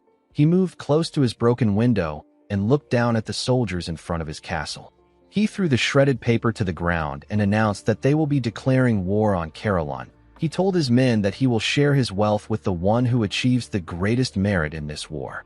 The soldiers began to cheer when they heard this. They were ready to tear the people of Caroline apart. While Roxlin was laughing like a maniac, we see a soldier staring heavily at him. The soldier turned out to be Miller. The man was dressed as a Toth knight. He asked his master if he heard what the Viscount said. Outside Toth City, we see Mudok in the air. He had a communication stone in his hand. He told Miller that he can hear him loud and clear. Immediately he said this. We see Jake and the Wyvern Knight unit standing behind him. They were ready to attack. In the next scene, we see the soldiers standing on the city walls. The prisoners stood outside the city walls. They were dressed like soldiers and equipped with weapons. The prisoners trembled in fear. They believed that they were going to die. The Viscount smiled when he looked down from the city walls. He wanted Mudok to fall into despair after killing his own people with his own hands.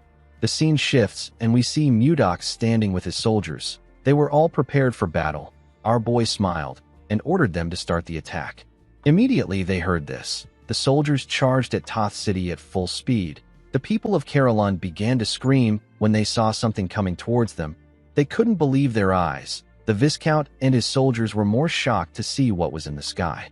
They saw a large amount of wyverns coming towards the city. They saw people riding these wyverns. Each wyvern was carrying a huge rock. One of the soldiers screamed and said that these are Wyvern Knights. Before the soldiers could do anything, the knights dropped the huge rocks on the city from the sky. The rocks instantly destroyed the city walls. The soldiers were sent flying. The broken walls slowly fell upon the citizens of Caroline. A mother quickly closed her eyes and hugged her son to protect him. To her surprise, the stones did not crush her and her child. When she opened her eyes, she saw Jerome standing in front of her. The mage used his magic to stop the wall from falling on the people. He called out to the Blizzard Knights and informed them that the soldiers outside the city are the people of Caroline.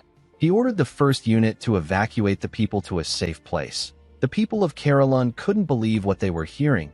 Jerome ordered the rest of the troops to infiltrate the collapsed city walls. He asked them to show the soldiers of Toth the power of Caroline.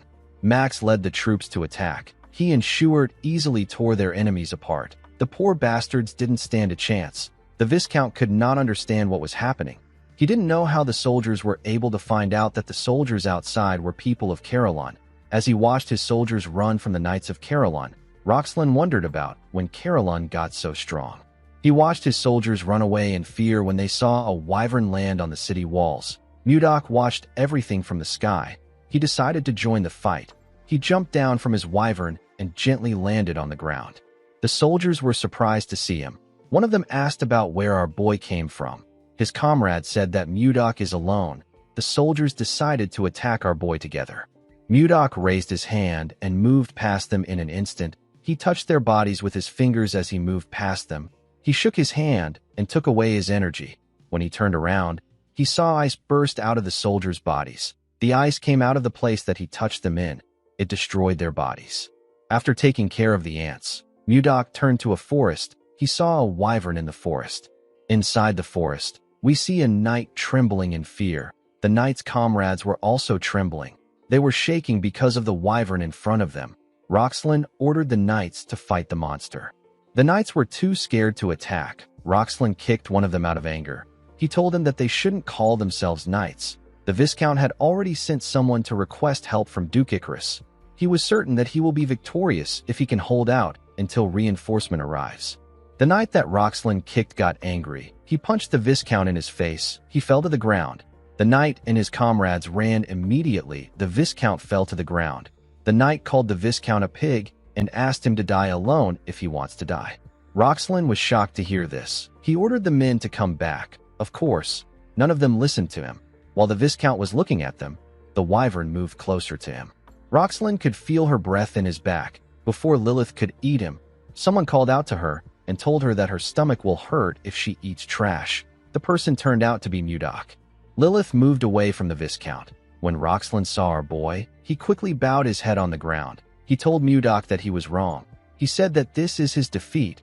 He explained to our boy that he couldn't do anything because of Duke Icarus's order. He begged him to forgive him. While he was begging for mercy, Jake landed next to Mudok with his wyvern. His wyvern was carrying someone in its mouth. Jake informed his lord that he has captured the soldier who was heading to the Duchy of Icarus. Roxlin was shocked to hear this. He realized that he messed up badly. Mudok told the Viscount that it must have been hard for him to lie about things he didn't mean. Our boy released his energy and told the man that he has to repay him with his life for trying to persecute his people. Immediately he said this, Mudok swung his hand at him. A shield appeared in front of the Viscount and blocked Mudok's attack. Jake was shocked to see that the Viscount was able to block his master's attack. With a look of anger on his face, Mudok turned to the side and asked Jerome to tell him what he is trying to do. It turns out that the mage was the one who protected the Viscount with his magic. Jerome explained to his lord that no matter how heinous the crime a noble commits, the authority to decide his life or death belongs solely to the king. He told Mudok that they will be put in a difficult position if they kill the Viscount there. With a nervous look on his face, Roxlin called our boy a senseless brute and told him that Jerome is right. The moment he said this, the Viscount told himself that someone should have arrived. Immediately he thought of this. He heard someone's footsteps. He smiled and turned around. He said that the person has arrived. The person turns out to be his administrator. His name is Volmer. The Viscount laughed and called our boy a fool. He asked him if he really believes that he only sent troops to Duke Icarus. He explained to Mudok that a territorial war must be reported to the king first and must be carried out with a royal observer present. He told our boy that he sent Volmer to the capital because he didn't report it. He said that the king has already found out about the war before he could force him to surrender. He laughed and told Mudok that his arrogance ruined everything. Jerome couldn't believe what he was hearing. He was certain that they stationed soldiers in the path that leads to the capital. He wondered about how Volmer was able to get through the soldiers. Mudok didn't say anything to the Viscount. He simply smiled. Roxlin was annoyed to see this. He asked our boy if he has gone mad. Mudok asked Volmer to reveal his identity now. The man accepted his order and removed his fake face. Jerome and the Viscount were shocked to see this. The person under the mask turned out to be Miller. The Viscount could not comprehend what was happening. He asked Miller about when he took his administrator's place. Miller told his master that the mission is accomplished. Mudok revealed to Roxlin that there is a clause in the territorial war law. The clause states that a noble may declare war if the opponent has violated the royal law. Roxlin was shocked to hear this. Mudok reminded the man that he was selling Carolyn's citizens as slaves. He told him that slave trade is banned in the Drake Kingdom. The moment he said this, Mudok covered his hand with his energy. The Viscount became scared. He didn't know what to do. He knew that he was going to lose his city and his title. He realized that Duke Icarus will kill him. He quickly turned around and began to run. He said that he doesn't want to die. Before he could get far, Mudok released his ice from his feet. He froze the Viscount's legs. He charged at him and asked him to clench his teeth. Immediately he said this. Mudok gave the man a bone-shattering punch in his face. The attack sent the Viscount flying. He slammed his back on a tree and spat out some blood.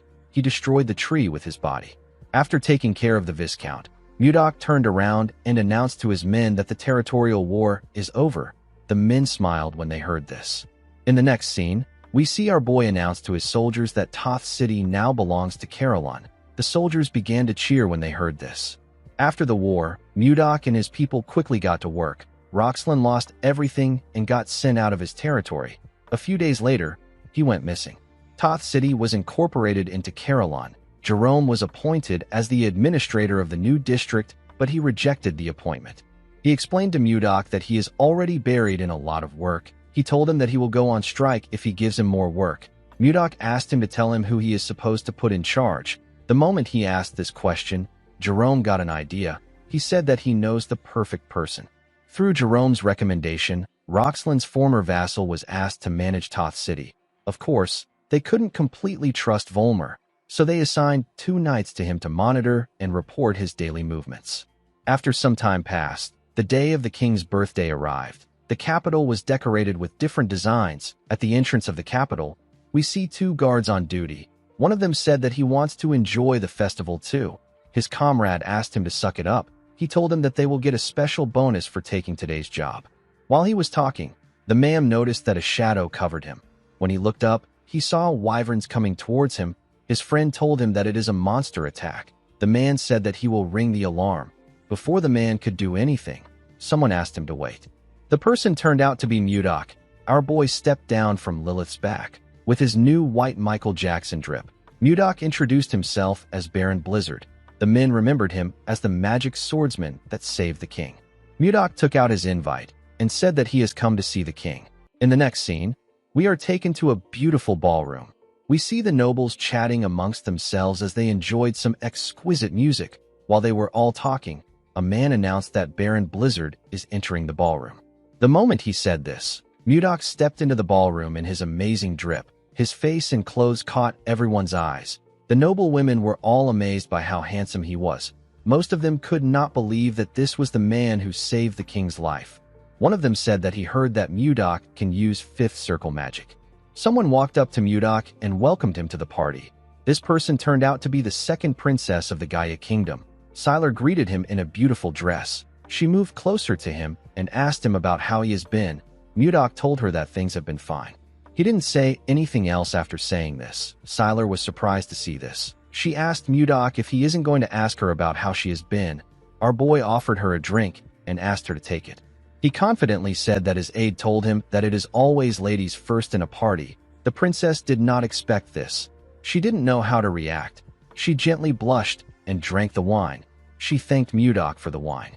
The announcer with a cool mustache announced that Princess Daphne Laird of the Hazen Kingdom and the Honorable Count Anos have arrived.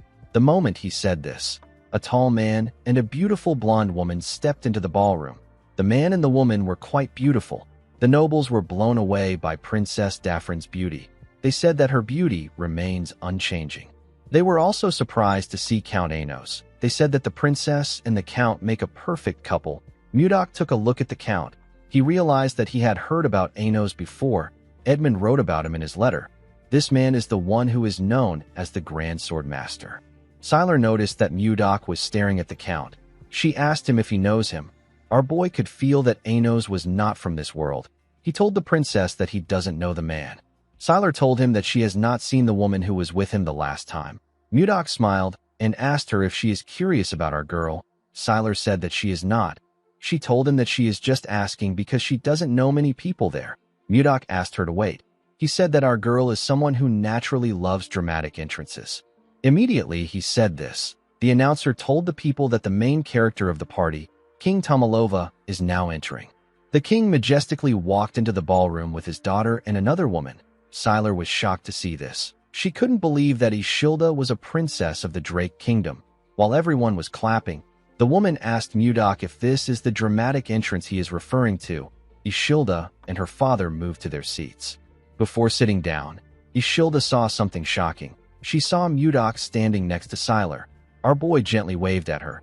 Ishilda sat down and glared at the woman. She didn't know why she was there.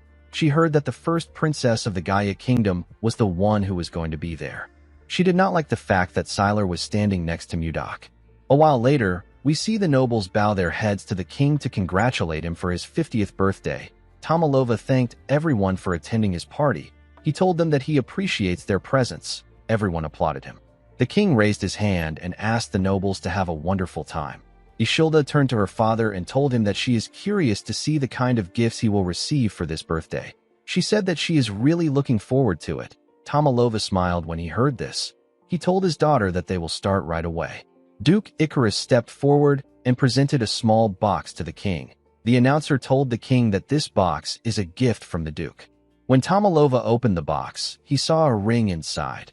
It was a gold ring with a blue crystal on it. With a smile on his face, the duke informed Tomalova that the ring will protect him from now on.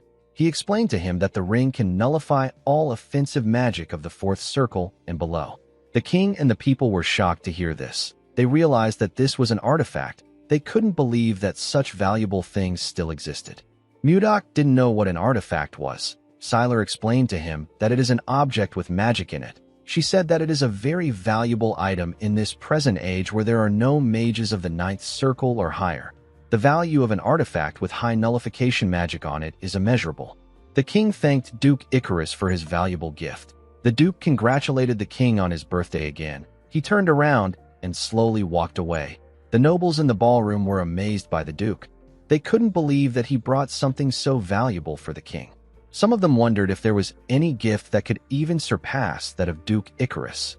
After the duke presented his gift, other nobles presented their expensive gifts to Tomalova, but they were all overshadowed by the duke's gift. The last noble to present a gift was Mudok. Our boy placed a box in front of the king and knelt before him. He asked Tomalova if he has been well.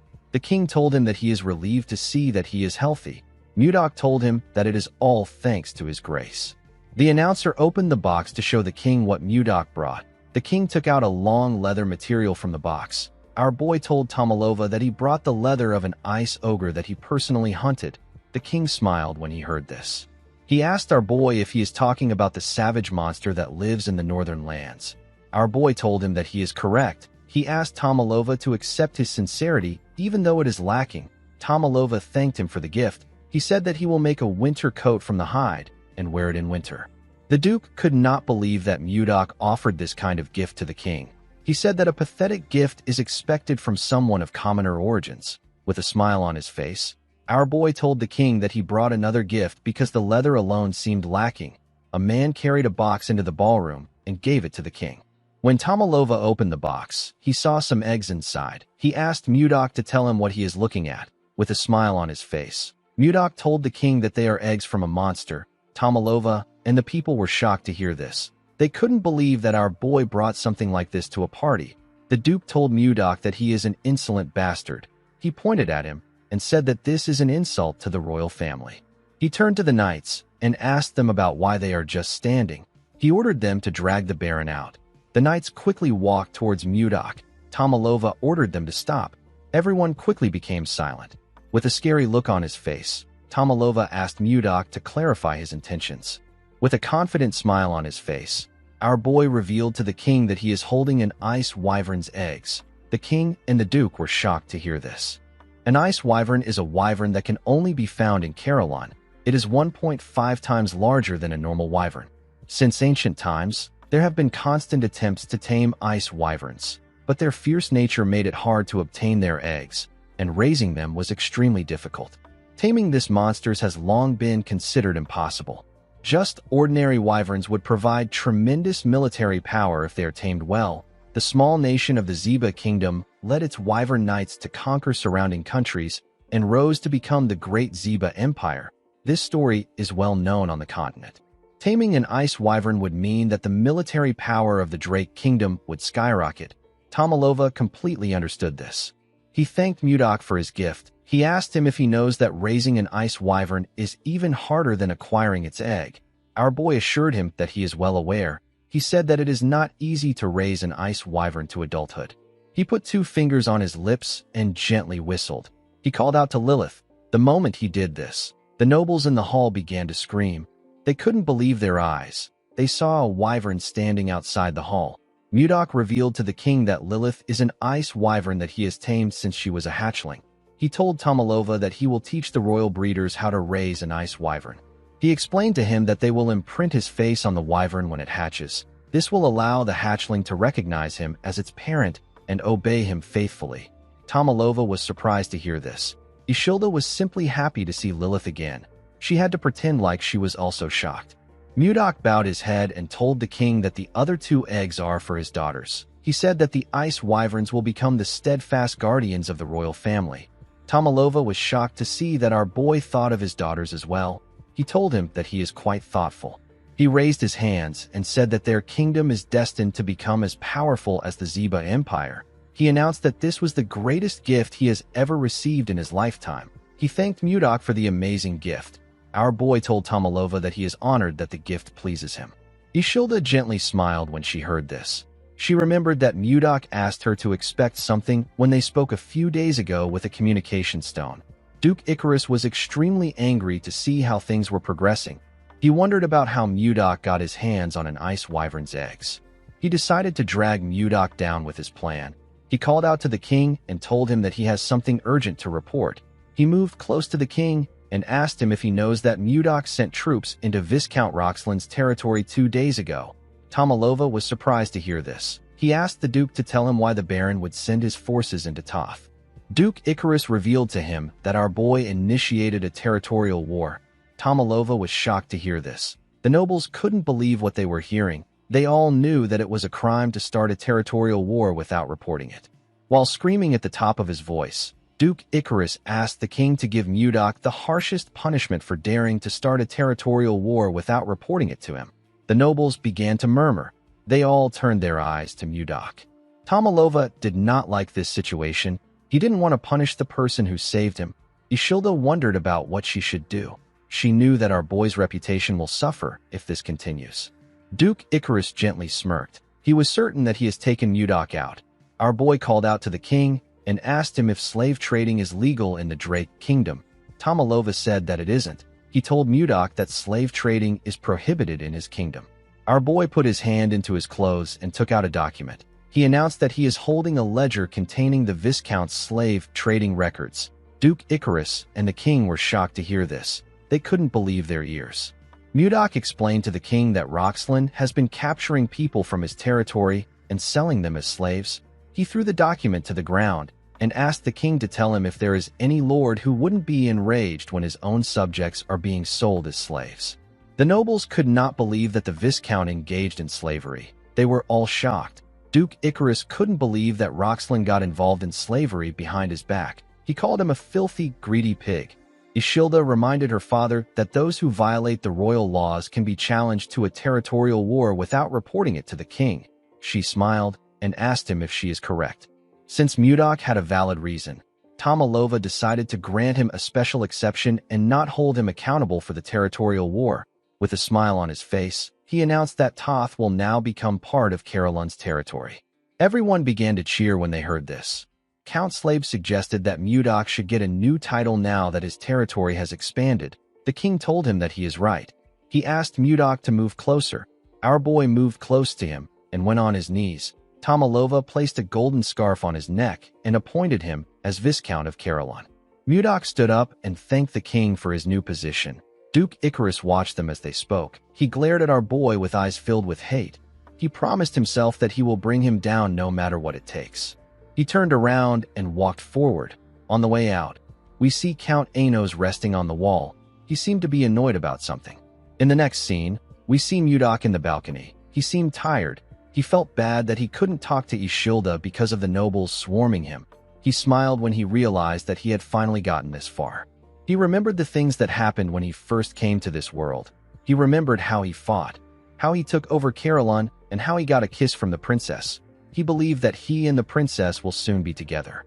Immediately, he thought of this. Someone came to the balcony. Mudok turned around and asked the person to tell him who he is. He saw that the person was Count Anos. Count Anos referred to our boy as Seol Mudok and told him that he has finally found him. Mudok was shocked to hear his name. He couldn't believe that the man was speaking to him with the language of the Central Plains. The Count closed the door and referred to Mudok as the enemy of his master and his sect. He carefully drew his sword. His sword released a pink energy. Anos told our boy that he has been looking for him for a long time. He placed his hand on his sword hilt. His sword released a scent. Mudok immediately knew that this was the plum blossom fragrance. He now knew who this man was. He remembered the conversation he had with the Mount Hua sect leader. While breathing heavily, Zhang Pengjin told him that the outcome of their fight would have been different if his disciple was there. Our boy realized that this was the disciple the man spoke of before his death. This man was known as the greatest prodigy in the Central Plains. His name is Li Jinxing. Jinxing covered his sword with his energy and took a step forward. Jinxing charged at Mudok at a crazy speed. Our boy easily matched his speed and blocked his sword strikes. Jinxing made his attacks faster, but Mudok was still able to match his speed. The two men grit their teeth out of anger. Jinxing made a huge swing and pushed our boy back. He gathered his energy in his hand and charged at Mudok. He hit Mudok with his palm. His energy pushed our boy back even more. He hit his back on the wall. When he raised his head up, he saw Jinxing in front of him. The man swung his sword at him with a large amount of force. Mudok dodged it and appeared in the air. He carefully landed behind the man. Jinxing turned around to see him.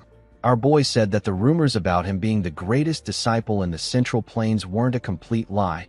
The man was annoyed to hear this. He asked Mudok not to get cocky. With a look of anger on his face, Jinxing revealed to Mudok that he has been searching for him for 3 years. He was successfully able to get on the same boat as him after he found Mudok's location. He watched Mudok's movements on the boat and waited for an opportunity to kill him. Before he could get the chance, a fierce storm appeared out of nowhere, and a bright flash of light appeared in the sky. When Jinxing opened his eyes, he found himself in this strange world. With a darker and menacing look in his eyes, Jinxing told our boy that he has never forgotten about his revenge for even one day. Mudok noticed that the aura around the man has changed. Jinxing added more energy to his sword. He said that he will be able to resolve the grudge of the Manhwa sect by severing Mudok's head. He raised his sword and took a step forward.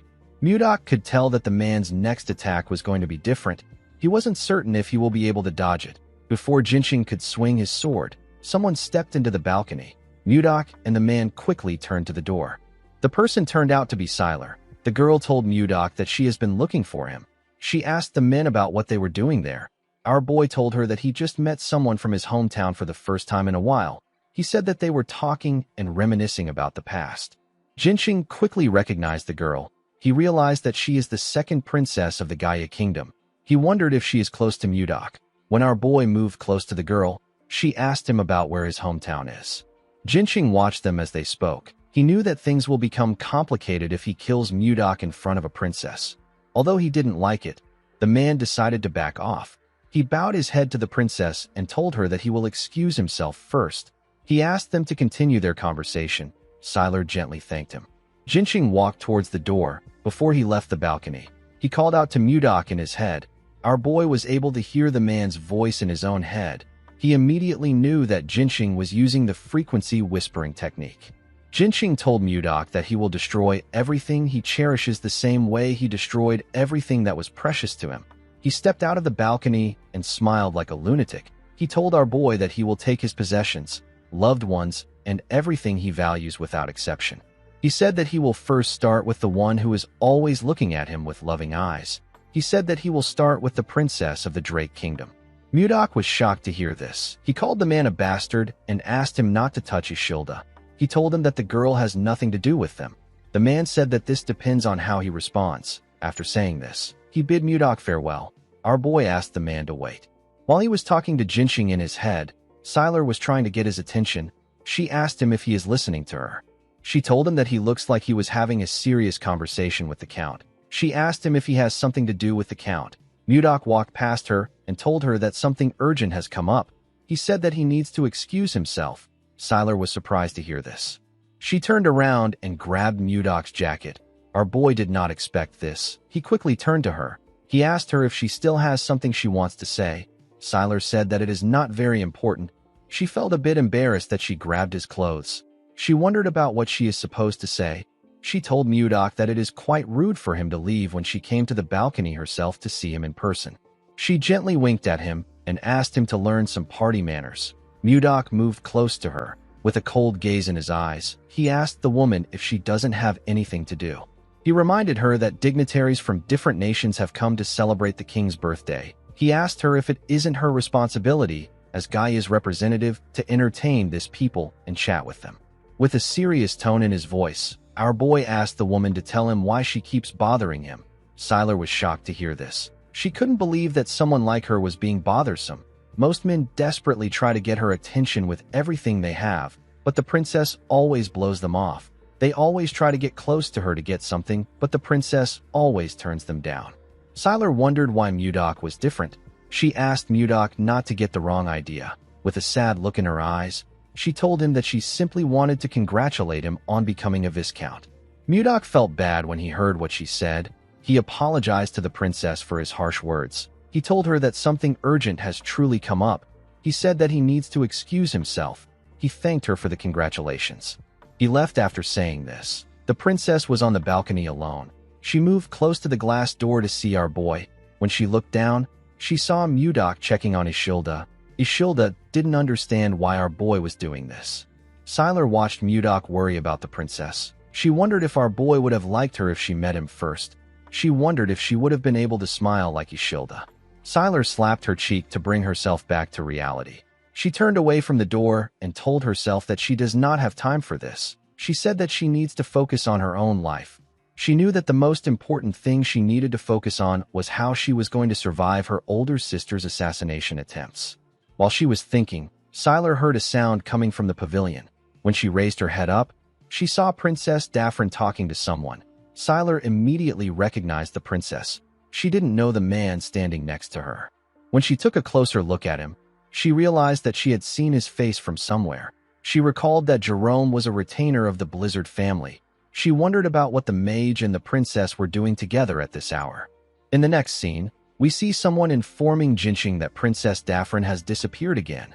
The man was surprised to hear this. His subordinate informed him that the princess said that she wanted to get some fresh air outside. He said that they can't find her even though they searched the entire castle. Jinxing did not like the fact that the woman always makes him worry. He ordered his subordinates to search the castle thoroughly. He asked them to report to him the moment they find her. The scene shifts, and we see the princess sitting in the pavilion. She was looking at the night sky. While looking at the moon, the woman remembered something. She remembered someone telling her to go to the Drake Kingdom with Count Anos as an envoy.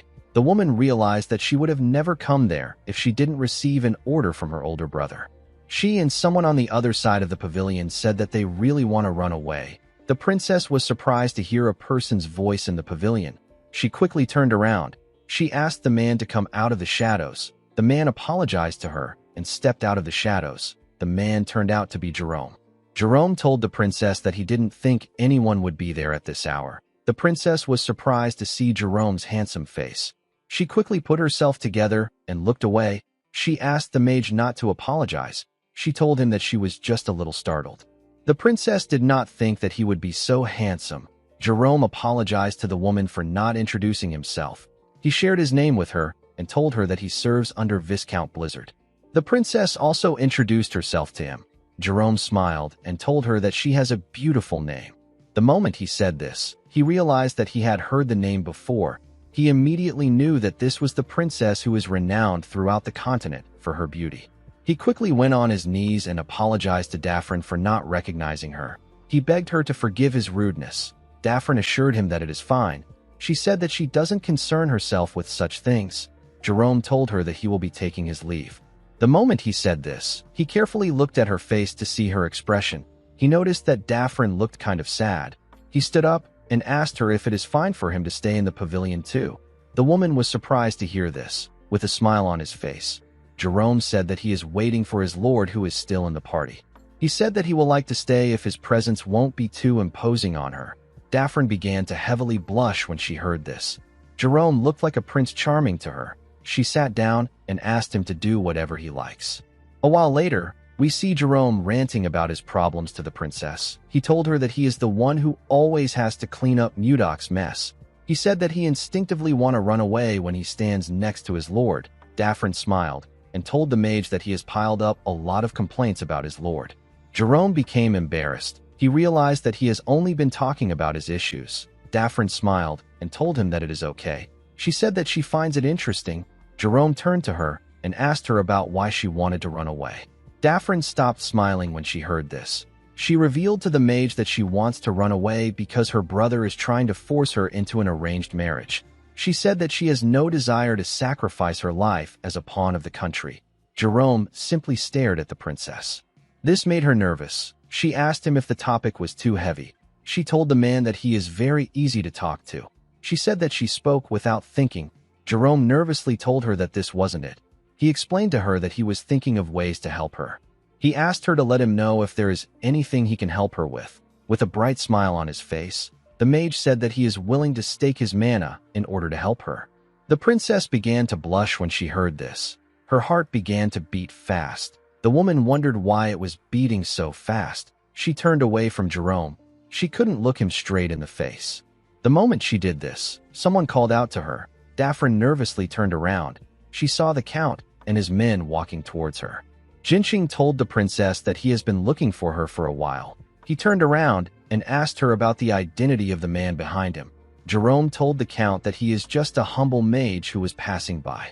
The man quickly realized that the Count is the rumored Grand Sword Master. He bowed his head to the princess and told her that he will take his leave now that her escort knight has arrived. He turned around after saying this. Daphne gently called out to Jerome.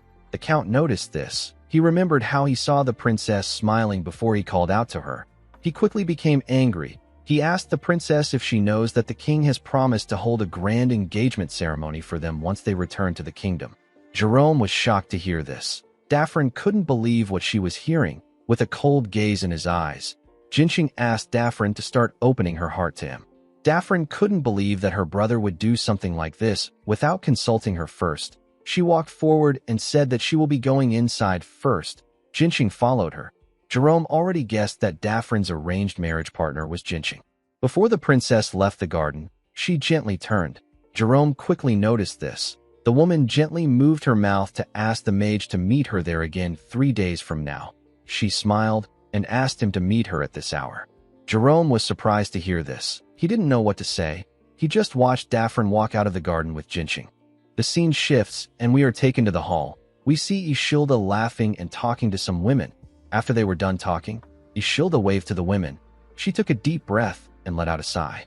She found it exhausting to always have to talk to people. She felt a bit tired. While she was thinking, someone stretched out his hand and asked her if she wants to dance. The person turned out to be Mudok. Ishilda smiled and told our boy that she would love to dance. The two of them moved to the dance floor and began to dance in an elegant manner. The king and Count Slave watched Ishilda and Mudok as they danced. The king called out to the Count. He told him that he feels like Ishilda and Mudok are quite close. He asked him if he is wrong. The Count told him that he is correct. Tomalova carefully looked at his daughter. He said that it has been a while since he saw her smile so brightly. He begged the Count to answer his next question honestly. Count Slave asked him to say his question. Tomalova asked the man if it is possible that Ishilda has feelings for Mudok. The Count became nervous when he heard this. He said that Mudok has definitely been making a name for himself lately, but it is not to the level where Ishilda might like him. He reminded Tomalova that Mudok was just a mere commoner a while back. He said that it is impossible for our boy to court a princess even if he became a viscount. He said that Mudok's skills in combat has its limit.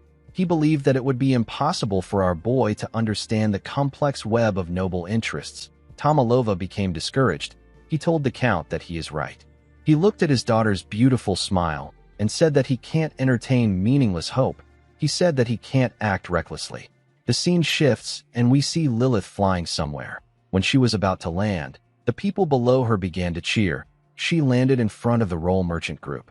Mudok greeted Edmund when Lilith landed. The man was quite happy to see our boy. Mudok came down from his wyvern. He asked Edmund if he is making a good living. The merchant said that they are making more than a good living. He revealed to our boy that they have become the top merchant group in the kingdom thanks to his support. He said that business is booming every day. He asked Mudok to come inside. He poured our boy some tea and sat down with him. He told him that he heard about how he became a viscount after winning the battle. He said that a lot has happened in such a short period of time.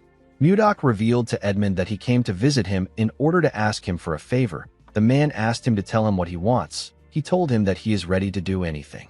Mudok told the man that he needs a mansion. Edmund did not expect to hear this. Our boy told him that he wants a mansion that will be much more grandeur than Duke Icarus's mansion. He said that he wants something that is on a whole other level. Edmund smiled and said that he understands. He said that he will prepare it as soon as possible. The man was happy to see that Mudok was finally making a move against the Duke. He believed that it was time for him to get revenge against the Akasa merchant group and Duke Icarus. Edmund was certain that he could defeat the Duke with Mudok's help and even rise to a higher position.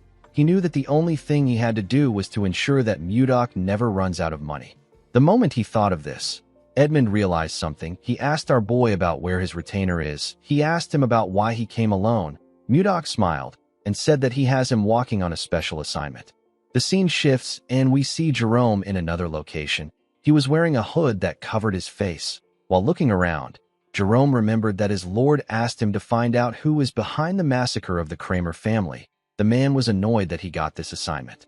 He felt like Mudok was giving him too much work. He let out a sigh and decided not to think about it. He wondered if Princess Daphne is okay. He did not understand why she wanted to meet him again in 3 days. While he was thinking, someone appeared behind him and told him that he thought he went missing. He did not think that Jerome would still be alive. Jerome turned around to see the dark-haired man. The man whose name is Leon greeted him with a smile on his face. Jerome stood up and shook the man's hand. He told him that he is still too handsome to die. The man laughed when he heard this. He told Jerome that his Prince syndrome is still a problem even though he went missing. He sat down and asked the mage about the kind of information he wants to get. Jerome threw a bag containing a large amount of gold and valuable jewels on the table. The man felt like the money was a bit too much for a simple background check. He asked the mage if it is someone important. Jerome explained to him that he was just asked to look into the person. He said that he is not aware of the details behind it. Leon asked him to tell him who the target is. Jerome said that it is Miller Kramer. Leon's expression became grim. He was quite shocked to hear the name. He now understood why the payment was so high. He stood up and said that someone must want him dead. Jerome stood up and asked Leon about what he means. The man asked him if he doesn't know that everyone who looked into the death of the Kramer family always ended up dead. He walked forward and told Jerome that he hasn't heard a thing about the family. He said that he is not interested in the job. The mage placed another bag on the table and told the man that he will double his pay if he gets him the information he needs. Leon stopped walking when he heard this. He said that it has been over 10 years since the incident took place. He told himself that things are probably fine now. He asked Jerome to wait for him. The mage sat down back. He wondered about what happened to the Kramer family. He couldn't believe that even Leon, who is the master of the Information Guild, is scared to get involved in the case. He realized that someone very dangerous is involved in this case. In the next scene, we see Jerome in a room with Mudok and Edmund. He took out a file containing information on the Kramer family. He told his lord that the Kramer family was a count household. Miller was the second son of the Kramer household. Their family was quite prestigious in the kingdom. Edmund was surprised to hear about the Kramer family. Jerome informed his lord that the Kramer family was poisoned 10 years ago. Only Miller managed to survive. Mudok asked him if he found the culprit. The mage said that the culprit is Baron Gideon. Edmund told him that he is wrong. He said that Baron Gideon is not the real culprit. Mudok and Jerome quickly turned to him. The man informed them that the Baron is simply a puppet. The person who gave the order for the poisoning is someone else. Later in the night, we see someone push out blades from his clothes. This person turned out to be Miller. The assassin promised to kill Baron Gideon and complete his revenge. Before he could leave the building, he saw someone coming towards him. He was surprised to see his lord and Jerome. He asked Mudok about why he is there at this hour. Edmund stepped forward and told Miller that he met him when he was little. He referred to him as young master and told him that he has grown a lot. He introduced himself to Miller as Edmund from the Roll Merchant Association. He informed Miller that his father used to support their association. He told him that he wants to tell him the truth about his family's death. The person who carried out the poisoning was truly Baron Gideon. However, the person who ordered for the assassination of the Kramer family was Duke Icarus. Miller was shocked to hear this. He asked Edmund to tell him what the Duke will gain from assassinating his family. Edmund revealed to him that Duke Icarus is the real power behind the Akasa Merchant Guild, which is the largest guild in the kingdom.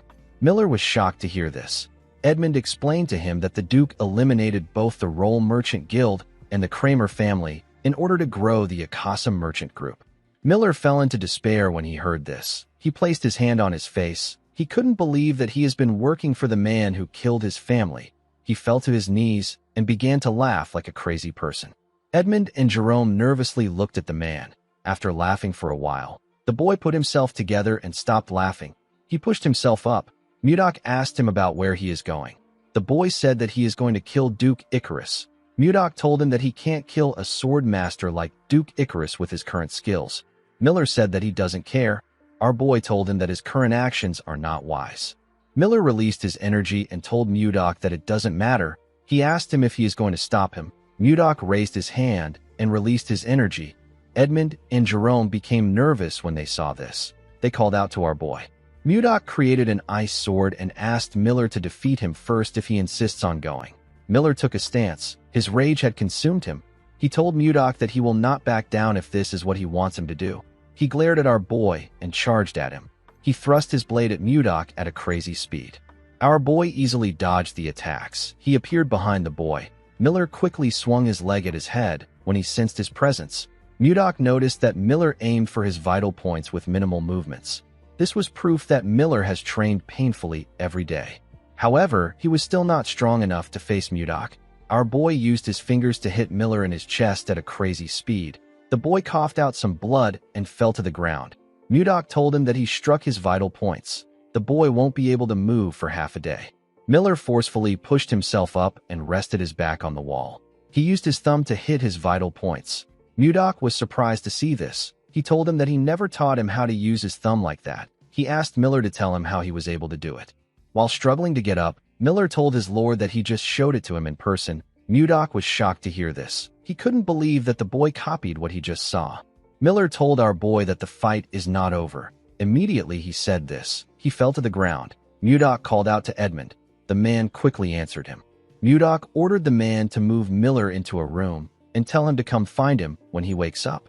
Edmund asked our boy if he is going to punish Miller. Mudok said that he isn't going to do this. He told the man that he plans to personally teach Miller about vital points from tomorrow on. Edmund was surprised to hear this. Mudok walked past the boy and said that his eyes are never wrong. He told Edmund that Miller is a raw gem with outstanding talent. If he is taught well, the boy could be a top-tier assassin. Mudok said that he is still a long way from this. The moment he said this, something moved in his pocket. The two men quickly turned to his pocket. Mudok took out the communication stone and asked about what is happening. The call was from Ishilda, with a shaky tone in her voice. The girl asked Mudok to help her. She said that the place is too cold. Mudok was shocked to hear her shaky tone. He quickly asked Ishilda to tell him where she is. The girl was unable to respond to him. Our boy quickly ran forward. He jumped out of the building through the window. He hoped that the princess was okay.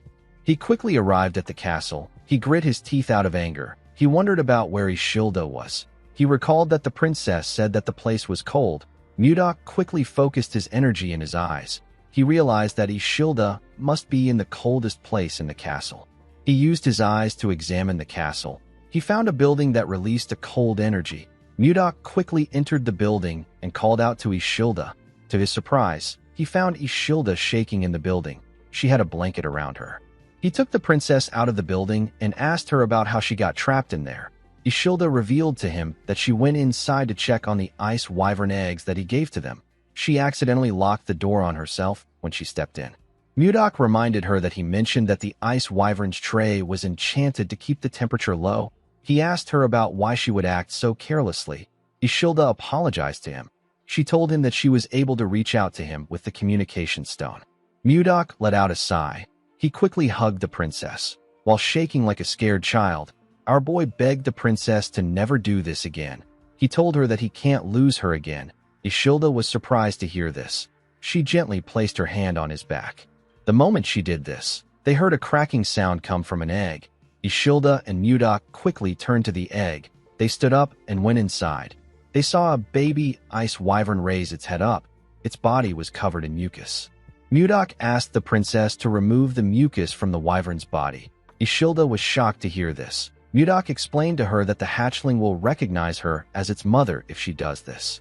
The princess gladly used her blanket to clean the mucus. She told Mudok that the hatchling's body is so soft. She asked him if he thinks that the imprinting worked properly. The hatchling carefully opened its eyes when she asked her question. Mudok asked the princess to try greeting it. Ishilda greeted the wyvern with a smile on her face. The hatchling smiled brightly at her. The princess was very happy to see this. She moved it closer to her face. She liked the fact that it was so cute. Mudok told her that this wyvern is a female. Ishilda asked him about how he could tell just by looking at it. Mudok explained to her that a person can distinguish the gender of a wyvern through its cloaca. He smiled and told her that the hatchling looks healthy. He asked her to raise it well. With a smile on her face, Ishilda thanked him for the gift. She promised to raise the wyvern well. She asked him about what she should name it. Mudok told her that she is the one who can name it since it belongs to her. While they were talking inside the building, we see a maid looking at the building from a window in the castle. It seemed like she was observing something. After the king's birthday party, the conferral ceremony was held. We see Mudok kneel in front of the king. He was made a viscount of the Drake Kingdom. He was officially recognized as a viscount. Immediately after the ceremony ended, the Grand Council called for a meeting. The Grand Council is a meeting attended by all nobles of the kingdom. It is mainly for selecting members of the small council or discussing noble affairs. The king sat at the center of the hall. He faced the numerous nobles sitting in front of him. He announced that the first agenda of this grand council is to elect the members of the small council. He asked anyone with a recommendation to raise their hand and state the name of the nominee. A noble sitting next to Duke Icarus nominated him. Another noble sitting next to Count Slave nominated him for the position. Some people agreed to this nominations and some disagreed. Mudok carefully watched this fierce argument. Even without anyone telling him, our boy could tell which people supported the Duke and which people served the king. He didn't really care for the event because he knew that no one would nominate him. The moment he thought of this, someone nominated him. Mudok was shocked to hear this. Everyone in the hall quickly turned to the person that nominated our boy. The person turned out to be Duke Icarus. The Duke said that Mudok has already demonstrated his ability to them many times. He said that he believes that Mudok is fully qualified to become a member of the small council. He asked the nobles if they object to this nomination. Everyone agreed to the nomination. Tomalova did not understand what the Duke was trying to do. Ishilda remembered that the Duke was the one who sent Mudok to the northern lands. She didn't understand why he was now recommending him for the small council. She wondered about what he was plotting. With a smile on his face, Duke Icarus said that everyone agrees. He picked up a glass of wine and glared at Mudok. He congratulated him on entering the royal court. Since the small council convenes every week, a member of the council cannot leave the capital. Duke Icarus had countless eyes and ears that served him in the capital. He wanted to make sure that Mudok won't get the chance to build power beyond his reach. The Duke wanted to see Mudok struggle. He believed that our boy will fall deeper into his web the more he tries to fight him. In the next scene, we are taken to Ishilda's room. The princess remembered giving Mudok a signal to come to her room after the meeting ends. She wondered if he didn't notice it. Immediately she thought of this. Our boy appeared on her window. He told her that it is impossible for him not to notice the signal. Ishilda was happy to see Mudok. Our boy asked her about what she wants to talk about. The princess asked him if he knows why the Duke recommended him as an executive. Our boy told her that he doesn't know. He asked the girl if she has any guesses. The princess said that she doesn't. She said that it is impossible for the Duke to do this for no reason. Duke Icarus openly sent assassins to kill the king and even sent Mudok to the faraway northern lands.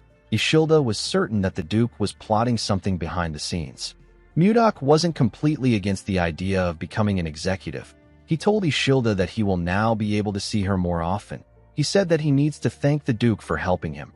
Ishilda warned him that Duke Icarus is a man who will do anything to get what he wants. She told him that things might not work if he is not careful. Mudok called out to the princess. He assured her that he will handle things as he always does. He asked her not to worry too much.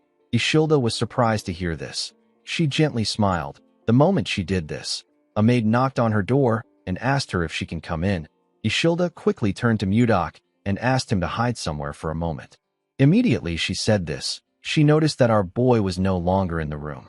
The scene shifts and we are taken back to the past. 10 days ago, we see Princess Daphne and Jerome talking under the pavilion. The princess informed Jerome that she wanted to run away.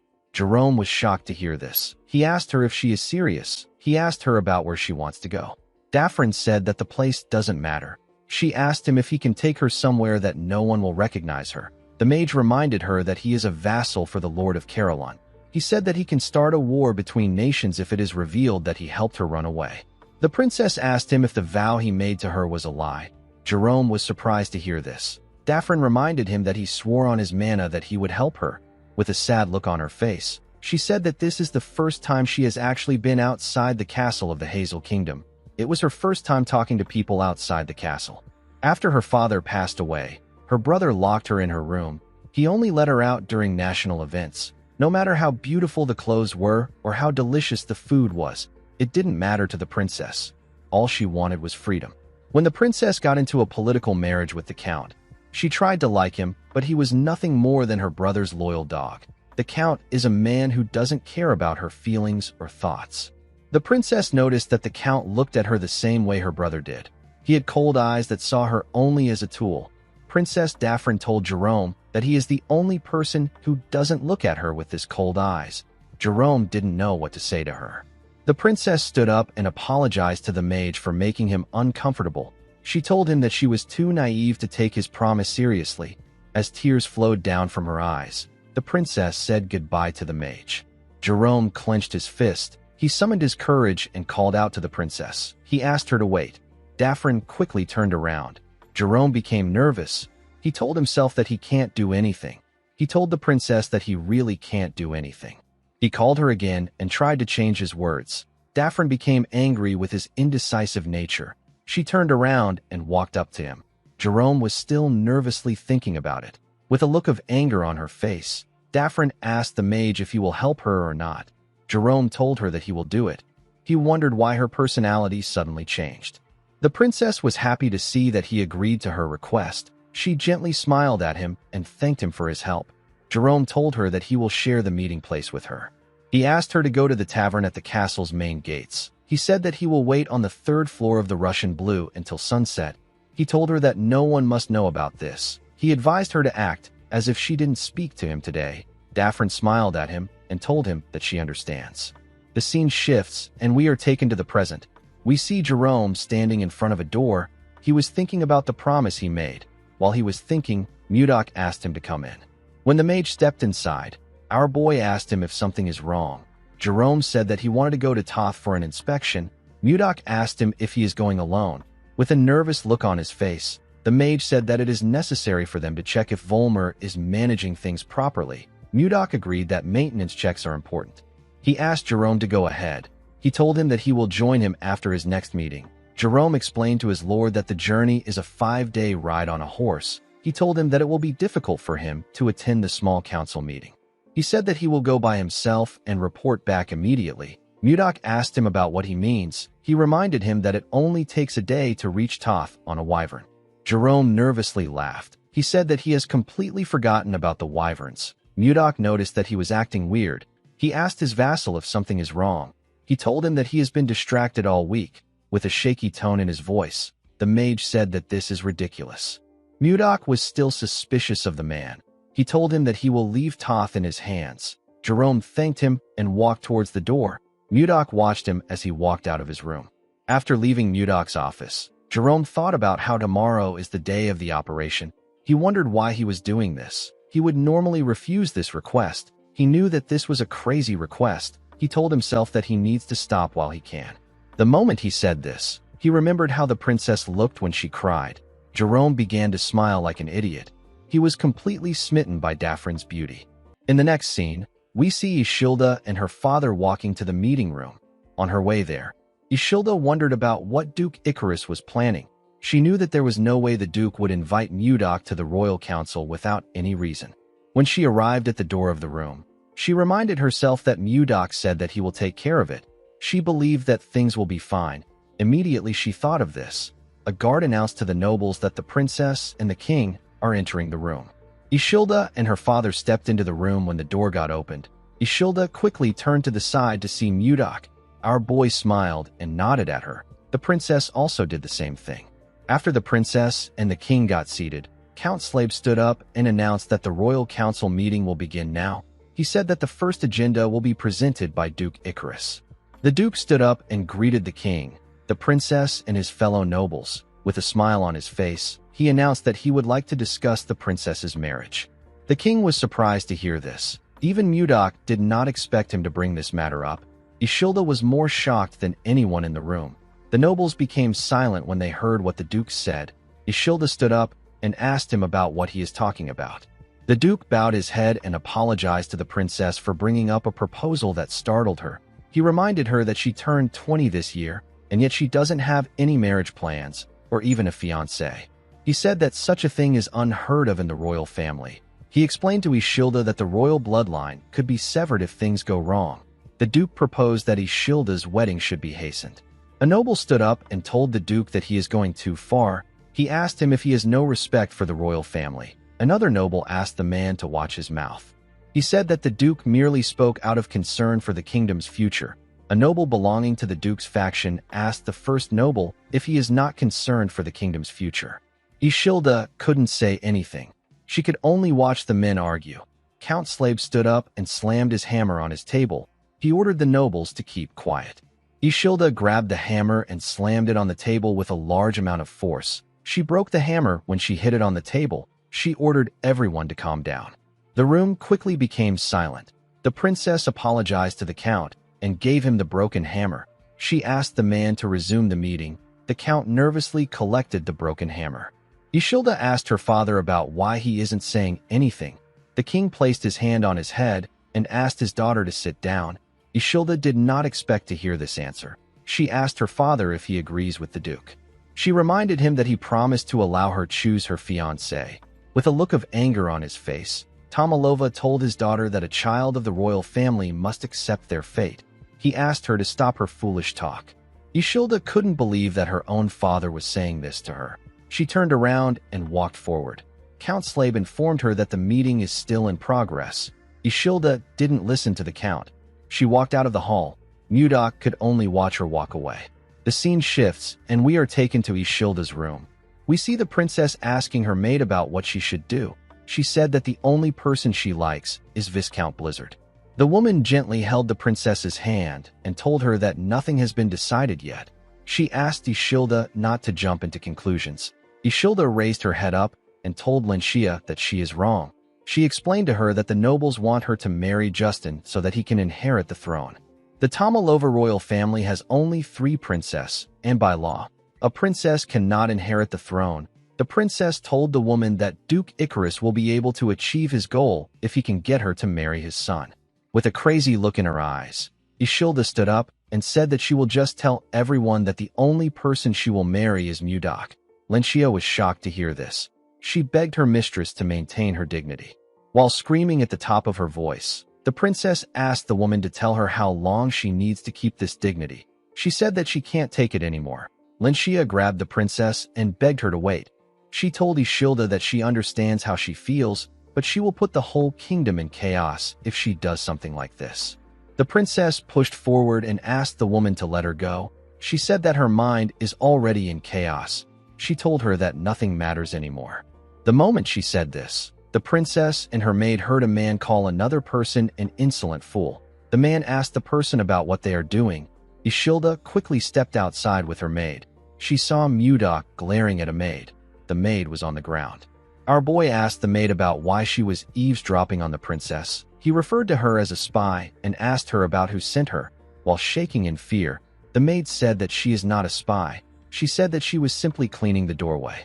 The princess asked Mudok about what is going on.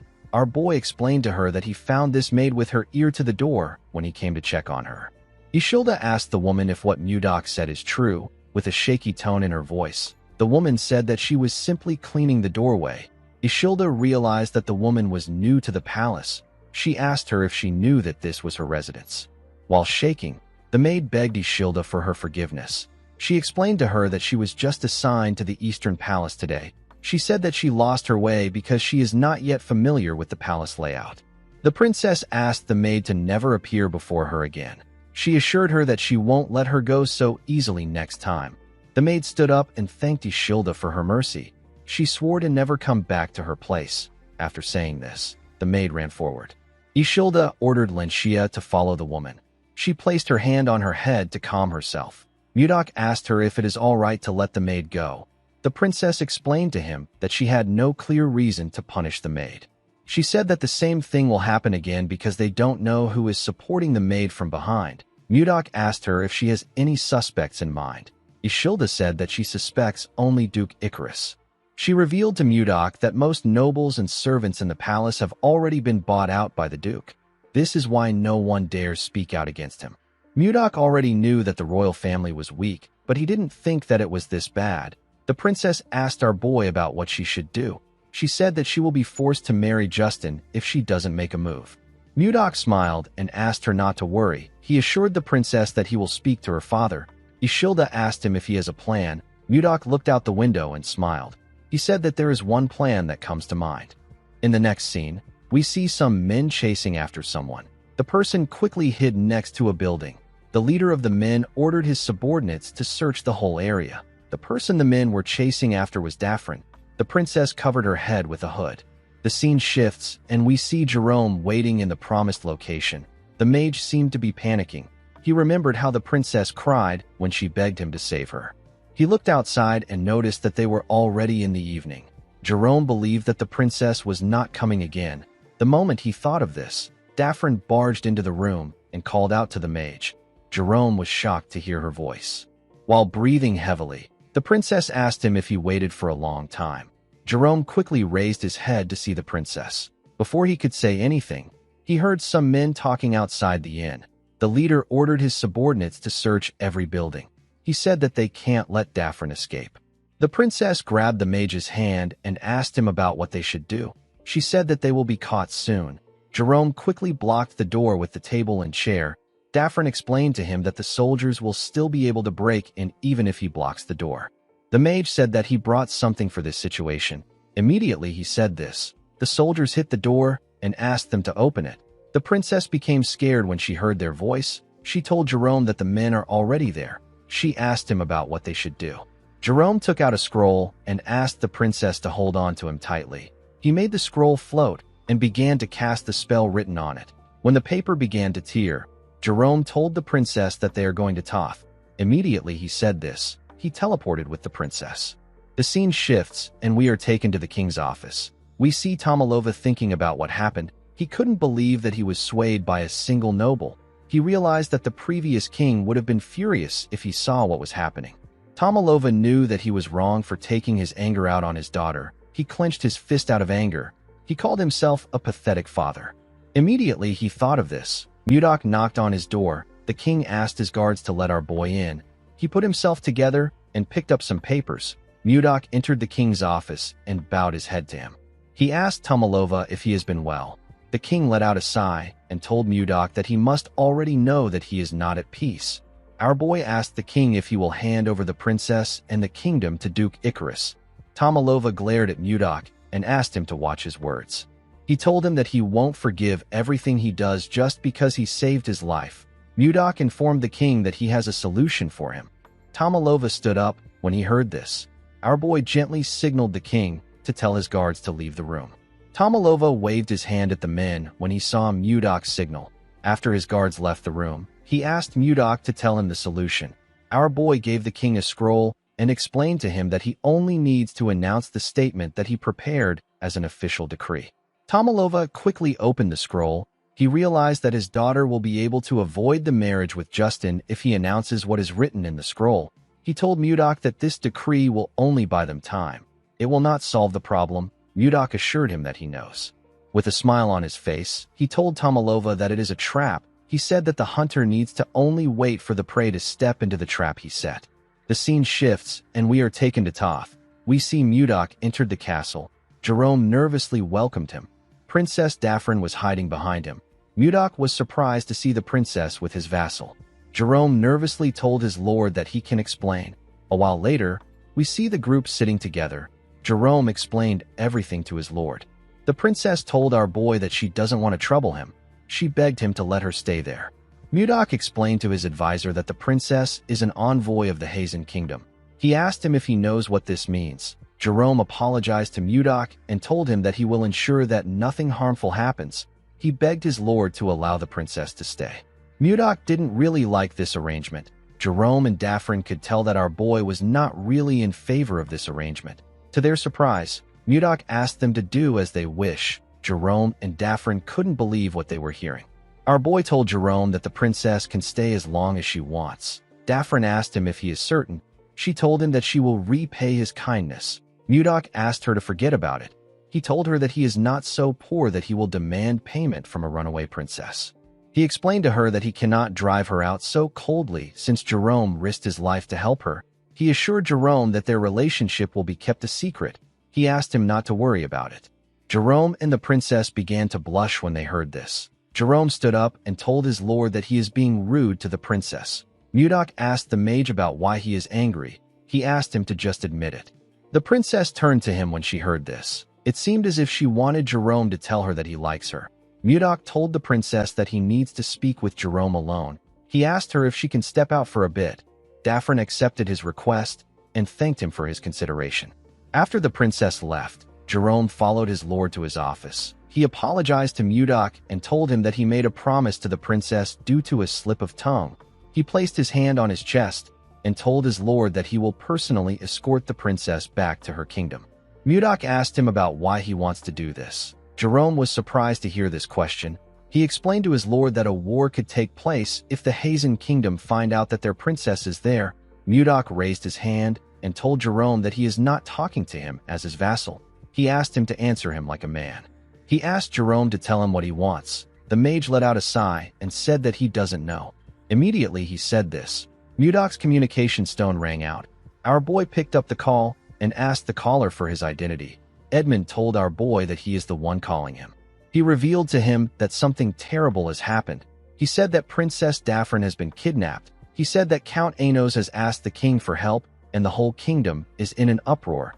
Jerome began to sweat when he heard this.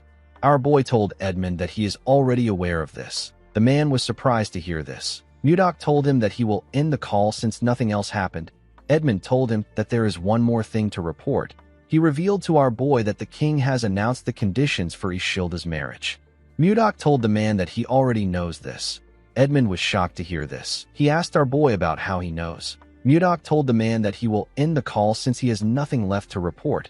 After he ended the call, Jerome asked his lord about what is happening. Our boy explained to him that he is simply setting a trap for a prey. He rested his back on the wall and said that he is waiting for the prey to bite his trap. Mudok has now decided to take control of the kingdom from the Duke. The scene shifts, and we are taken to the Duke's office. We see Duke Icarus throwing every document on his table. He seemed to be quite angry with the announcement the king made. He grit his teeth out of anger. He couldn't believe that the king wanted Ishilda to marry a young noble who will earn his merit within a year. He wondered if the king was allowed to make such terms without consulting the nobles. A man stepped into the Duke's office and picked up the documents on the ground. The man told the Duke that a rat will attack a cat when it is cornered. The man gathered the paper and placed it on the Duke's table. He told the Duke that Justin will not even be considered if he fails to earn merit. He told Icarus that his son does not necessarily need to meet this condition. The Duke turned to him when he heard this. The man explained to the Duke that he simply needs to eliminate everyone who meets the condition. Currently, the ones who meet this condition are John Slave, who is the eldest son of the Slave family, and Mudok. With a smile on his face, Baron Gideon informed the Duke that he will send assassins to take care of John Slave. The Duke asked him about what they should do about Mudok. The Baron revealed to him that he has received a piece of information that he can use to corner Mudok and Ishilda if he uses it well. The Duke was quite interested in the Baron's methods. The scene shifts, and we are taken to the castle. We see a small number of nobles seated in the king's office. Count Slave stood up and said that they need to begin the meeting. He said that the first issue is the status of Viscount Blizzard, who has become a new officer. The Count asked the nobles if they have any good suggestions. Duke Icarus raised his hand when he heard this. He said that Mudok has shown remarkable skill, and right now, the vice-captain of the Phoenix Knights, whose name is Baron Logan Famous, is currently injured, and his seat is empty. The Duke announced that he wants Mudok to become the vice-captain of the Phoenix Knights. Everyone in the room was shocked to hear this. The Phoenix Knights are the strongest knight order in the kingdom. They are led by Count Torion. The Knight Order recruits anyone regardless of their race or ranks. They only care about skills. Due to this, the order comprises of the most elite warriors. Although this was a good opportunity, Mudok knew that the Duke would never give him a good position. He wondered if there was something in the Phoenix Knight Order. Our boy graciously smiled and thanked the Duke for his consideration. He told him that he will fulfill his duty even though he is lacking. The Duke smiled at him and told him that he is being humble. He assured Mudok that he will do well. He turned to the king and told him that he has something to report. He asked Tomalova if he is aware that there is a strange rumor spreading around the castle. The king asked him about what he means. Duke Icarus revealed to him that someone saw the princess and Mudok coming out of a barn. The nobles were shocked to hear this. Tomalova was horrified. He clenched his fist out of anger. Mudok realized that the Duke was referring to the day he took Ishilda out of the freezer. The king asked Mudok if the rumor is true. Our boy calmly told the king that it is. Tomalova's eyes widened when he heard this. He couldn't believe what he was hearing. The nobles were shocked to hear that a man and a woman were at a barn in the night. With a scary look in his eyes, Tomalova ordered Mudok to explain himself. Our boy stood up and explained to the king that Ishilda got trapped in the barn when she went to see the ice wyvern eggs. He told Tomalova that he simply went there to rescue his daughter. The Duke asked Mudok if he has anyone who can testify for him. He said that his witness saw them embracing each other. He asked Mudok if he denies this. With a scary look in his eyes, Mudok advised the Duke to refrain from insulting the princess and his honor. He told him that nothing happened between him and the princess that night. Duke Icarus glared at our boy and told him that he would also like to believe his words. He said that mere claims cannot convince people. He turned to the king and said that this rumors can spread to other nations, or people might begin to doubt the princess's purity. Tomalova slammed his hand on the table when he heard this. Everyone quickly became quiet.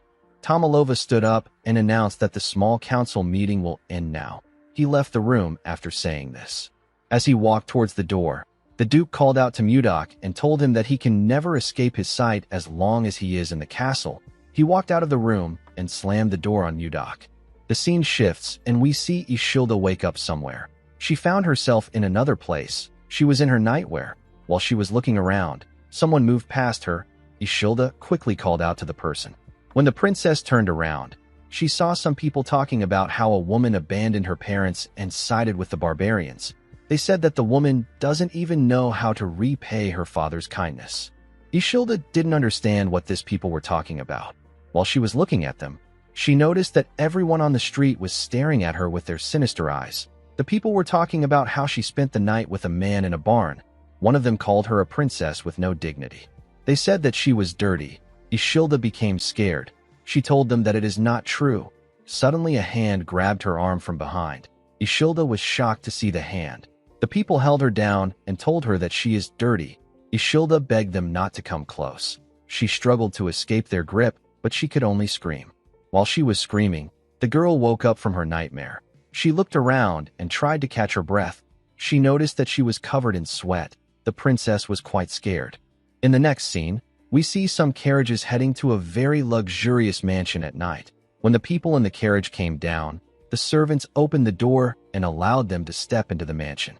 These people were nobles. The nobles were shocked to see how beautiful this mansion was. The architecture was marvelous. A party was being held in the mansion. A noble carrying a glass of wine walked up to his friend, whose name is Arista, and greeted him. Arista looked around and asked Pasway if this is really Mudok's mansion. Pasway laughed and said that everyone has been discussing this topic. Arista said that this mansion was formerly owned by the Croyn family. Another noble said that the king might have just temporarily lent the mansion to Mudok as a reward for saving his life. Pasway said that this must be the case. He told his friends that it doesn't make sense that Mudok bought a mansion that even the Duke can't afford. While wearing a dashing suit, Jake announced that his lord is entering the hall. Everyone quickly turned their heads to the stairs. They were shocked to see the clothes our boy was wearing.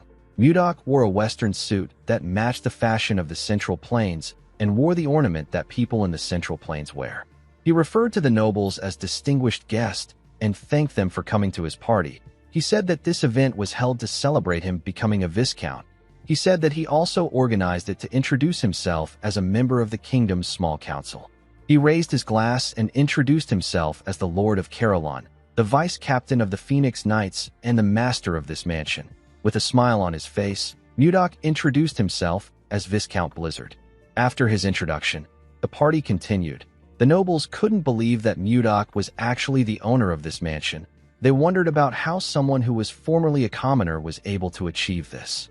One of them said that Mudok is the sponsor of the Roll Merchant Guild. Our boy gently smiled at his guests. He realized that he made the right decision by leaving his housing issue to Edmund.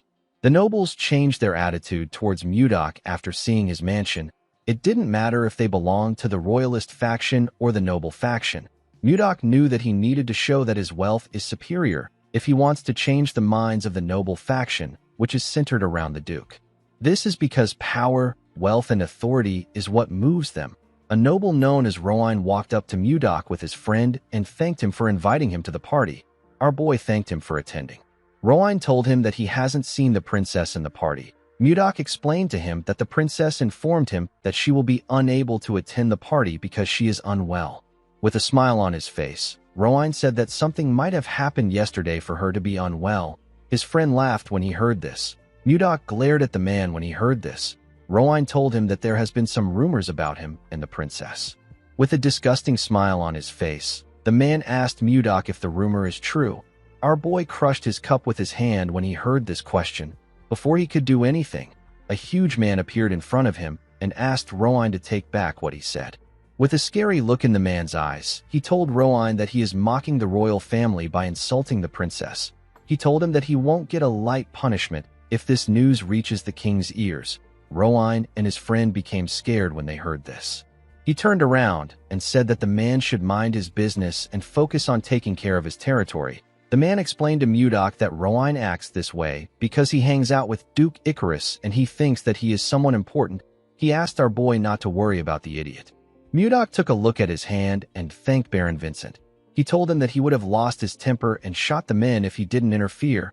Baron Vincent laughed and told Mudok that he is an amusing person. He believed that our boy was joking. Mudok didn't understand why he was laughing. Baron Vincent explained to him that he cannot stand idly by and listen to words that insult the princess as a member of the kingdom. Mudok smiled when he heard this. He asked the Baron if something happened in his territory. The Baron realized that Mudok was referring to the comment Rowan made. He revealed to Mudok that monsters have been attacking his territory for several months now. Even with the fences and the preparations made, the damage has not stopped.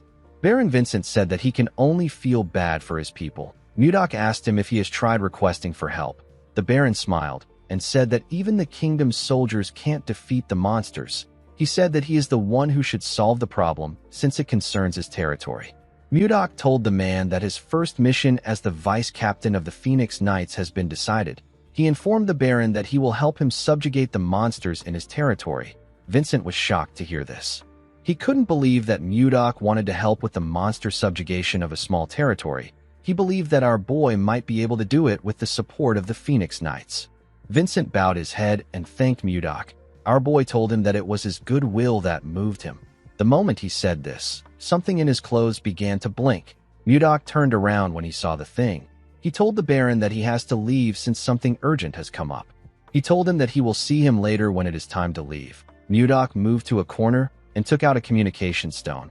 He asked his subordinate about what is happening. Jerome informed him that they have captured someone. He said that the first target was truly the eldest son of the slave family. Mudok asked the mage to tell him where they kept the assassin. Jerome revealed to him that the assassin is in the basement of the annex building behind the mansion. In the next scene, we see Mudok walking down the basement. When he arrived there, he saw Miller and the assassin. The assassin was tied to a chair. Mudok removed the sack on the assassin's head. Miller informed his master that he has paralyzed the man with the technique he taught him. He assured Mudok that the assassin has been properly restrained. Our boy asked him if he removed the assassin's poison sac.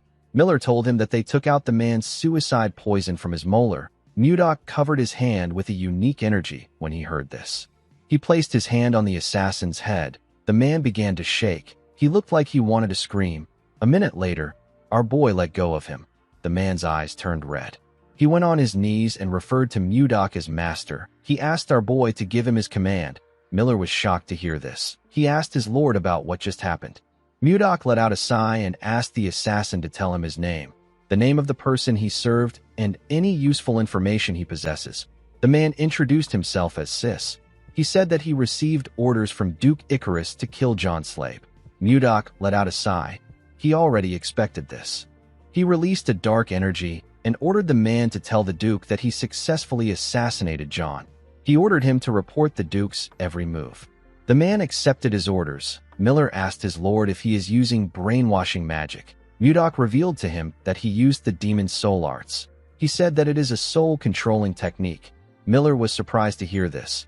He begged his lord to teach him the technique. Mudok told him that he can't teach him.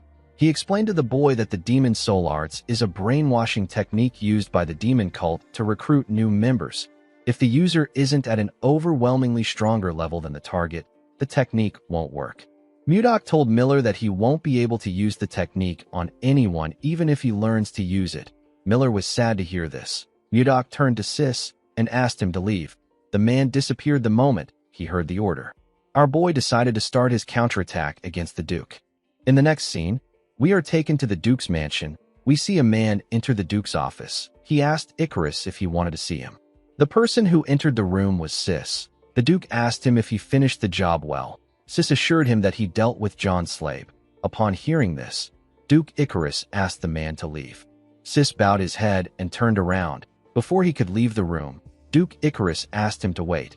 He asked someone known as Curson to check whether the brainwashing spell has been undone. A masked man came out of the wall when he heard this. He told the Duke that he understands. He turned to Sis and carefully looked at him. He informed Duke Icarus that the brainwashing spell is still active. Icarus asked him if he is certain. He drank his wine and smiled. He looked outside his window and told himself that he will take care of Mudok next. The next day, news of John Slabe's death spread through the capital. The people were told that John died from falling from a horse. This type of death is very common in this era. However, the timing was far too convenient.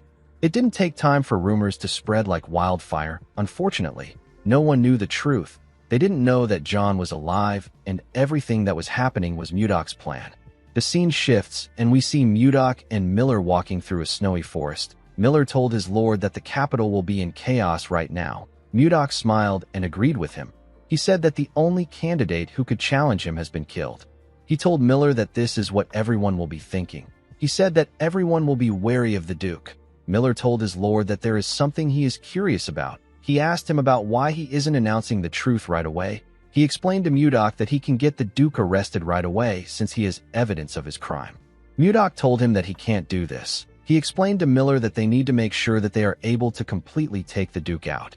He told him that Duke Icarus is a meticulous man, so they need to prepare more thoroughly in order to stop him from escaping. He revealed to Miller that there is an even more important reason why he allows the rumors to spread. With a smile on his face, Mudok told his subordinate that rumors about Ishilda have completely disappeared. Miller was shocked to hear this. Mudok explained to him that fire is always suppressed with a bigger fire. Now the one who will get caught up in a scandal is Duke Icarus. Miller nervously looked at his lord. He couldn't believe that his lord was looking into the future while he was only thinking about the Duke. Some minutes later, Mudok and Miller found a house in the middle of the snowy forest. Our boy told his subordinate that they have arrived at Vice Captain Logan's house. Miller asked his lord if he took Logan's position in the Phoenix Knight Order after he injured his leg. Mudok told him that he is correct. Miller found Logan's residence to be quite modest. He expected the former vice captain of the kingdom's top knight order to be living in a better place. Mudok agreed with him.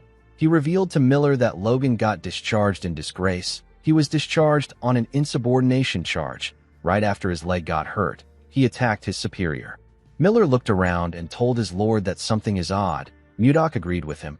He told him that the story is definitely weird. Miller told his lord that this is not what he is talking about. He asked our boy to look at the ground. He told him that the place was too clean. It was as if no one had been around there. Mudok reminded Miller that he also doesn't leave any traces or footprints. Miller told his lord that he does this because he is an assassin. He explained to him that he would leave a trace on the ground if he had an injured leg. Mudok asked Miller if he is saying that Logan is flying. Immediately he asked this question. We see someone point an arrow at Mudok from above. The person's arrow was a long feather. The person fired his arrow at our boy. Mudok quickly turned around when he heard something coming towards him. He and Miller quickly jumped back. The feather hit the ground and destroyed it. Mudok was shocked to see that he was attacked with a feather. Before he could do anything, someone landed on the roof and said that he recognized the unique smell. He said that filthy humans have come to him. This person happened to be a humanoid being that looks like a bird. Miller asked his lord if he didn't know about Logan. Mudok told him that he didn't. He said that he never expected Logan to be a beast man. Logan carefully looked at Mudok. He recognized the emblem on his clothes. He knew that this was the emblem of the vice captain of the Phoenix Knight Order. He asked our boy if his captain ordered him to kill him. Miller realized that Logan had misunderstood the situation. He wanted to tell him the truth. Before he could say anything, Mudok told Logan that he is correct. With a creepy smile on his face, he asked him about what he is going to do about it. Miller was shocked to hear what his master said. Logan was quite angry with Mudok's response. Miller asked his lord about what he is doing. He asked him about why he provoked the beast man. Our boy revealed to him that he is testing him. He said that he wants to see if Logan is strong enough to serve under him. The moment he said this, Logan jumped off his roof. He moved to the air and pointed his arrow at Mudok. With a crazy look in his eyes, he told our boy that he will kill him. He fired his arrow at Mudok at a crazy speed. Our boy ordered Miller to quickly get back. The assassin quickly moved away from his lord. Mudok raised his sword and released its cold energy. He was excited to see how this fight would go. He wanted to see how it would feel to fight a new kind of human. Before the feather could reach him, Mudok decided to tear all Logan's feathers apart. Miller saw that his lord was going to swing his sword at the feather. He quickly asked him not to do this. He said that a beastman's feather has a very strong elasticity. He told him that his sword will bounce off the feather. Unfortunately, Mudok already swung his sword at the feather. Just as Miller stated, our boy's sword bounced off the feather. Our boy was shocked to see this. He quickly bent his head to dodge the feather. Logan didn't expect him to dodge the attack. He took out 2 feathers and fired them at Mudok. Mudok recalled that the recoil he experienced just now was insane. He decided to do something else. He carefully tapped the feather with his sword and changed its trajectory. He was able to completely deflect the attack. One of the arrows got fired at Miller. The assassin was shocked to see the feather coming towards him. He quickly jumped out of the way. The feather pierced through the forest and destroyed everything it touched. Miller stood up and asked his lord to inform him beforehand if he plans to deflect the attacks. Immediately he said this. Logan fired 2 more feathers at Mudok. Our boy realized that the beastman didn't want to give him time to rest. The moment he thought of this, he noticed something odd. He saw that 1 arrow has disappeared. He was certain that he heard Logan fire 2 shots. He wondered about where the other shot went. Immediately he thought of this. The arrow appeared next to his head. Before it could pierce his eye, Mudok caught it with his hand. The powerful arrow left a huge cut on his hand. Our boy quickly threw it aside. He fired an attack at the second arrow and used it to change its trajectory. He couldn't believe that his pure snow blade couldn't cut the feathers. He never expected Logan to use a strategy that takes advantage of his blind spot. He smiled and told Logan that his combat ability gets a pass. Logan asked him about what he just said. With a look of anger on his face, he asked Mudok if he was evaluating him. Our boy put his sword away and told him that the evaluation is over.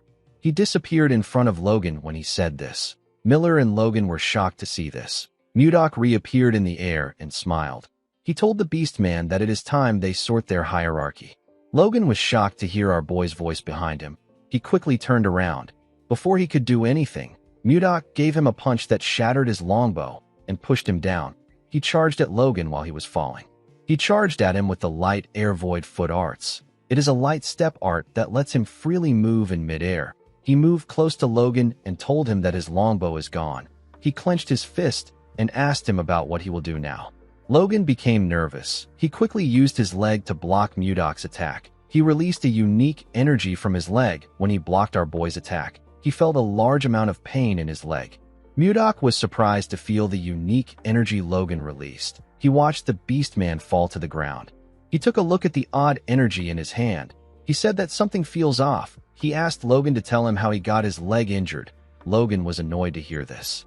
He said that he would never share this information with a human. He swung his claws at Mudok.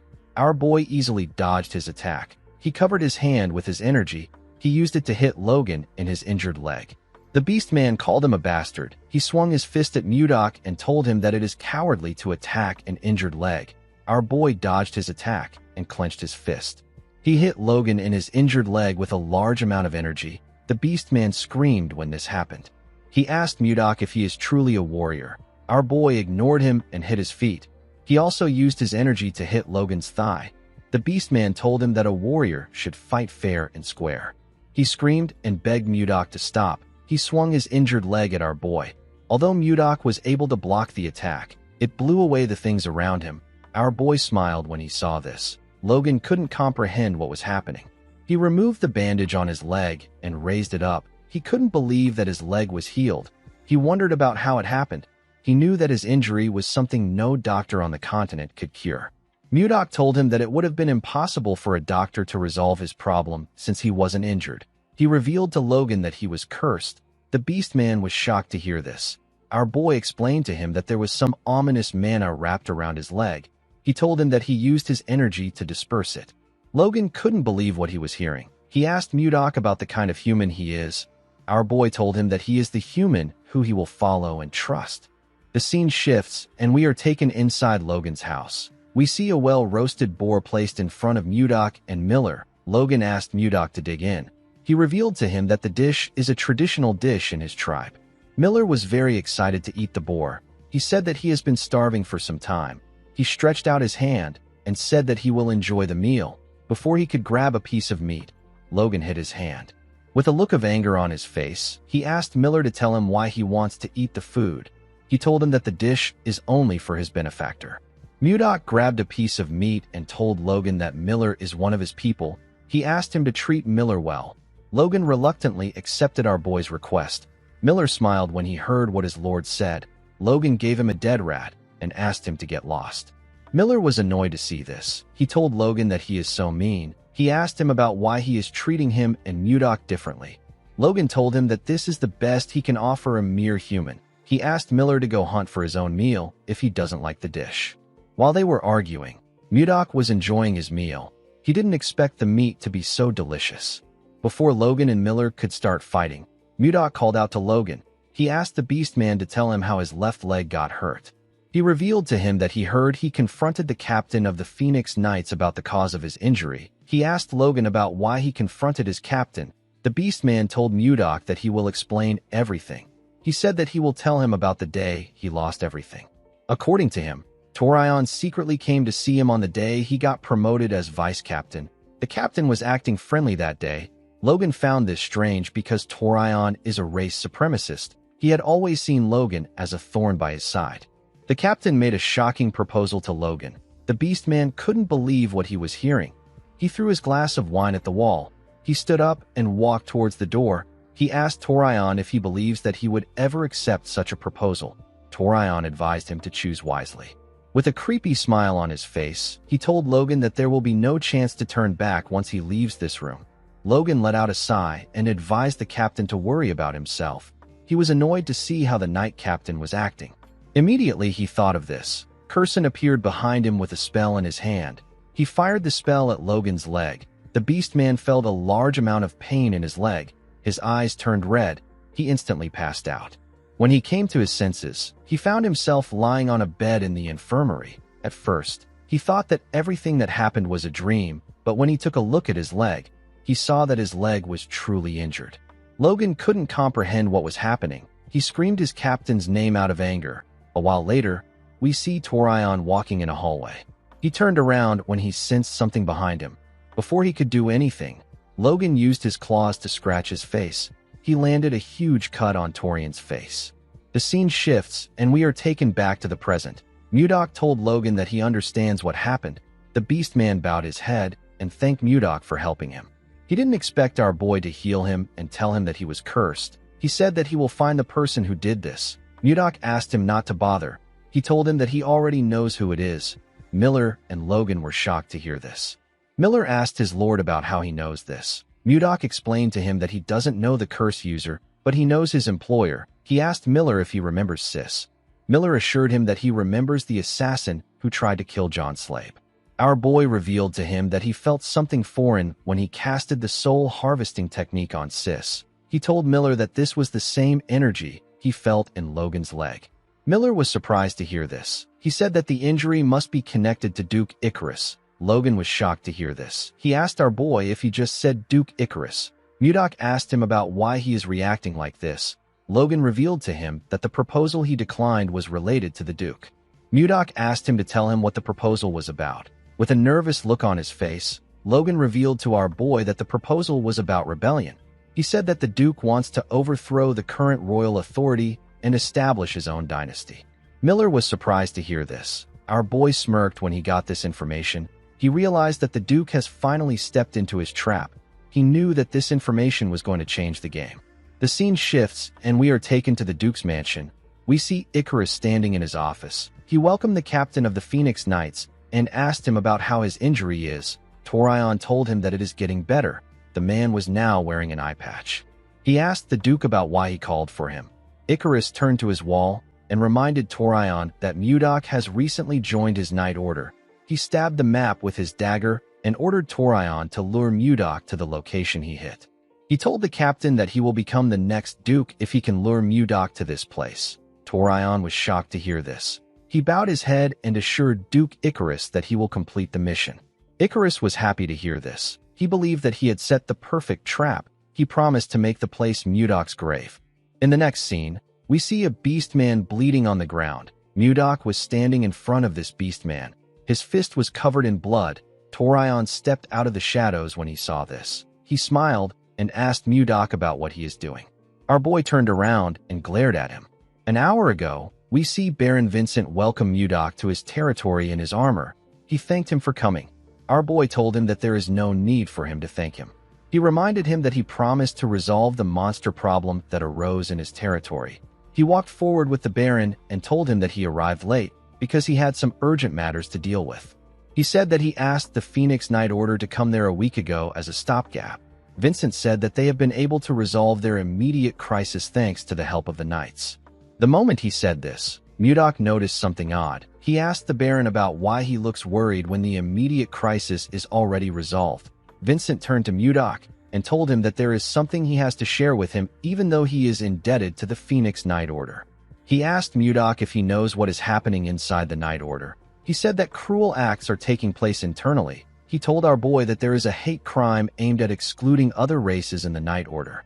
Immediately he said this, we see Mudok rushing towards the Knight's building. When he barged in, he saw something awful. He saw a beast man receiving a beating. His body was covered in blood. Two other beast men faced their heads to the ground. Their bodies were covered in blood. These beast men were getting bullied by the humans. Mudok watched the humans laugh at their fellow knights. He noticed that Torion was looking at him. He charged at the knight, beating the beast man. He used his palm to hit the man in his head. Blood gushed out of the man's nose. The attack sent him flying. He let go of the beast man he was holding. Mudok quickly grabbed him before he could fall to the ground. The humans and the other beast men were surprised to see this. The humans didn't understand what was happening. They couldn't believe that Mudok took out the man known as Butler and saved the owl beast man in the blink of an eye. Mudok placed the beast man's body on the ground. He saw that the beast man's body was covered in blood. He was certain that he received a crazy amount of beating from the man. Torion walked up to him and smiled. He asked him about what he is doing. Mudok turned around and glared at him with a face filled with anger. He saw every human there as disgusting bastards. He asked Torion if he hasn't gone too far. Torion took off his eye patch and showed Mudok his scar. He told our boy that this is what a beast bastard did to him. He said that they haven't gone too far. He ordered Mudok to bring the beast man to him. He told him that he will punish him if he disobeys his order.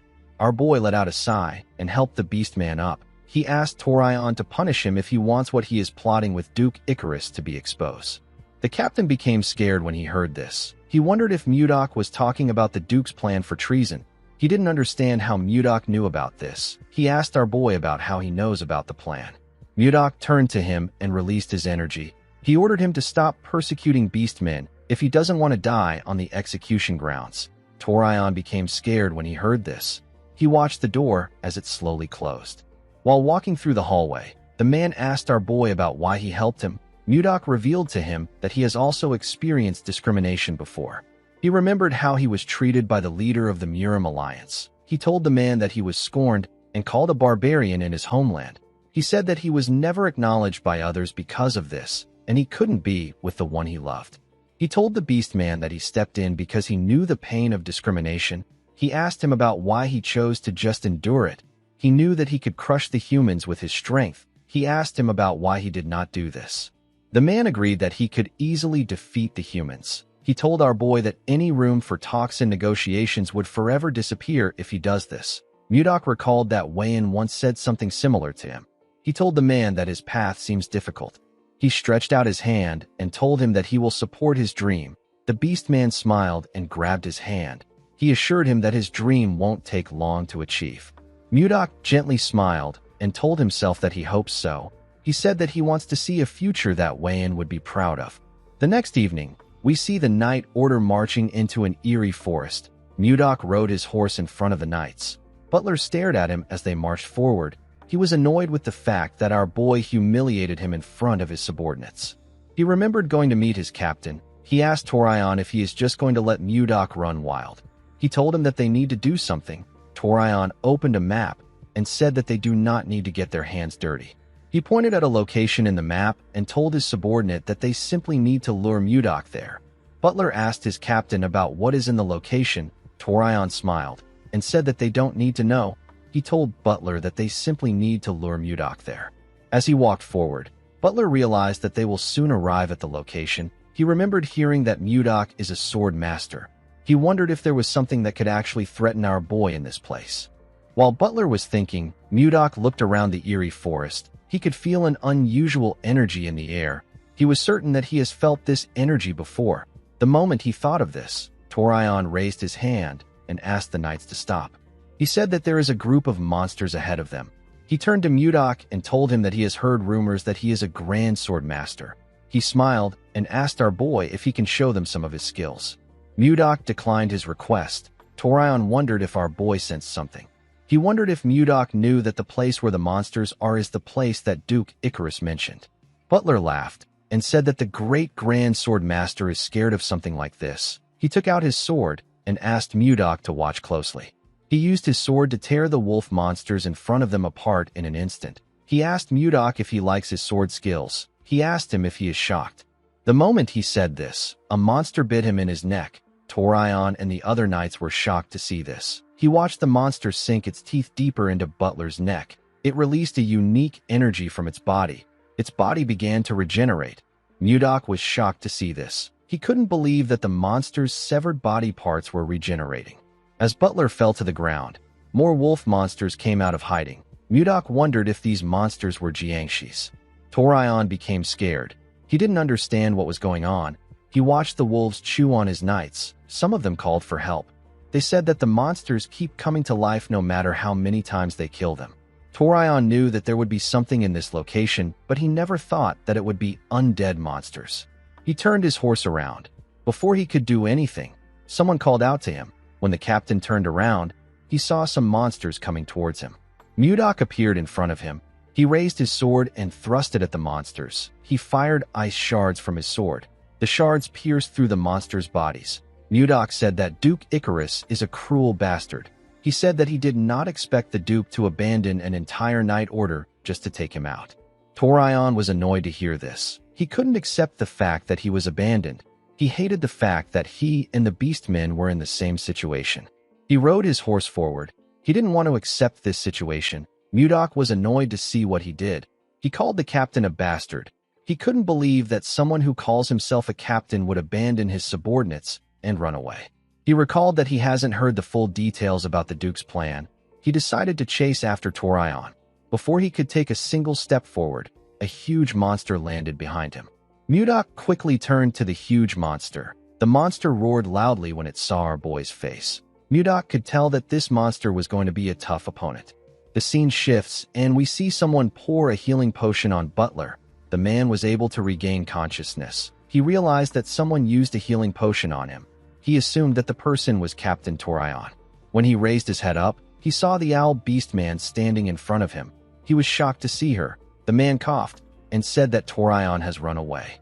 He dragged his comrade's body and asked Butler to get up if he is healed. He told him that they need his strength. Butler asked him to wait. He noticed that the beast man was heavily injured. He couldn't believe that the man used his only healing potion on him, even though his own body is a total mess. He couldn't understand why the beast man would do this for him after everything he put him through. He asked the owl beast man to tell him why he did this. As monsters charged at them, the beast man placed his hands on Butler's shoulders and asked him if he needs a reason. He told Butler that they are comrades in arms. He asked him if he really needs a reason to help him. Butler was moved to tears when he heard this. He grabbed his sword and charged at the monsters. He tore all of them apart in an instant. As tears poured out of his eyes, Butler told his comrade that he will definitely survive. He said that he will spend his whole life atoning for his sins. The beast man smiled and told him that he is looking forward to this. The moment he said this, more monsters charged at them. On the other side of the battlefield, we see the huge monster block Mudok's sword. It swung its arm and sent our boy flying. Mudok quickly pushed his sword into the ground to stop himself from slamming his back on the ground. He watched the monster regrow its fingers. He called it a persistent bastard. No matter how many times he lands a cut on it, the monster keeps regenerating. Mudok knew that he will end up exhausting his internal energy if things continue like this. He and the monster charged at each other. Mudok cut off the monster's arm with a single slash. The monster was able to land a cut on him before its arm got cut off. Our boy gathered his energy in his hand and told the monster that he has got it. He fired his attack at the monster. The huge monster was able to dodge the attack by jumping out of the way. Our boy's ice only hit it in its severed arm. Mudok noticed something odd. He attacked the monster with his ice to reduce its mobility. He didn't think that it would have another effect. He saw that the arm he cut off was not regenerating. He appeared in front of the monster and gave it a kick. The monster slammed its back on an ice wall. It became scared. Mudok smiled and asked it if their weakness is ice. In the next scene, we see Baron Vincent and his soldiers riding their horses somewhere. The Baron received an urgent report late at night. The report stated that the Phoenix Knights were attacked by some monsters that couldn't be killed. The Baron told his soldiers that they are almost at their destination. He hoped that the benefactor who stepped up for their territory was safe. He raised his mace and announced that reinforcements have arrived. The moment he said this, Vincent saw something shocking. The entire place was filled with frozen monsters. Mudok told Vincent that he is late. The Baron quickly looked up. He saw Mudok standing on the arm of the huge frozen monster. Our boy held the monster's head up triumphantly. He smirked and told Baron Vincent that he just finished dealing with the last monster. The Baron couldn't believe his eyes. His body was trembling. It wasn't because he was scared or because he was cold. It was trembling because of a shudder. After this incident, Mudok was granted an epithet. He was known as the king who froze everything, even death. He became known as the Ice Lord. There are 3 royal knight orders in the Drake Kingdom. The first is the Phoenix Knight Order. The second is the Giant Knight Order, and the third is the Storm Knight Order. As soon as Torion returned to his residence, he summoned the 2 knight captains of the other 2 orders to his mansion. He watched the captains whose names are Gordon and Roberts arrive at his mansion from his window. He remembered Mudok saying that Duke Icarus was willing to abandon an entire knight order just to kill him. Captain Torion told himself that he won't be thrown aside. He said that he will prove his worth no matter what happens. Once the men got seated, the Count cleared his throat and apologized to them for calling them out so late at night. The captain of the Storm Knight Order, whose name is Gordon, asked the Count to not worry about it. He told Torion that they will come anytime he calls. Baron Roberts, who is the captain of the Giant Knight Order, asked the Count to quickly tell them the reason he called for them. The Count was not surprised to see how cold Roberts was. He knew that the Baron was a royalist who swore loyalty to the king. Torion told himself that Roberts will become one of the Duke's people from today onwards. He took out a bottle of wine and smiled at the Baron. He asked him not to be so tense. Torion planned to make Roberts an offer that he can't refuse. He asked the 2 captains if they have heard about John Slabe. The 2 men flinched when they heard this. Torion filled his cup up and said that Count Slabe is so pitiful. He said that the Count ended up losing his beloved son after covering for the incompetent king for so long. He told the men that this wouldn't have happened if the Count had followed Duke Icarus. Gordon and Roberts were shocked to hear this. Gordon lowered his voice and asked Count Torion if it is okay to speak so bluntly. The Count also lowered his voice and asked him to calm down. He said that he already thought this through. Baron Roberts clenched his fist out of anger. He asked the Count about the trick he is trying to pull. He asked him if he is threatening him. He asked Torion if he is saying that he will die if he doesn't obey the Duke. Torion smirked and said that he never said anything like that. He told the Baron that he is the one assuming. He said that he would have normally brushed this off by saying something like this. He poured his wine on the table and told the Baron that he is right. He told him that he is threatening him. He revealed to Roberts that a rebellion will break out soon and the current royal dynasty will be overthrown. He said that Duke Icarus will take the throne.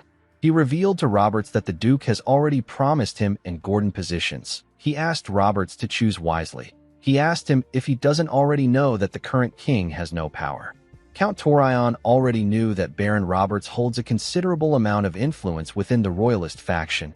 If he joins the Duke's side, other royalists will follow. While Torion was staring at Roberts, he saw that the man faced his head down as if he had accepted the situation. Torion believed that the Baron had switched sides. He told him that he made the right choice. He assured him that he will speak well of him to the Duke. Roberts raised his hand and slammed it on the table. He destroyed the table and made Gordon fall to the ground. The Baron stood up and asked Count Torion to tell him what he means when he said that the king has no power. He said that he and the Giant Knight Order are still around. He walked towards the door and asked the Count to surrender before dawn. He told him that he might be able to save his family from annihilation. The Count was annoyed to hear this. He didn't think that he would fail.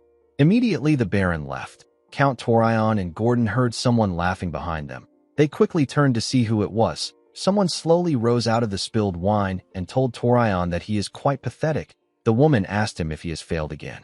Torion quickly went on his knees and bowed his head when he heard this. He apologized to the woman known as Lady Curson. Gordon was surprised to hear her name. He realized that this woman is the Black Magician who is the Duke's close aide. With a nervous look on his face, Torion begged Curson to give him one more chance. He assured her that he will live up to her expectations. Curson raised her hand and smiled. She told Torion that this is perfect. She told the two men that she needs them for something right now.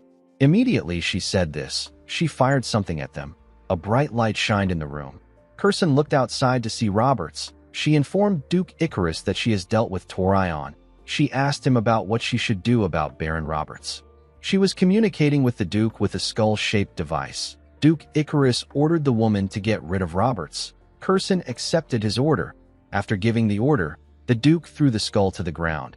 He said that his plan is gradually falling apart. He grit his teeth out of anger when he remembered our boy. He believed that everything began to fail the moment Mudok appeared. He saw our boy as a more troublesome existence than the king. He smiled and told himself that this means that there is no one who can stand against him aside from Mudok. He looked outside his windows to see a large amount of soldiers. He told himself that Mudok is not in the capital, so this might be the perfect time for him to carry out his plan.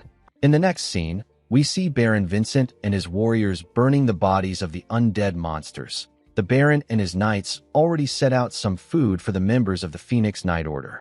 While everyone was busy eating, we see Butler crying and apologizing for what he has done.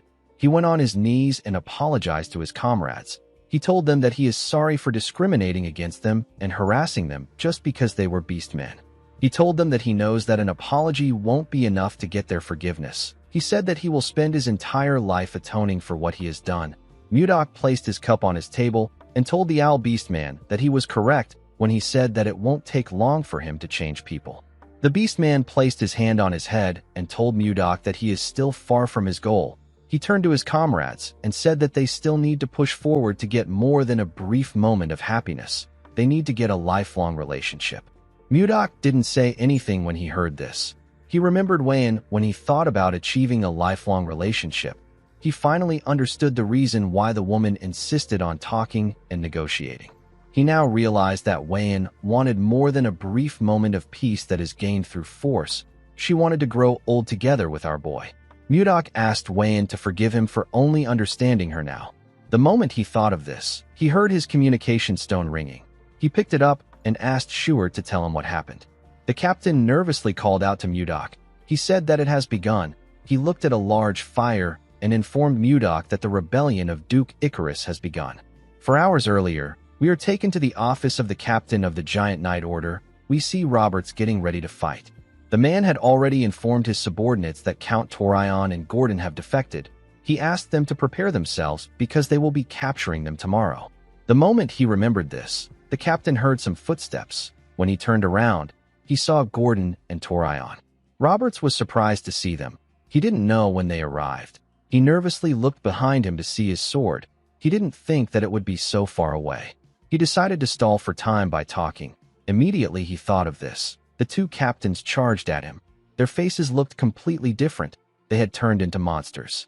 Roberts froze in shock when he saw their faces. The captains pushed him out of his office. Roberts slammed his body on the ground. He quickly got up. He didn't understand what was happening. When he raised his head up, he saw more humanoid monsters in front of him. Roberts couldn't believe his eyes. He couldn't believe that all his knights have been turned into undead soldiers. While he was looking around, Curson moved forward to see if he was still alive. She said that she ordered Torion to kill him. She said that Torion is still messing up even after death. Roberts was annoyed to hear this. He asked the woman if she is the mastermind behind this. Curson smiled like a lunatic and asked him about what he will do about it. The man grabbed a sword from the ground and charged at Curson. Before he could reach her, his undead knight stabbed him. Roberts spat out a large amount of blood and fell on his knees. Curson asked him if he is afraid of death. She raised her hand and released her mana. She asked Roberts not to worry because he will never die. She pushed her mana into him. A bright light shined from Roberts's body. Upon hearing the details of everything that happened, Mudok became nervous. He realized that Ishilda was in danger. He told Schuart that he will head to the capital right now. The captain asked his lord to wait for a moment. He revealed to him that the Icarus faction is gathering soldiers from each territory. He explained to Mudok that they will not be able to stop the Duke if everyone from his faction gathers in the capital. He told his lord that the Blizzard Order is heading to the capital right now. He asked him to leave the capital to them. He begged him to wipe out all the Duke's reinforcements. Mudok understood what Schuart was saying. He asked him to hold out until he arrives. After saying this, he turned to the members of the Phoenix Knight Order and called for their attention. He revealed to them that Duke Icarus has started a rebellion. The knights were shocked to hear this. Mudok told them that they are going to wipe out the reinforcements one by one. He put his fingers in his mouth and whistled. Immediately he did this. His wyvern landed behind him. Our boy told himself that he will finish things quickly and head to Ishilda. In the next scene, we see Ishilda wake up when she hears her communication stone ringing. She picked up the call and asked Mudok about why he is calling at this hour. Mudok informed Ishilda that Duke Icarus has started a rebellion. The princess was shocked to hear this. Our boy revealed to her that the Giant Knight Order was annihilated some hours ago. He told her that the Duke will soon attack the castle. The princess quickly got up and ran out of the room. She said that she will inform her father about the situation. Mudok revealed to her that he already sent the Wyvern Knight Order to the capital. He told her that Jerome and the elite soldiers will be arriving there very soon. Ishilda asked Mudok if he is not coming. Our boy told her that he would have rushed to her side if he was following his heart. He revealed to her that the Duke's reinforcements are gathering from every corner of the kingdom. He told her that he will head to the capital after he defeats all of them. Ishilda was shocked to hear this. She asked him if he is serious. Mudok asked her not to worry. He said that he won't take too long. He looked down to see an army marching forward. He said that he will resolve everything within half a day. After saying this, he ended the call. On the ground, we see the soldiers looking tired. One of them asked about how much longer they have to walk. The moment he asked this question, someone hit him in the head with a whip and called him a lazy bastard. The man fell to the ground. The person asked the man to stop complaining.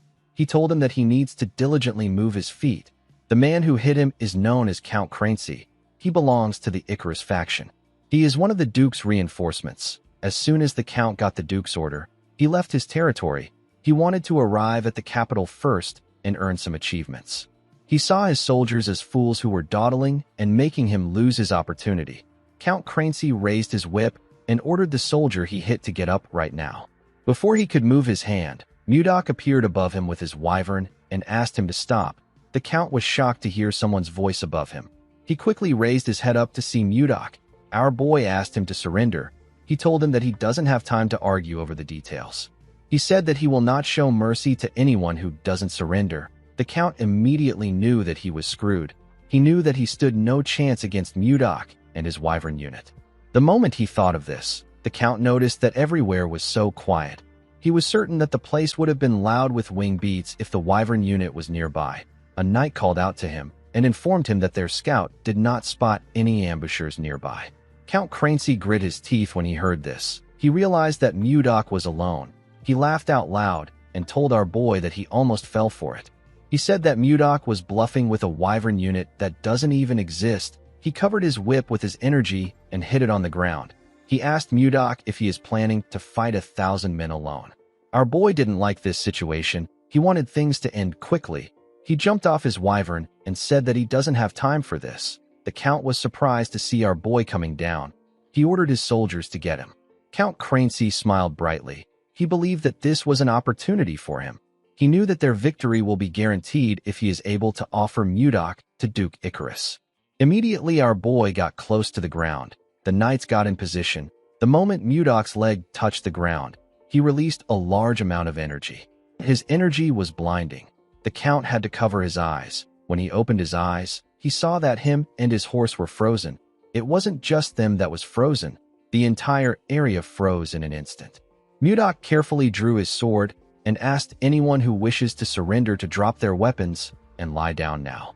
The moment he said this, he covered his sword with a large amount of ice. The soldiers became terrified when they saw this. Mudok said that anyone who remains standing will be cut down.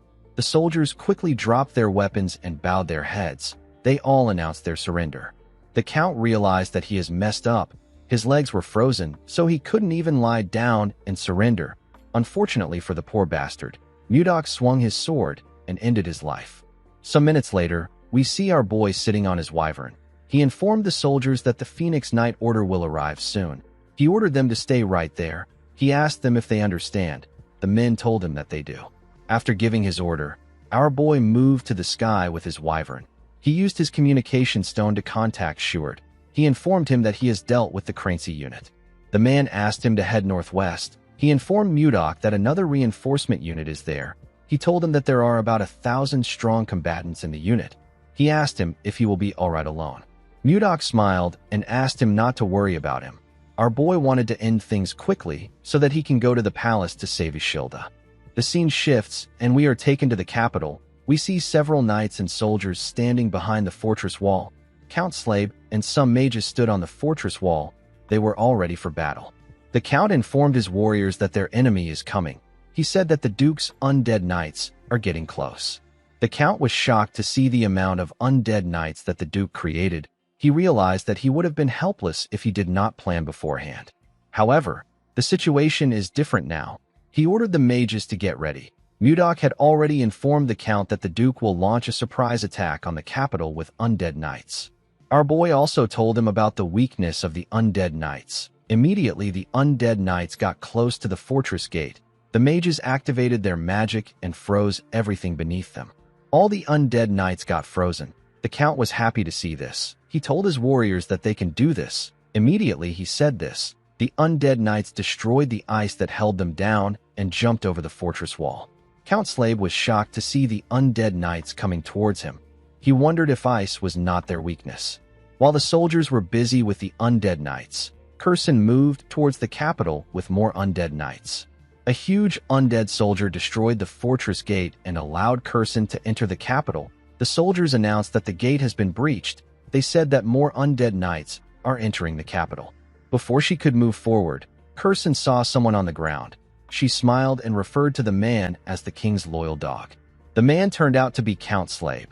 The Count had lost one of his arms. He put himself together and asked Curson about the trick she used. He told her that he heard that Mudok froze the undead monsters and put them down. Curson told him that it is true that our boy did this. She revealed to the Count that the key thing Mudok used was high-purity mana, not ice. Count Slabe was surprised to hear this. The mage explained to him that black magic is weak against pure mana. This is why Mudok's mana worked against the undead. With a smile on her face, Curson told Slabe that the outcome of this battle has already been decided since Mudok is not in the capital. As she spoke, the buildings around her burned to the ground.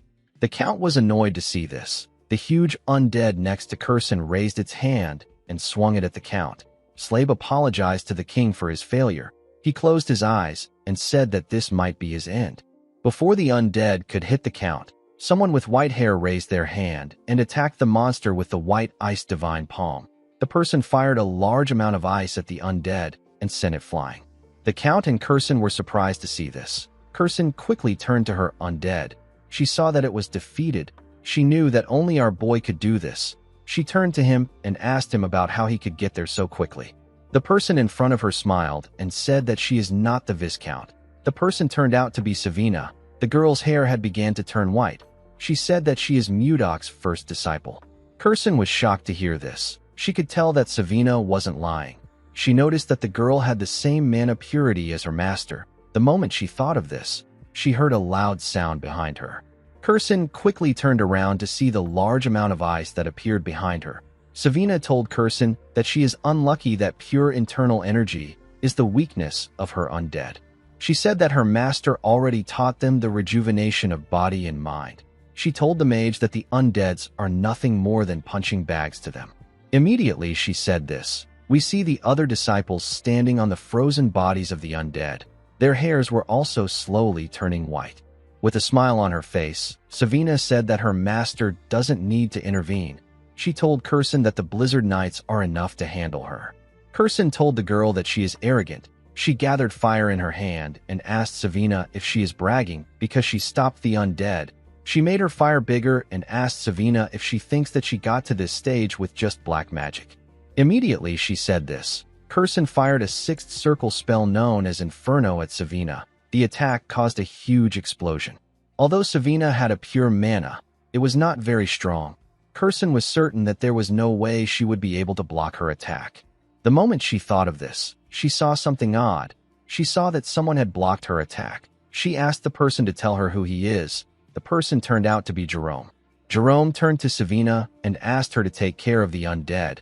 After the girl left, he turned to Curson and said that the chief mage of the Blizzard Knight will face her. He activated a magic tool and released his energy. He covered his hand with a large amount of energy. Curson took out a magic tool when she saw this. The two mages fired their spells at each other. They caused a huge explosion in the area. Slave was shocked to see the scale of their attacks. He recalled that only 5 people on the continent have reached the sixth circle. Although Jerome was a powerful mage, he was still no match for a sixth circle mage. When the dust cleared up, we see Jerome looking exhausted. He fell to the ground. Curson stood in front of him with a large amount of mana in her hand. She laughed and told Jerome that he looks like a mess even though he showed up looking cool. She asked him if he believed that he could face her with one magic tool. She told him that he is so naive. Jerome said that he already knew that one magic tool wouldn't suffice. He activated more magic tools and asked her if this is better. Curson was surprised to see the magic tools. Jerome activated a fifth circle enhancement spell known as Thunderbolt and fired it at the mage. Since he activated multiple magic tools to boost the attack, Jerome believed that he would be able to damage the woman. Unfortunately for him, things didn't go as he planned. Curson charged at him with her nails and tore him apart. She said that his attack didn't do anything. Jerome heavily coughed out and blood gushed out of his body. The Count was shocked to see this. He watched Jerome fall to the ground. He realized that the mage was heavily injured. Curson laughed when she saw Jerome fall to the ground. She quickly turned around when she sensed something odd. She realized that Mudok's disciples had wiped out half of her undead soldiers. She decided to take care of the kids.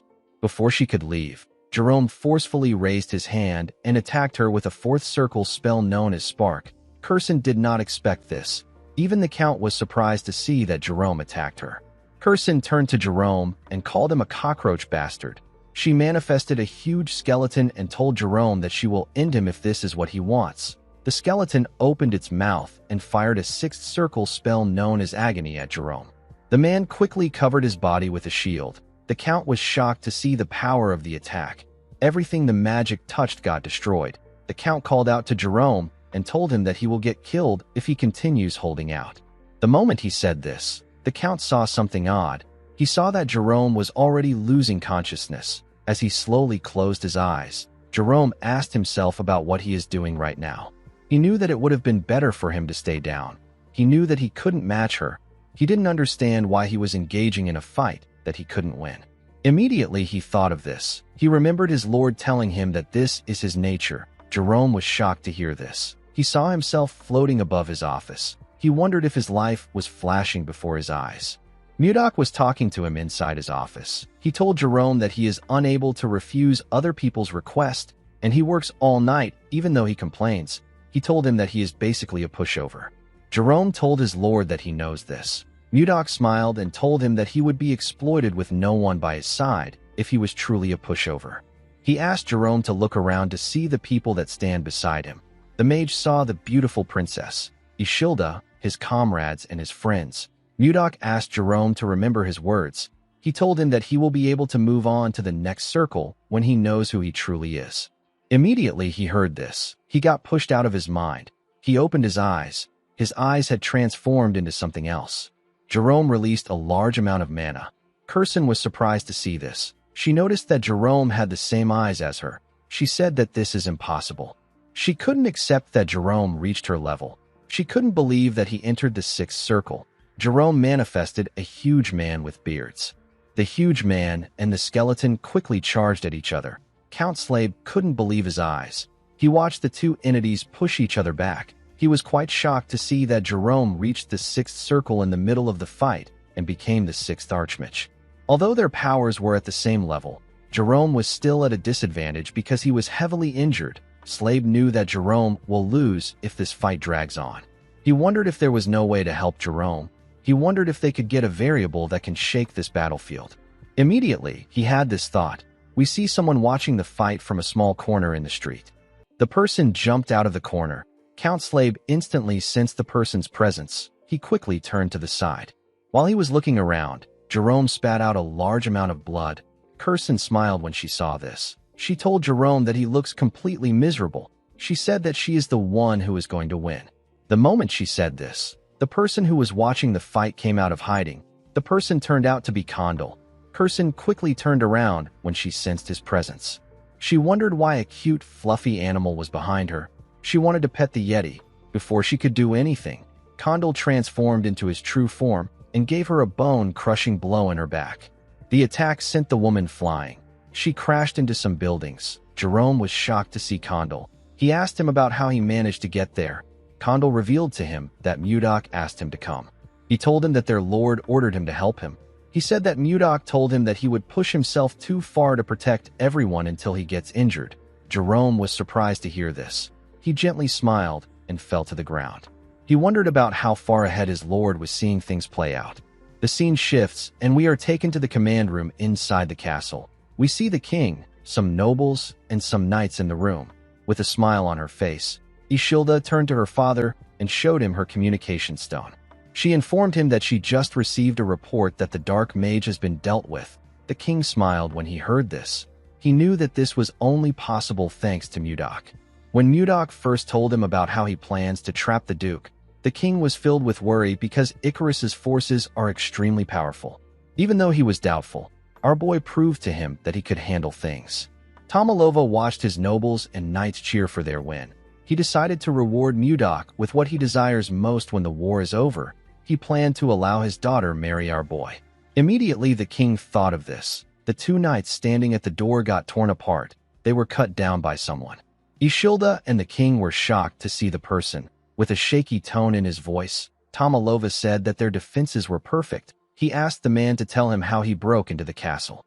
The man turned out to be Duke Icarus. With a scary look in his eyes, Icarus smiled at Tomalova. He showed the king a ring and reminded him that he offered it to him as a gift. He asked him about why he wasn't wearing it. The king was shocked to hear this. He recalled that the ring was the artifact that the Duke gave him on his birthday. Icarus revealed to him that the artifact actually has an hidden ability. He explained to him that the artifact can allow someone to perform a spell that teleports them to the location of the ring. Tomalova was shocked to hear this. Icarus told him that he shouldn't have put the artifact in his safe. He said that it was quite tiring to walk all the way to this command room. The Duke killed everyone that he saw in the castle before he reached the room. Even the maids weren't spared. The king got angry when he realized that the Duke had killed his people. He called him a bastard. He ordered his remaining knights to eliminate the rebel. Even though the Duke was a sword master, the king believed that the elite royal guards he prepared would be able to deal with him. He watched the men charge at the Duke. Before the knights could attack Icarus, the eerie sword in his hand opened its eyes. The Duke smiled like a madman. The sword began to wrap itself around the Duke's body. Ishilda was shocked to see this. She recalled that she had seen something like this before on the Duke's son. She quickly called out to her father and asked him to watch out. She informed him that Duke Icarus is holding a demon sword and wearing a demon armor. Icarus covered himself in a terrifying armor and grew a pair of wings and horns. He instantly tore the king's royal knights apart and appeared in front of the king. He stabbed Tomalova in his chest. Ishilda was horrified to see this. She screamed and called out to her father. She placed his head on her thighs. Icarus stepped on the king's blood and moved close to the princess. He carefully removed his helmet and revealed his face. He informed Ishilda that his son begged him to spare her life. He told her that he won't do this. With a creepy smile on his face, he raised his sword and told the princess that he would rather see Mudok's face twisted in agony than grant his son's pitiful request. Ishilda ignored the Duke and held her father tightly. The Duke was certain that he had won the war. Before he could swing his sword, a monster charged into the castle from the balcony. Icarus was shocked to see the monster coming at him. The monster crashed into him and sent him flying. The monster was a wyvern. A black robe covered Ishilda while she was looking at her father. The owner of the robe asked her not to worry. He told her that he has arrived. The person turned out to be Mudok. Mudok moved close to the king and placed his hand on his chest. He used his energy to examine Tomalova's body. Fortunately, he was not too late. Our boy believed that he could save the king if he transfers his energy to him and uses the Tang family's medical techniques. Our boy told Ishilda that he will treat her father by himself. The princess was surprised to hear this. Mudok told her that he needs to concentrate while treating the king. He said that he cannot be disturbed. Immediately he said this, the Duke pushed the rocks around him aside. He seemed to be quite angry. He raised his voice and called out to Mudok. He charged at him. Our boy ignored him and told someone that he is entrusting this task to him. The person used his sword to block the Duke's attack. The person turned out to be Miller. As he clashed swords with the Duke, Miller remembered something from his childhood. He remembered how he saw the lifeless bodies of his family members at the dinner table. His mother and father were no longer moving. Miller remembered the voice of his brother as he drew his last breath. This day is a nightmare that has been haunting Miller his entire life. The Duke was surprised to see the person facing him. He quickly recognized Miller. He told him that he thought he died at Mudok's hands. He asked Miller to tell him why he is pointing his sword at him. He asked him to join forces with him if he wants to get revenge on Baron Gideon. Miller released more energy and used it to push the Duke back. He asked him to shut up. He asked Icarus to stop pretending. He told him that he already knows that he was the one who orchestrated the assassination. Icarus smiled and asked him if he has truly figured it out. He said that this is quite annoying. Miller couldn't believe that he was smiling. He called the Duke a bastard. Immediately he said this. A slash appeared in front of him. The attack tore the command room apart. Mudok's wyvern quickly protected Ishilda from the impact of the attack. The princess was shocked to see what the Duke did. She knew that this was something that only a Grand Sword Master could do. He was using an energy-enhanced sword. Ishilda wondered if Miller will be able to face a Grand Sword Master. Miller was able to go low before the attack could reach him. When he raised his head up, he saw the Duke swinging his sword at him. Mudok smiled when he heard what Ishilda said. He asked her not to worry. He said that he taught Miller by himself. The moment he said this, Miller used his energy to enhance his body and block Icarus's sword. The Duke was shocked to see what he did. Miller gathered his strength and used the energy-enhanced full body to push the Duke back. He created two blades with his energy. The Duke couldn't believe that Miller was using energy-enhanced sword. He said that this should be impossible for trash like him. He couldn't accept the fact that Miller was on the same level as him. Miller moved close to him and fired several strikes at him. As Miller pushed the Duke back, Mudok revealed to Ishilda that Miller has a divine martial body. He possesses a body born specifically to learn martial arts. Mudok remembered how Miller was able to instantly copy the acupoint sealing technique even though he knew nothing about martial arts. He said that Miller's talent is even greater than his own. He revealed to Ishilda that Miller has already entered the level of an advanced master. He told the princess that a fake Grand Sword Master like Icarus who used dirty shortcuts to push himself up can never compare to a real martial artist like Miller. Immediately he said this. Miller charged at the Duke. Icarus tried to use his sword to block the attack, but it shattered when it touched Miller's energy blades. Icarus couldn't believe his eyes. He didn't know what to do. With a serious look on his face, Miller told the Duke that the fight ends now. He beheaded him with a single slash.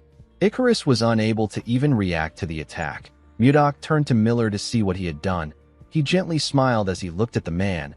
Mudok believed that revenge was a stupid thing, but he understood that it was a path to liberation for some people.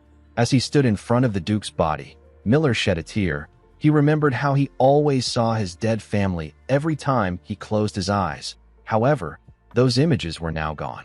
Miller smiled and prayed that his father, mother, brother, and his past self all rest in peace. While he was trying to put himself together, Mudok informed the princess that the initial treatment is complete. He told her that her father is no longer in danger. Ishilda was happy to hear this. She quickly ran to Mudok and gave him a hug. She thanked him for his help. Mudok asked her not to worry about it. He told her that he is just relieved that everyone is safe. While he was talking to the princess, the Duke's severed head suddenly opened its eyes. Some minutes earlier, Mudok thought about how he needed to end everything before his energy runs out. Since the root of the problem has been dealt with, our boy believed that he could finally rest. Unfortunately for him, the Duke opened his eyes. He began to gather an eerie energy. Mudok quickly turned around when he noticed that an evil energy was moving towards the Duke's head. When he turned to the head, he saw that it had increased in size. The Duke said that he will destroy everything if he cannot have it. He said that he will wipe out the Drake Kingdom. Miller informed his lord that the Duke is planning to blow himself up. Mudok could tell that Icarus was gathering enough energy to erase the entire area without leaving a single trace. He gathered his energy in his hand and told Icarus that he won't let him do as he wishes. Unfortunately, Mudok was too tired. Something in him shattered. Mudok felt a large amount of pain in his body. He quickly realized that he was experiencing energy deviation. Mudok was at the transcendent realm. The chances of a martial master like him suffering from energy deviation is extremely rare. However, after our boy engaged in a fierce battle against undead monsters, he eliminated Icarus's reinforcements. He even circulated his energy to save the king's life. Our boy had done too many things. He forced himself to fight for 3 days straight without rest. No matter how strong he is, his path of circulating energy will inevitably get twisted. This will lead to energy deviation. Blood gushed out of Mudok's eyes, ears, and mouth. Ishilda and Miller were shocked to see this. Miller couldn't believe that his lord was bleeding from different orifices. The Duke smiled when he saw Mudok fall to the ground. He asked him if a demon like him also has limits. He said that the road to hell won't be lonely. He laughed and said that he will take the entire kingdom and the Blizzard Knights to hell with him. Ishilda grit her teeth when she heard this. Mudok forcefully gathered his energy and glared at Icarus. He said that he will not allow this to happen. He got on Lilith and used her to carry Icarus's expanding head outside. Ishilda and Miller were surprised to see this. With tears in her eyes, Ishilda called out to Mudok. Our boy and Lilith moved to the sky. Everyone in the capital could see them flying with the Duke's head. They moved away from the capital as fast as they could. As they went higher into the sky, Mudok thought about Wan.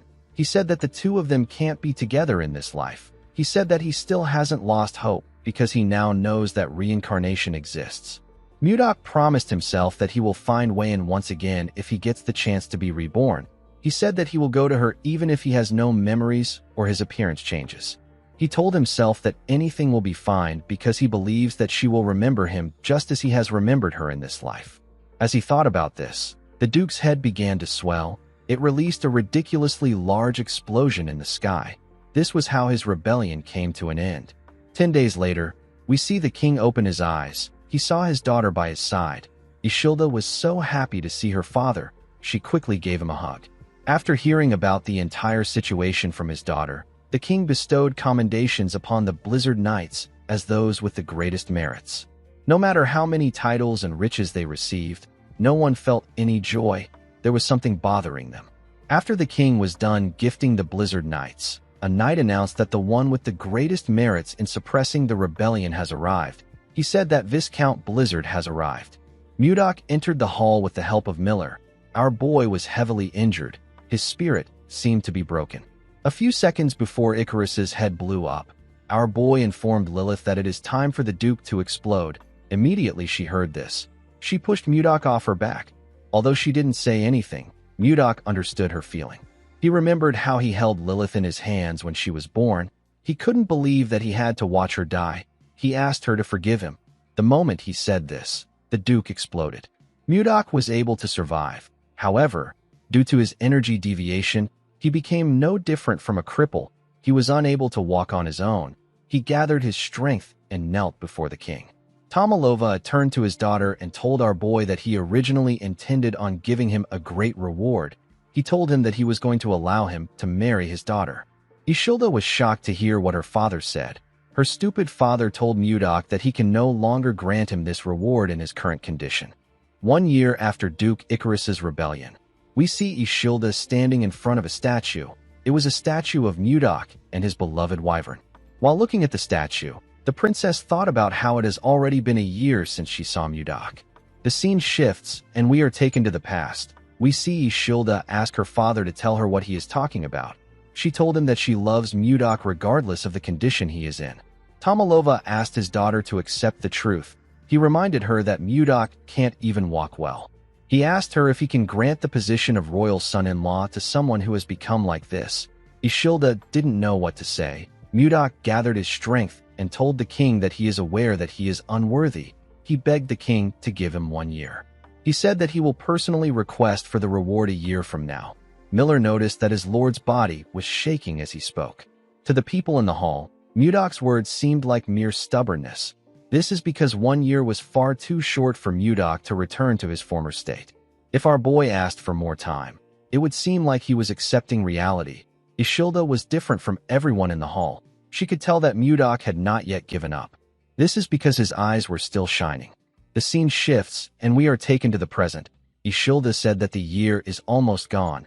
She smiled and asked our boy statue if she looks like someone who is free enough to go to him. The moment she said this, a maid ran to her and informed her that something big has happened. Ishilda asked her about what is happening. The woman informed her that a war has broken out. Ishilda was shocked to hear this. The maid revealed to her that the Hazen Kingdom has declared war on Caroline. Jinxing led the knights of the Hazen Kingdom to Mudok's territory. He drew his sword and ordered the elite knights of the kingdom to slaughter the enemy who dared to kidnap their princess. He ordered them to bring back Princess Daphne no matter what. The knights quickly charged at the castle. Before they could enter the castle, someone fired lightning at them.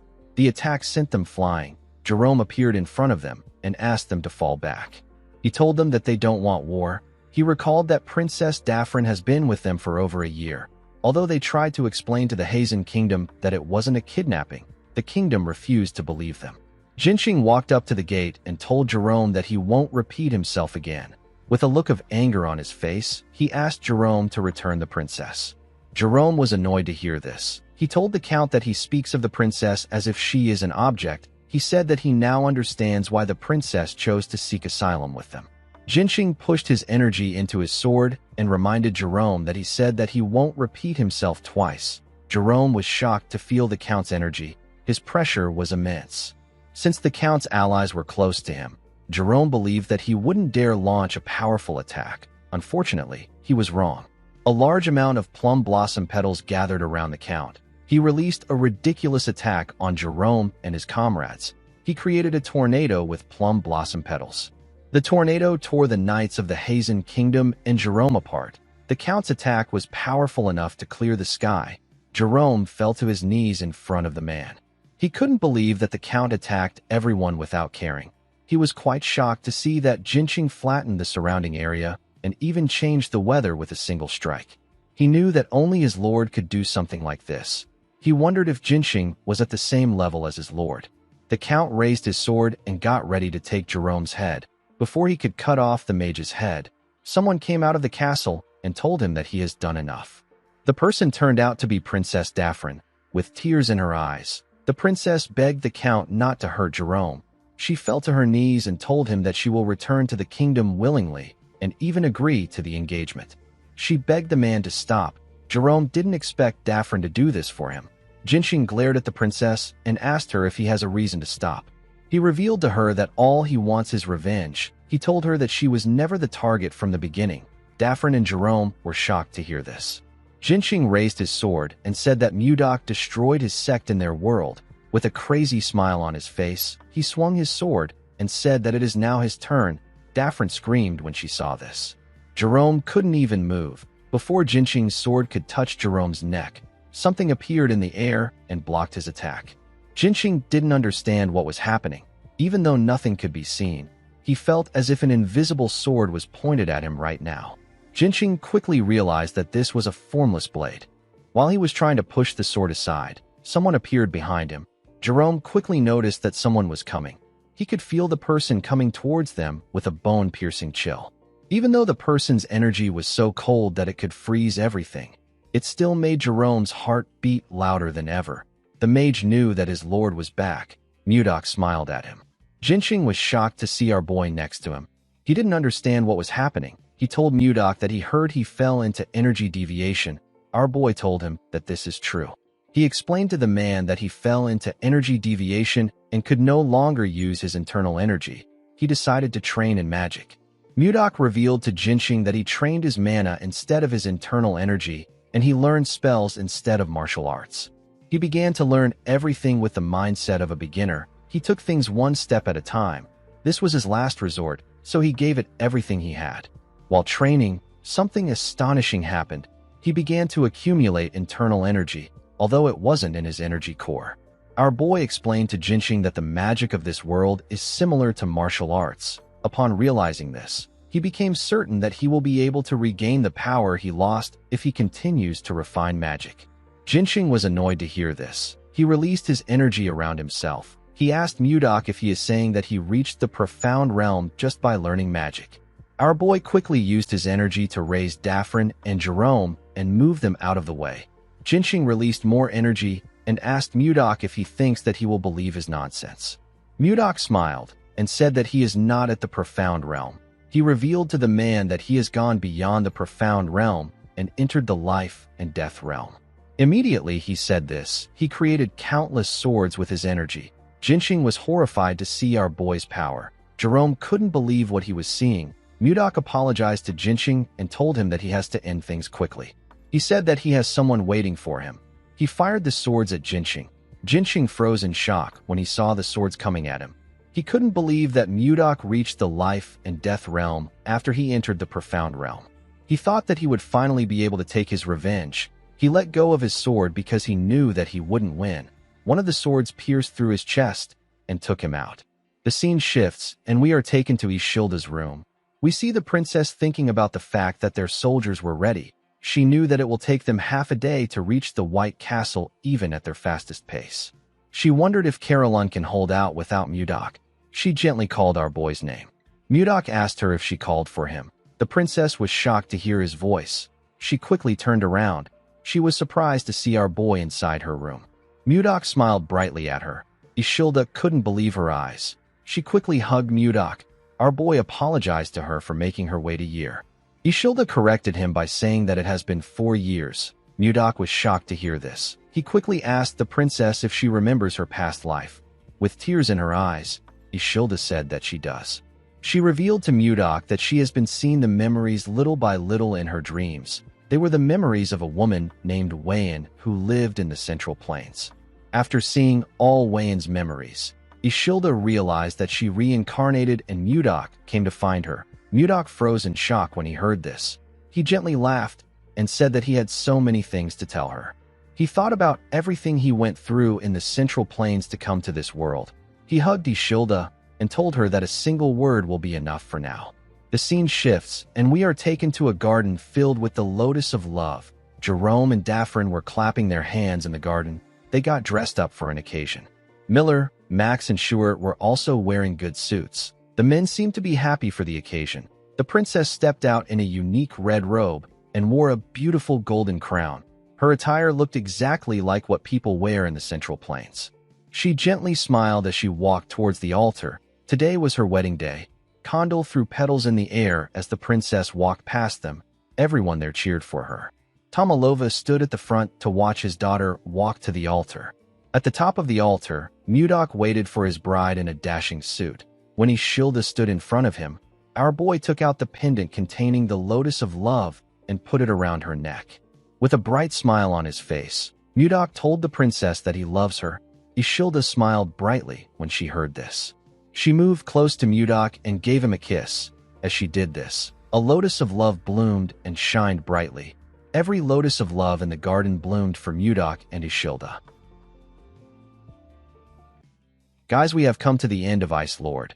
Thank you for allowing me to make this recap for you guys, and thank you for supporting the channel and always liking my videos. Let me know how you feel about the manhwa in the comments section. Don't worry guys, I have many more amazing recaps coming for you guys. Don't forget to like and smash that subscribe button for more recaps. See you guys later.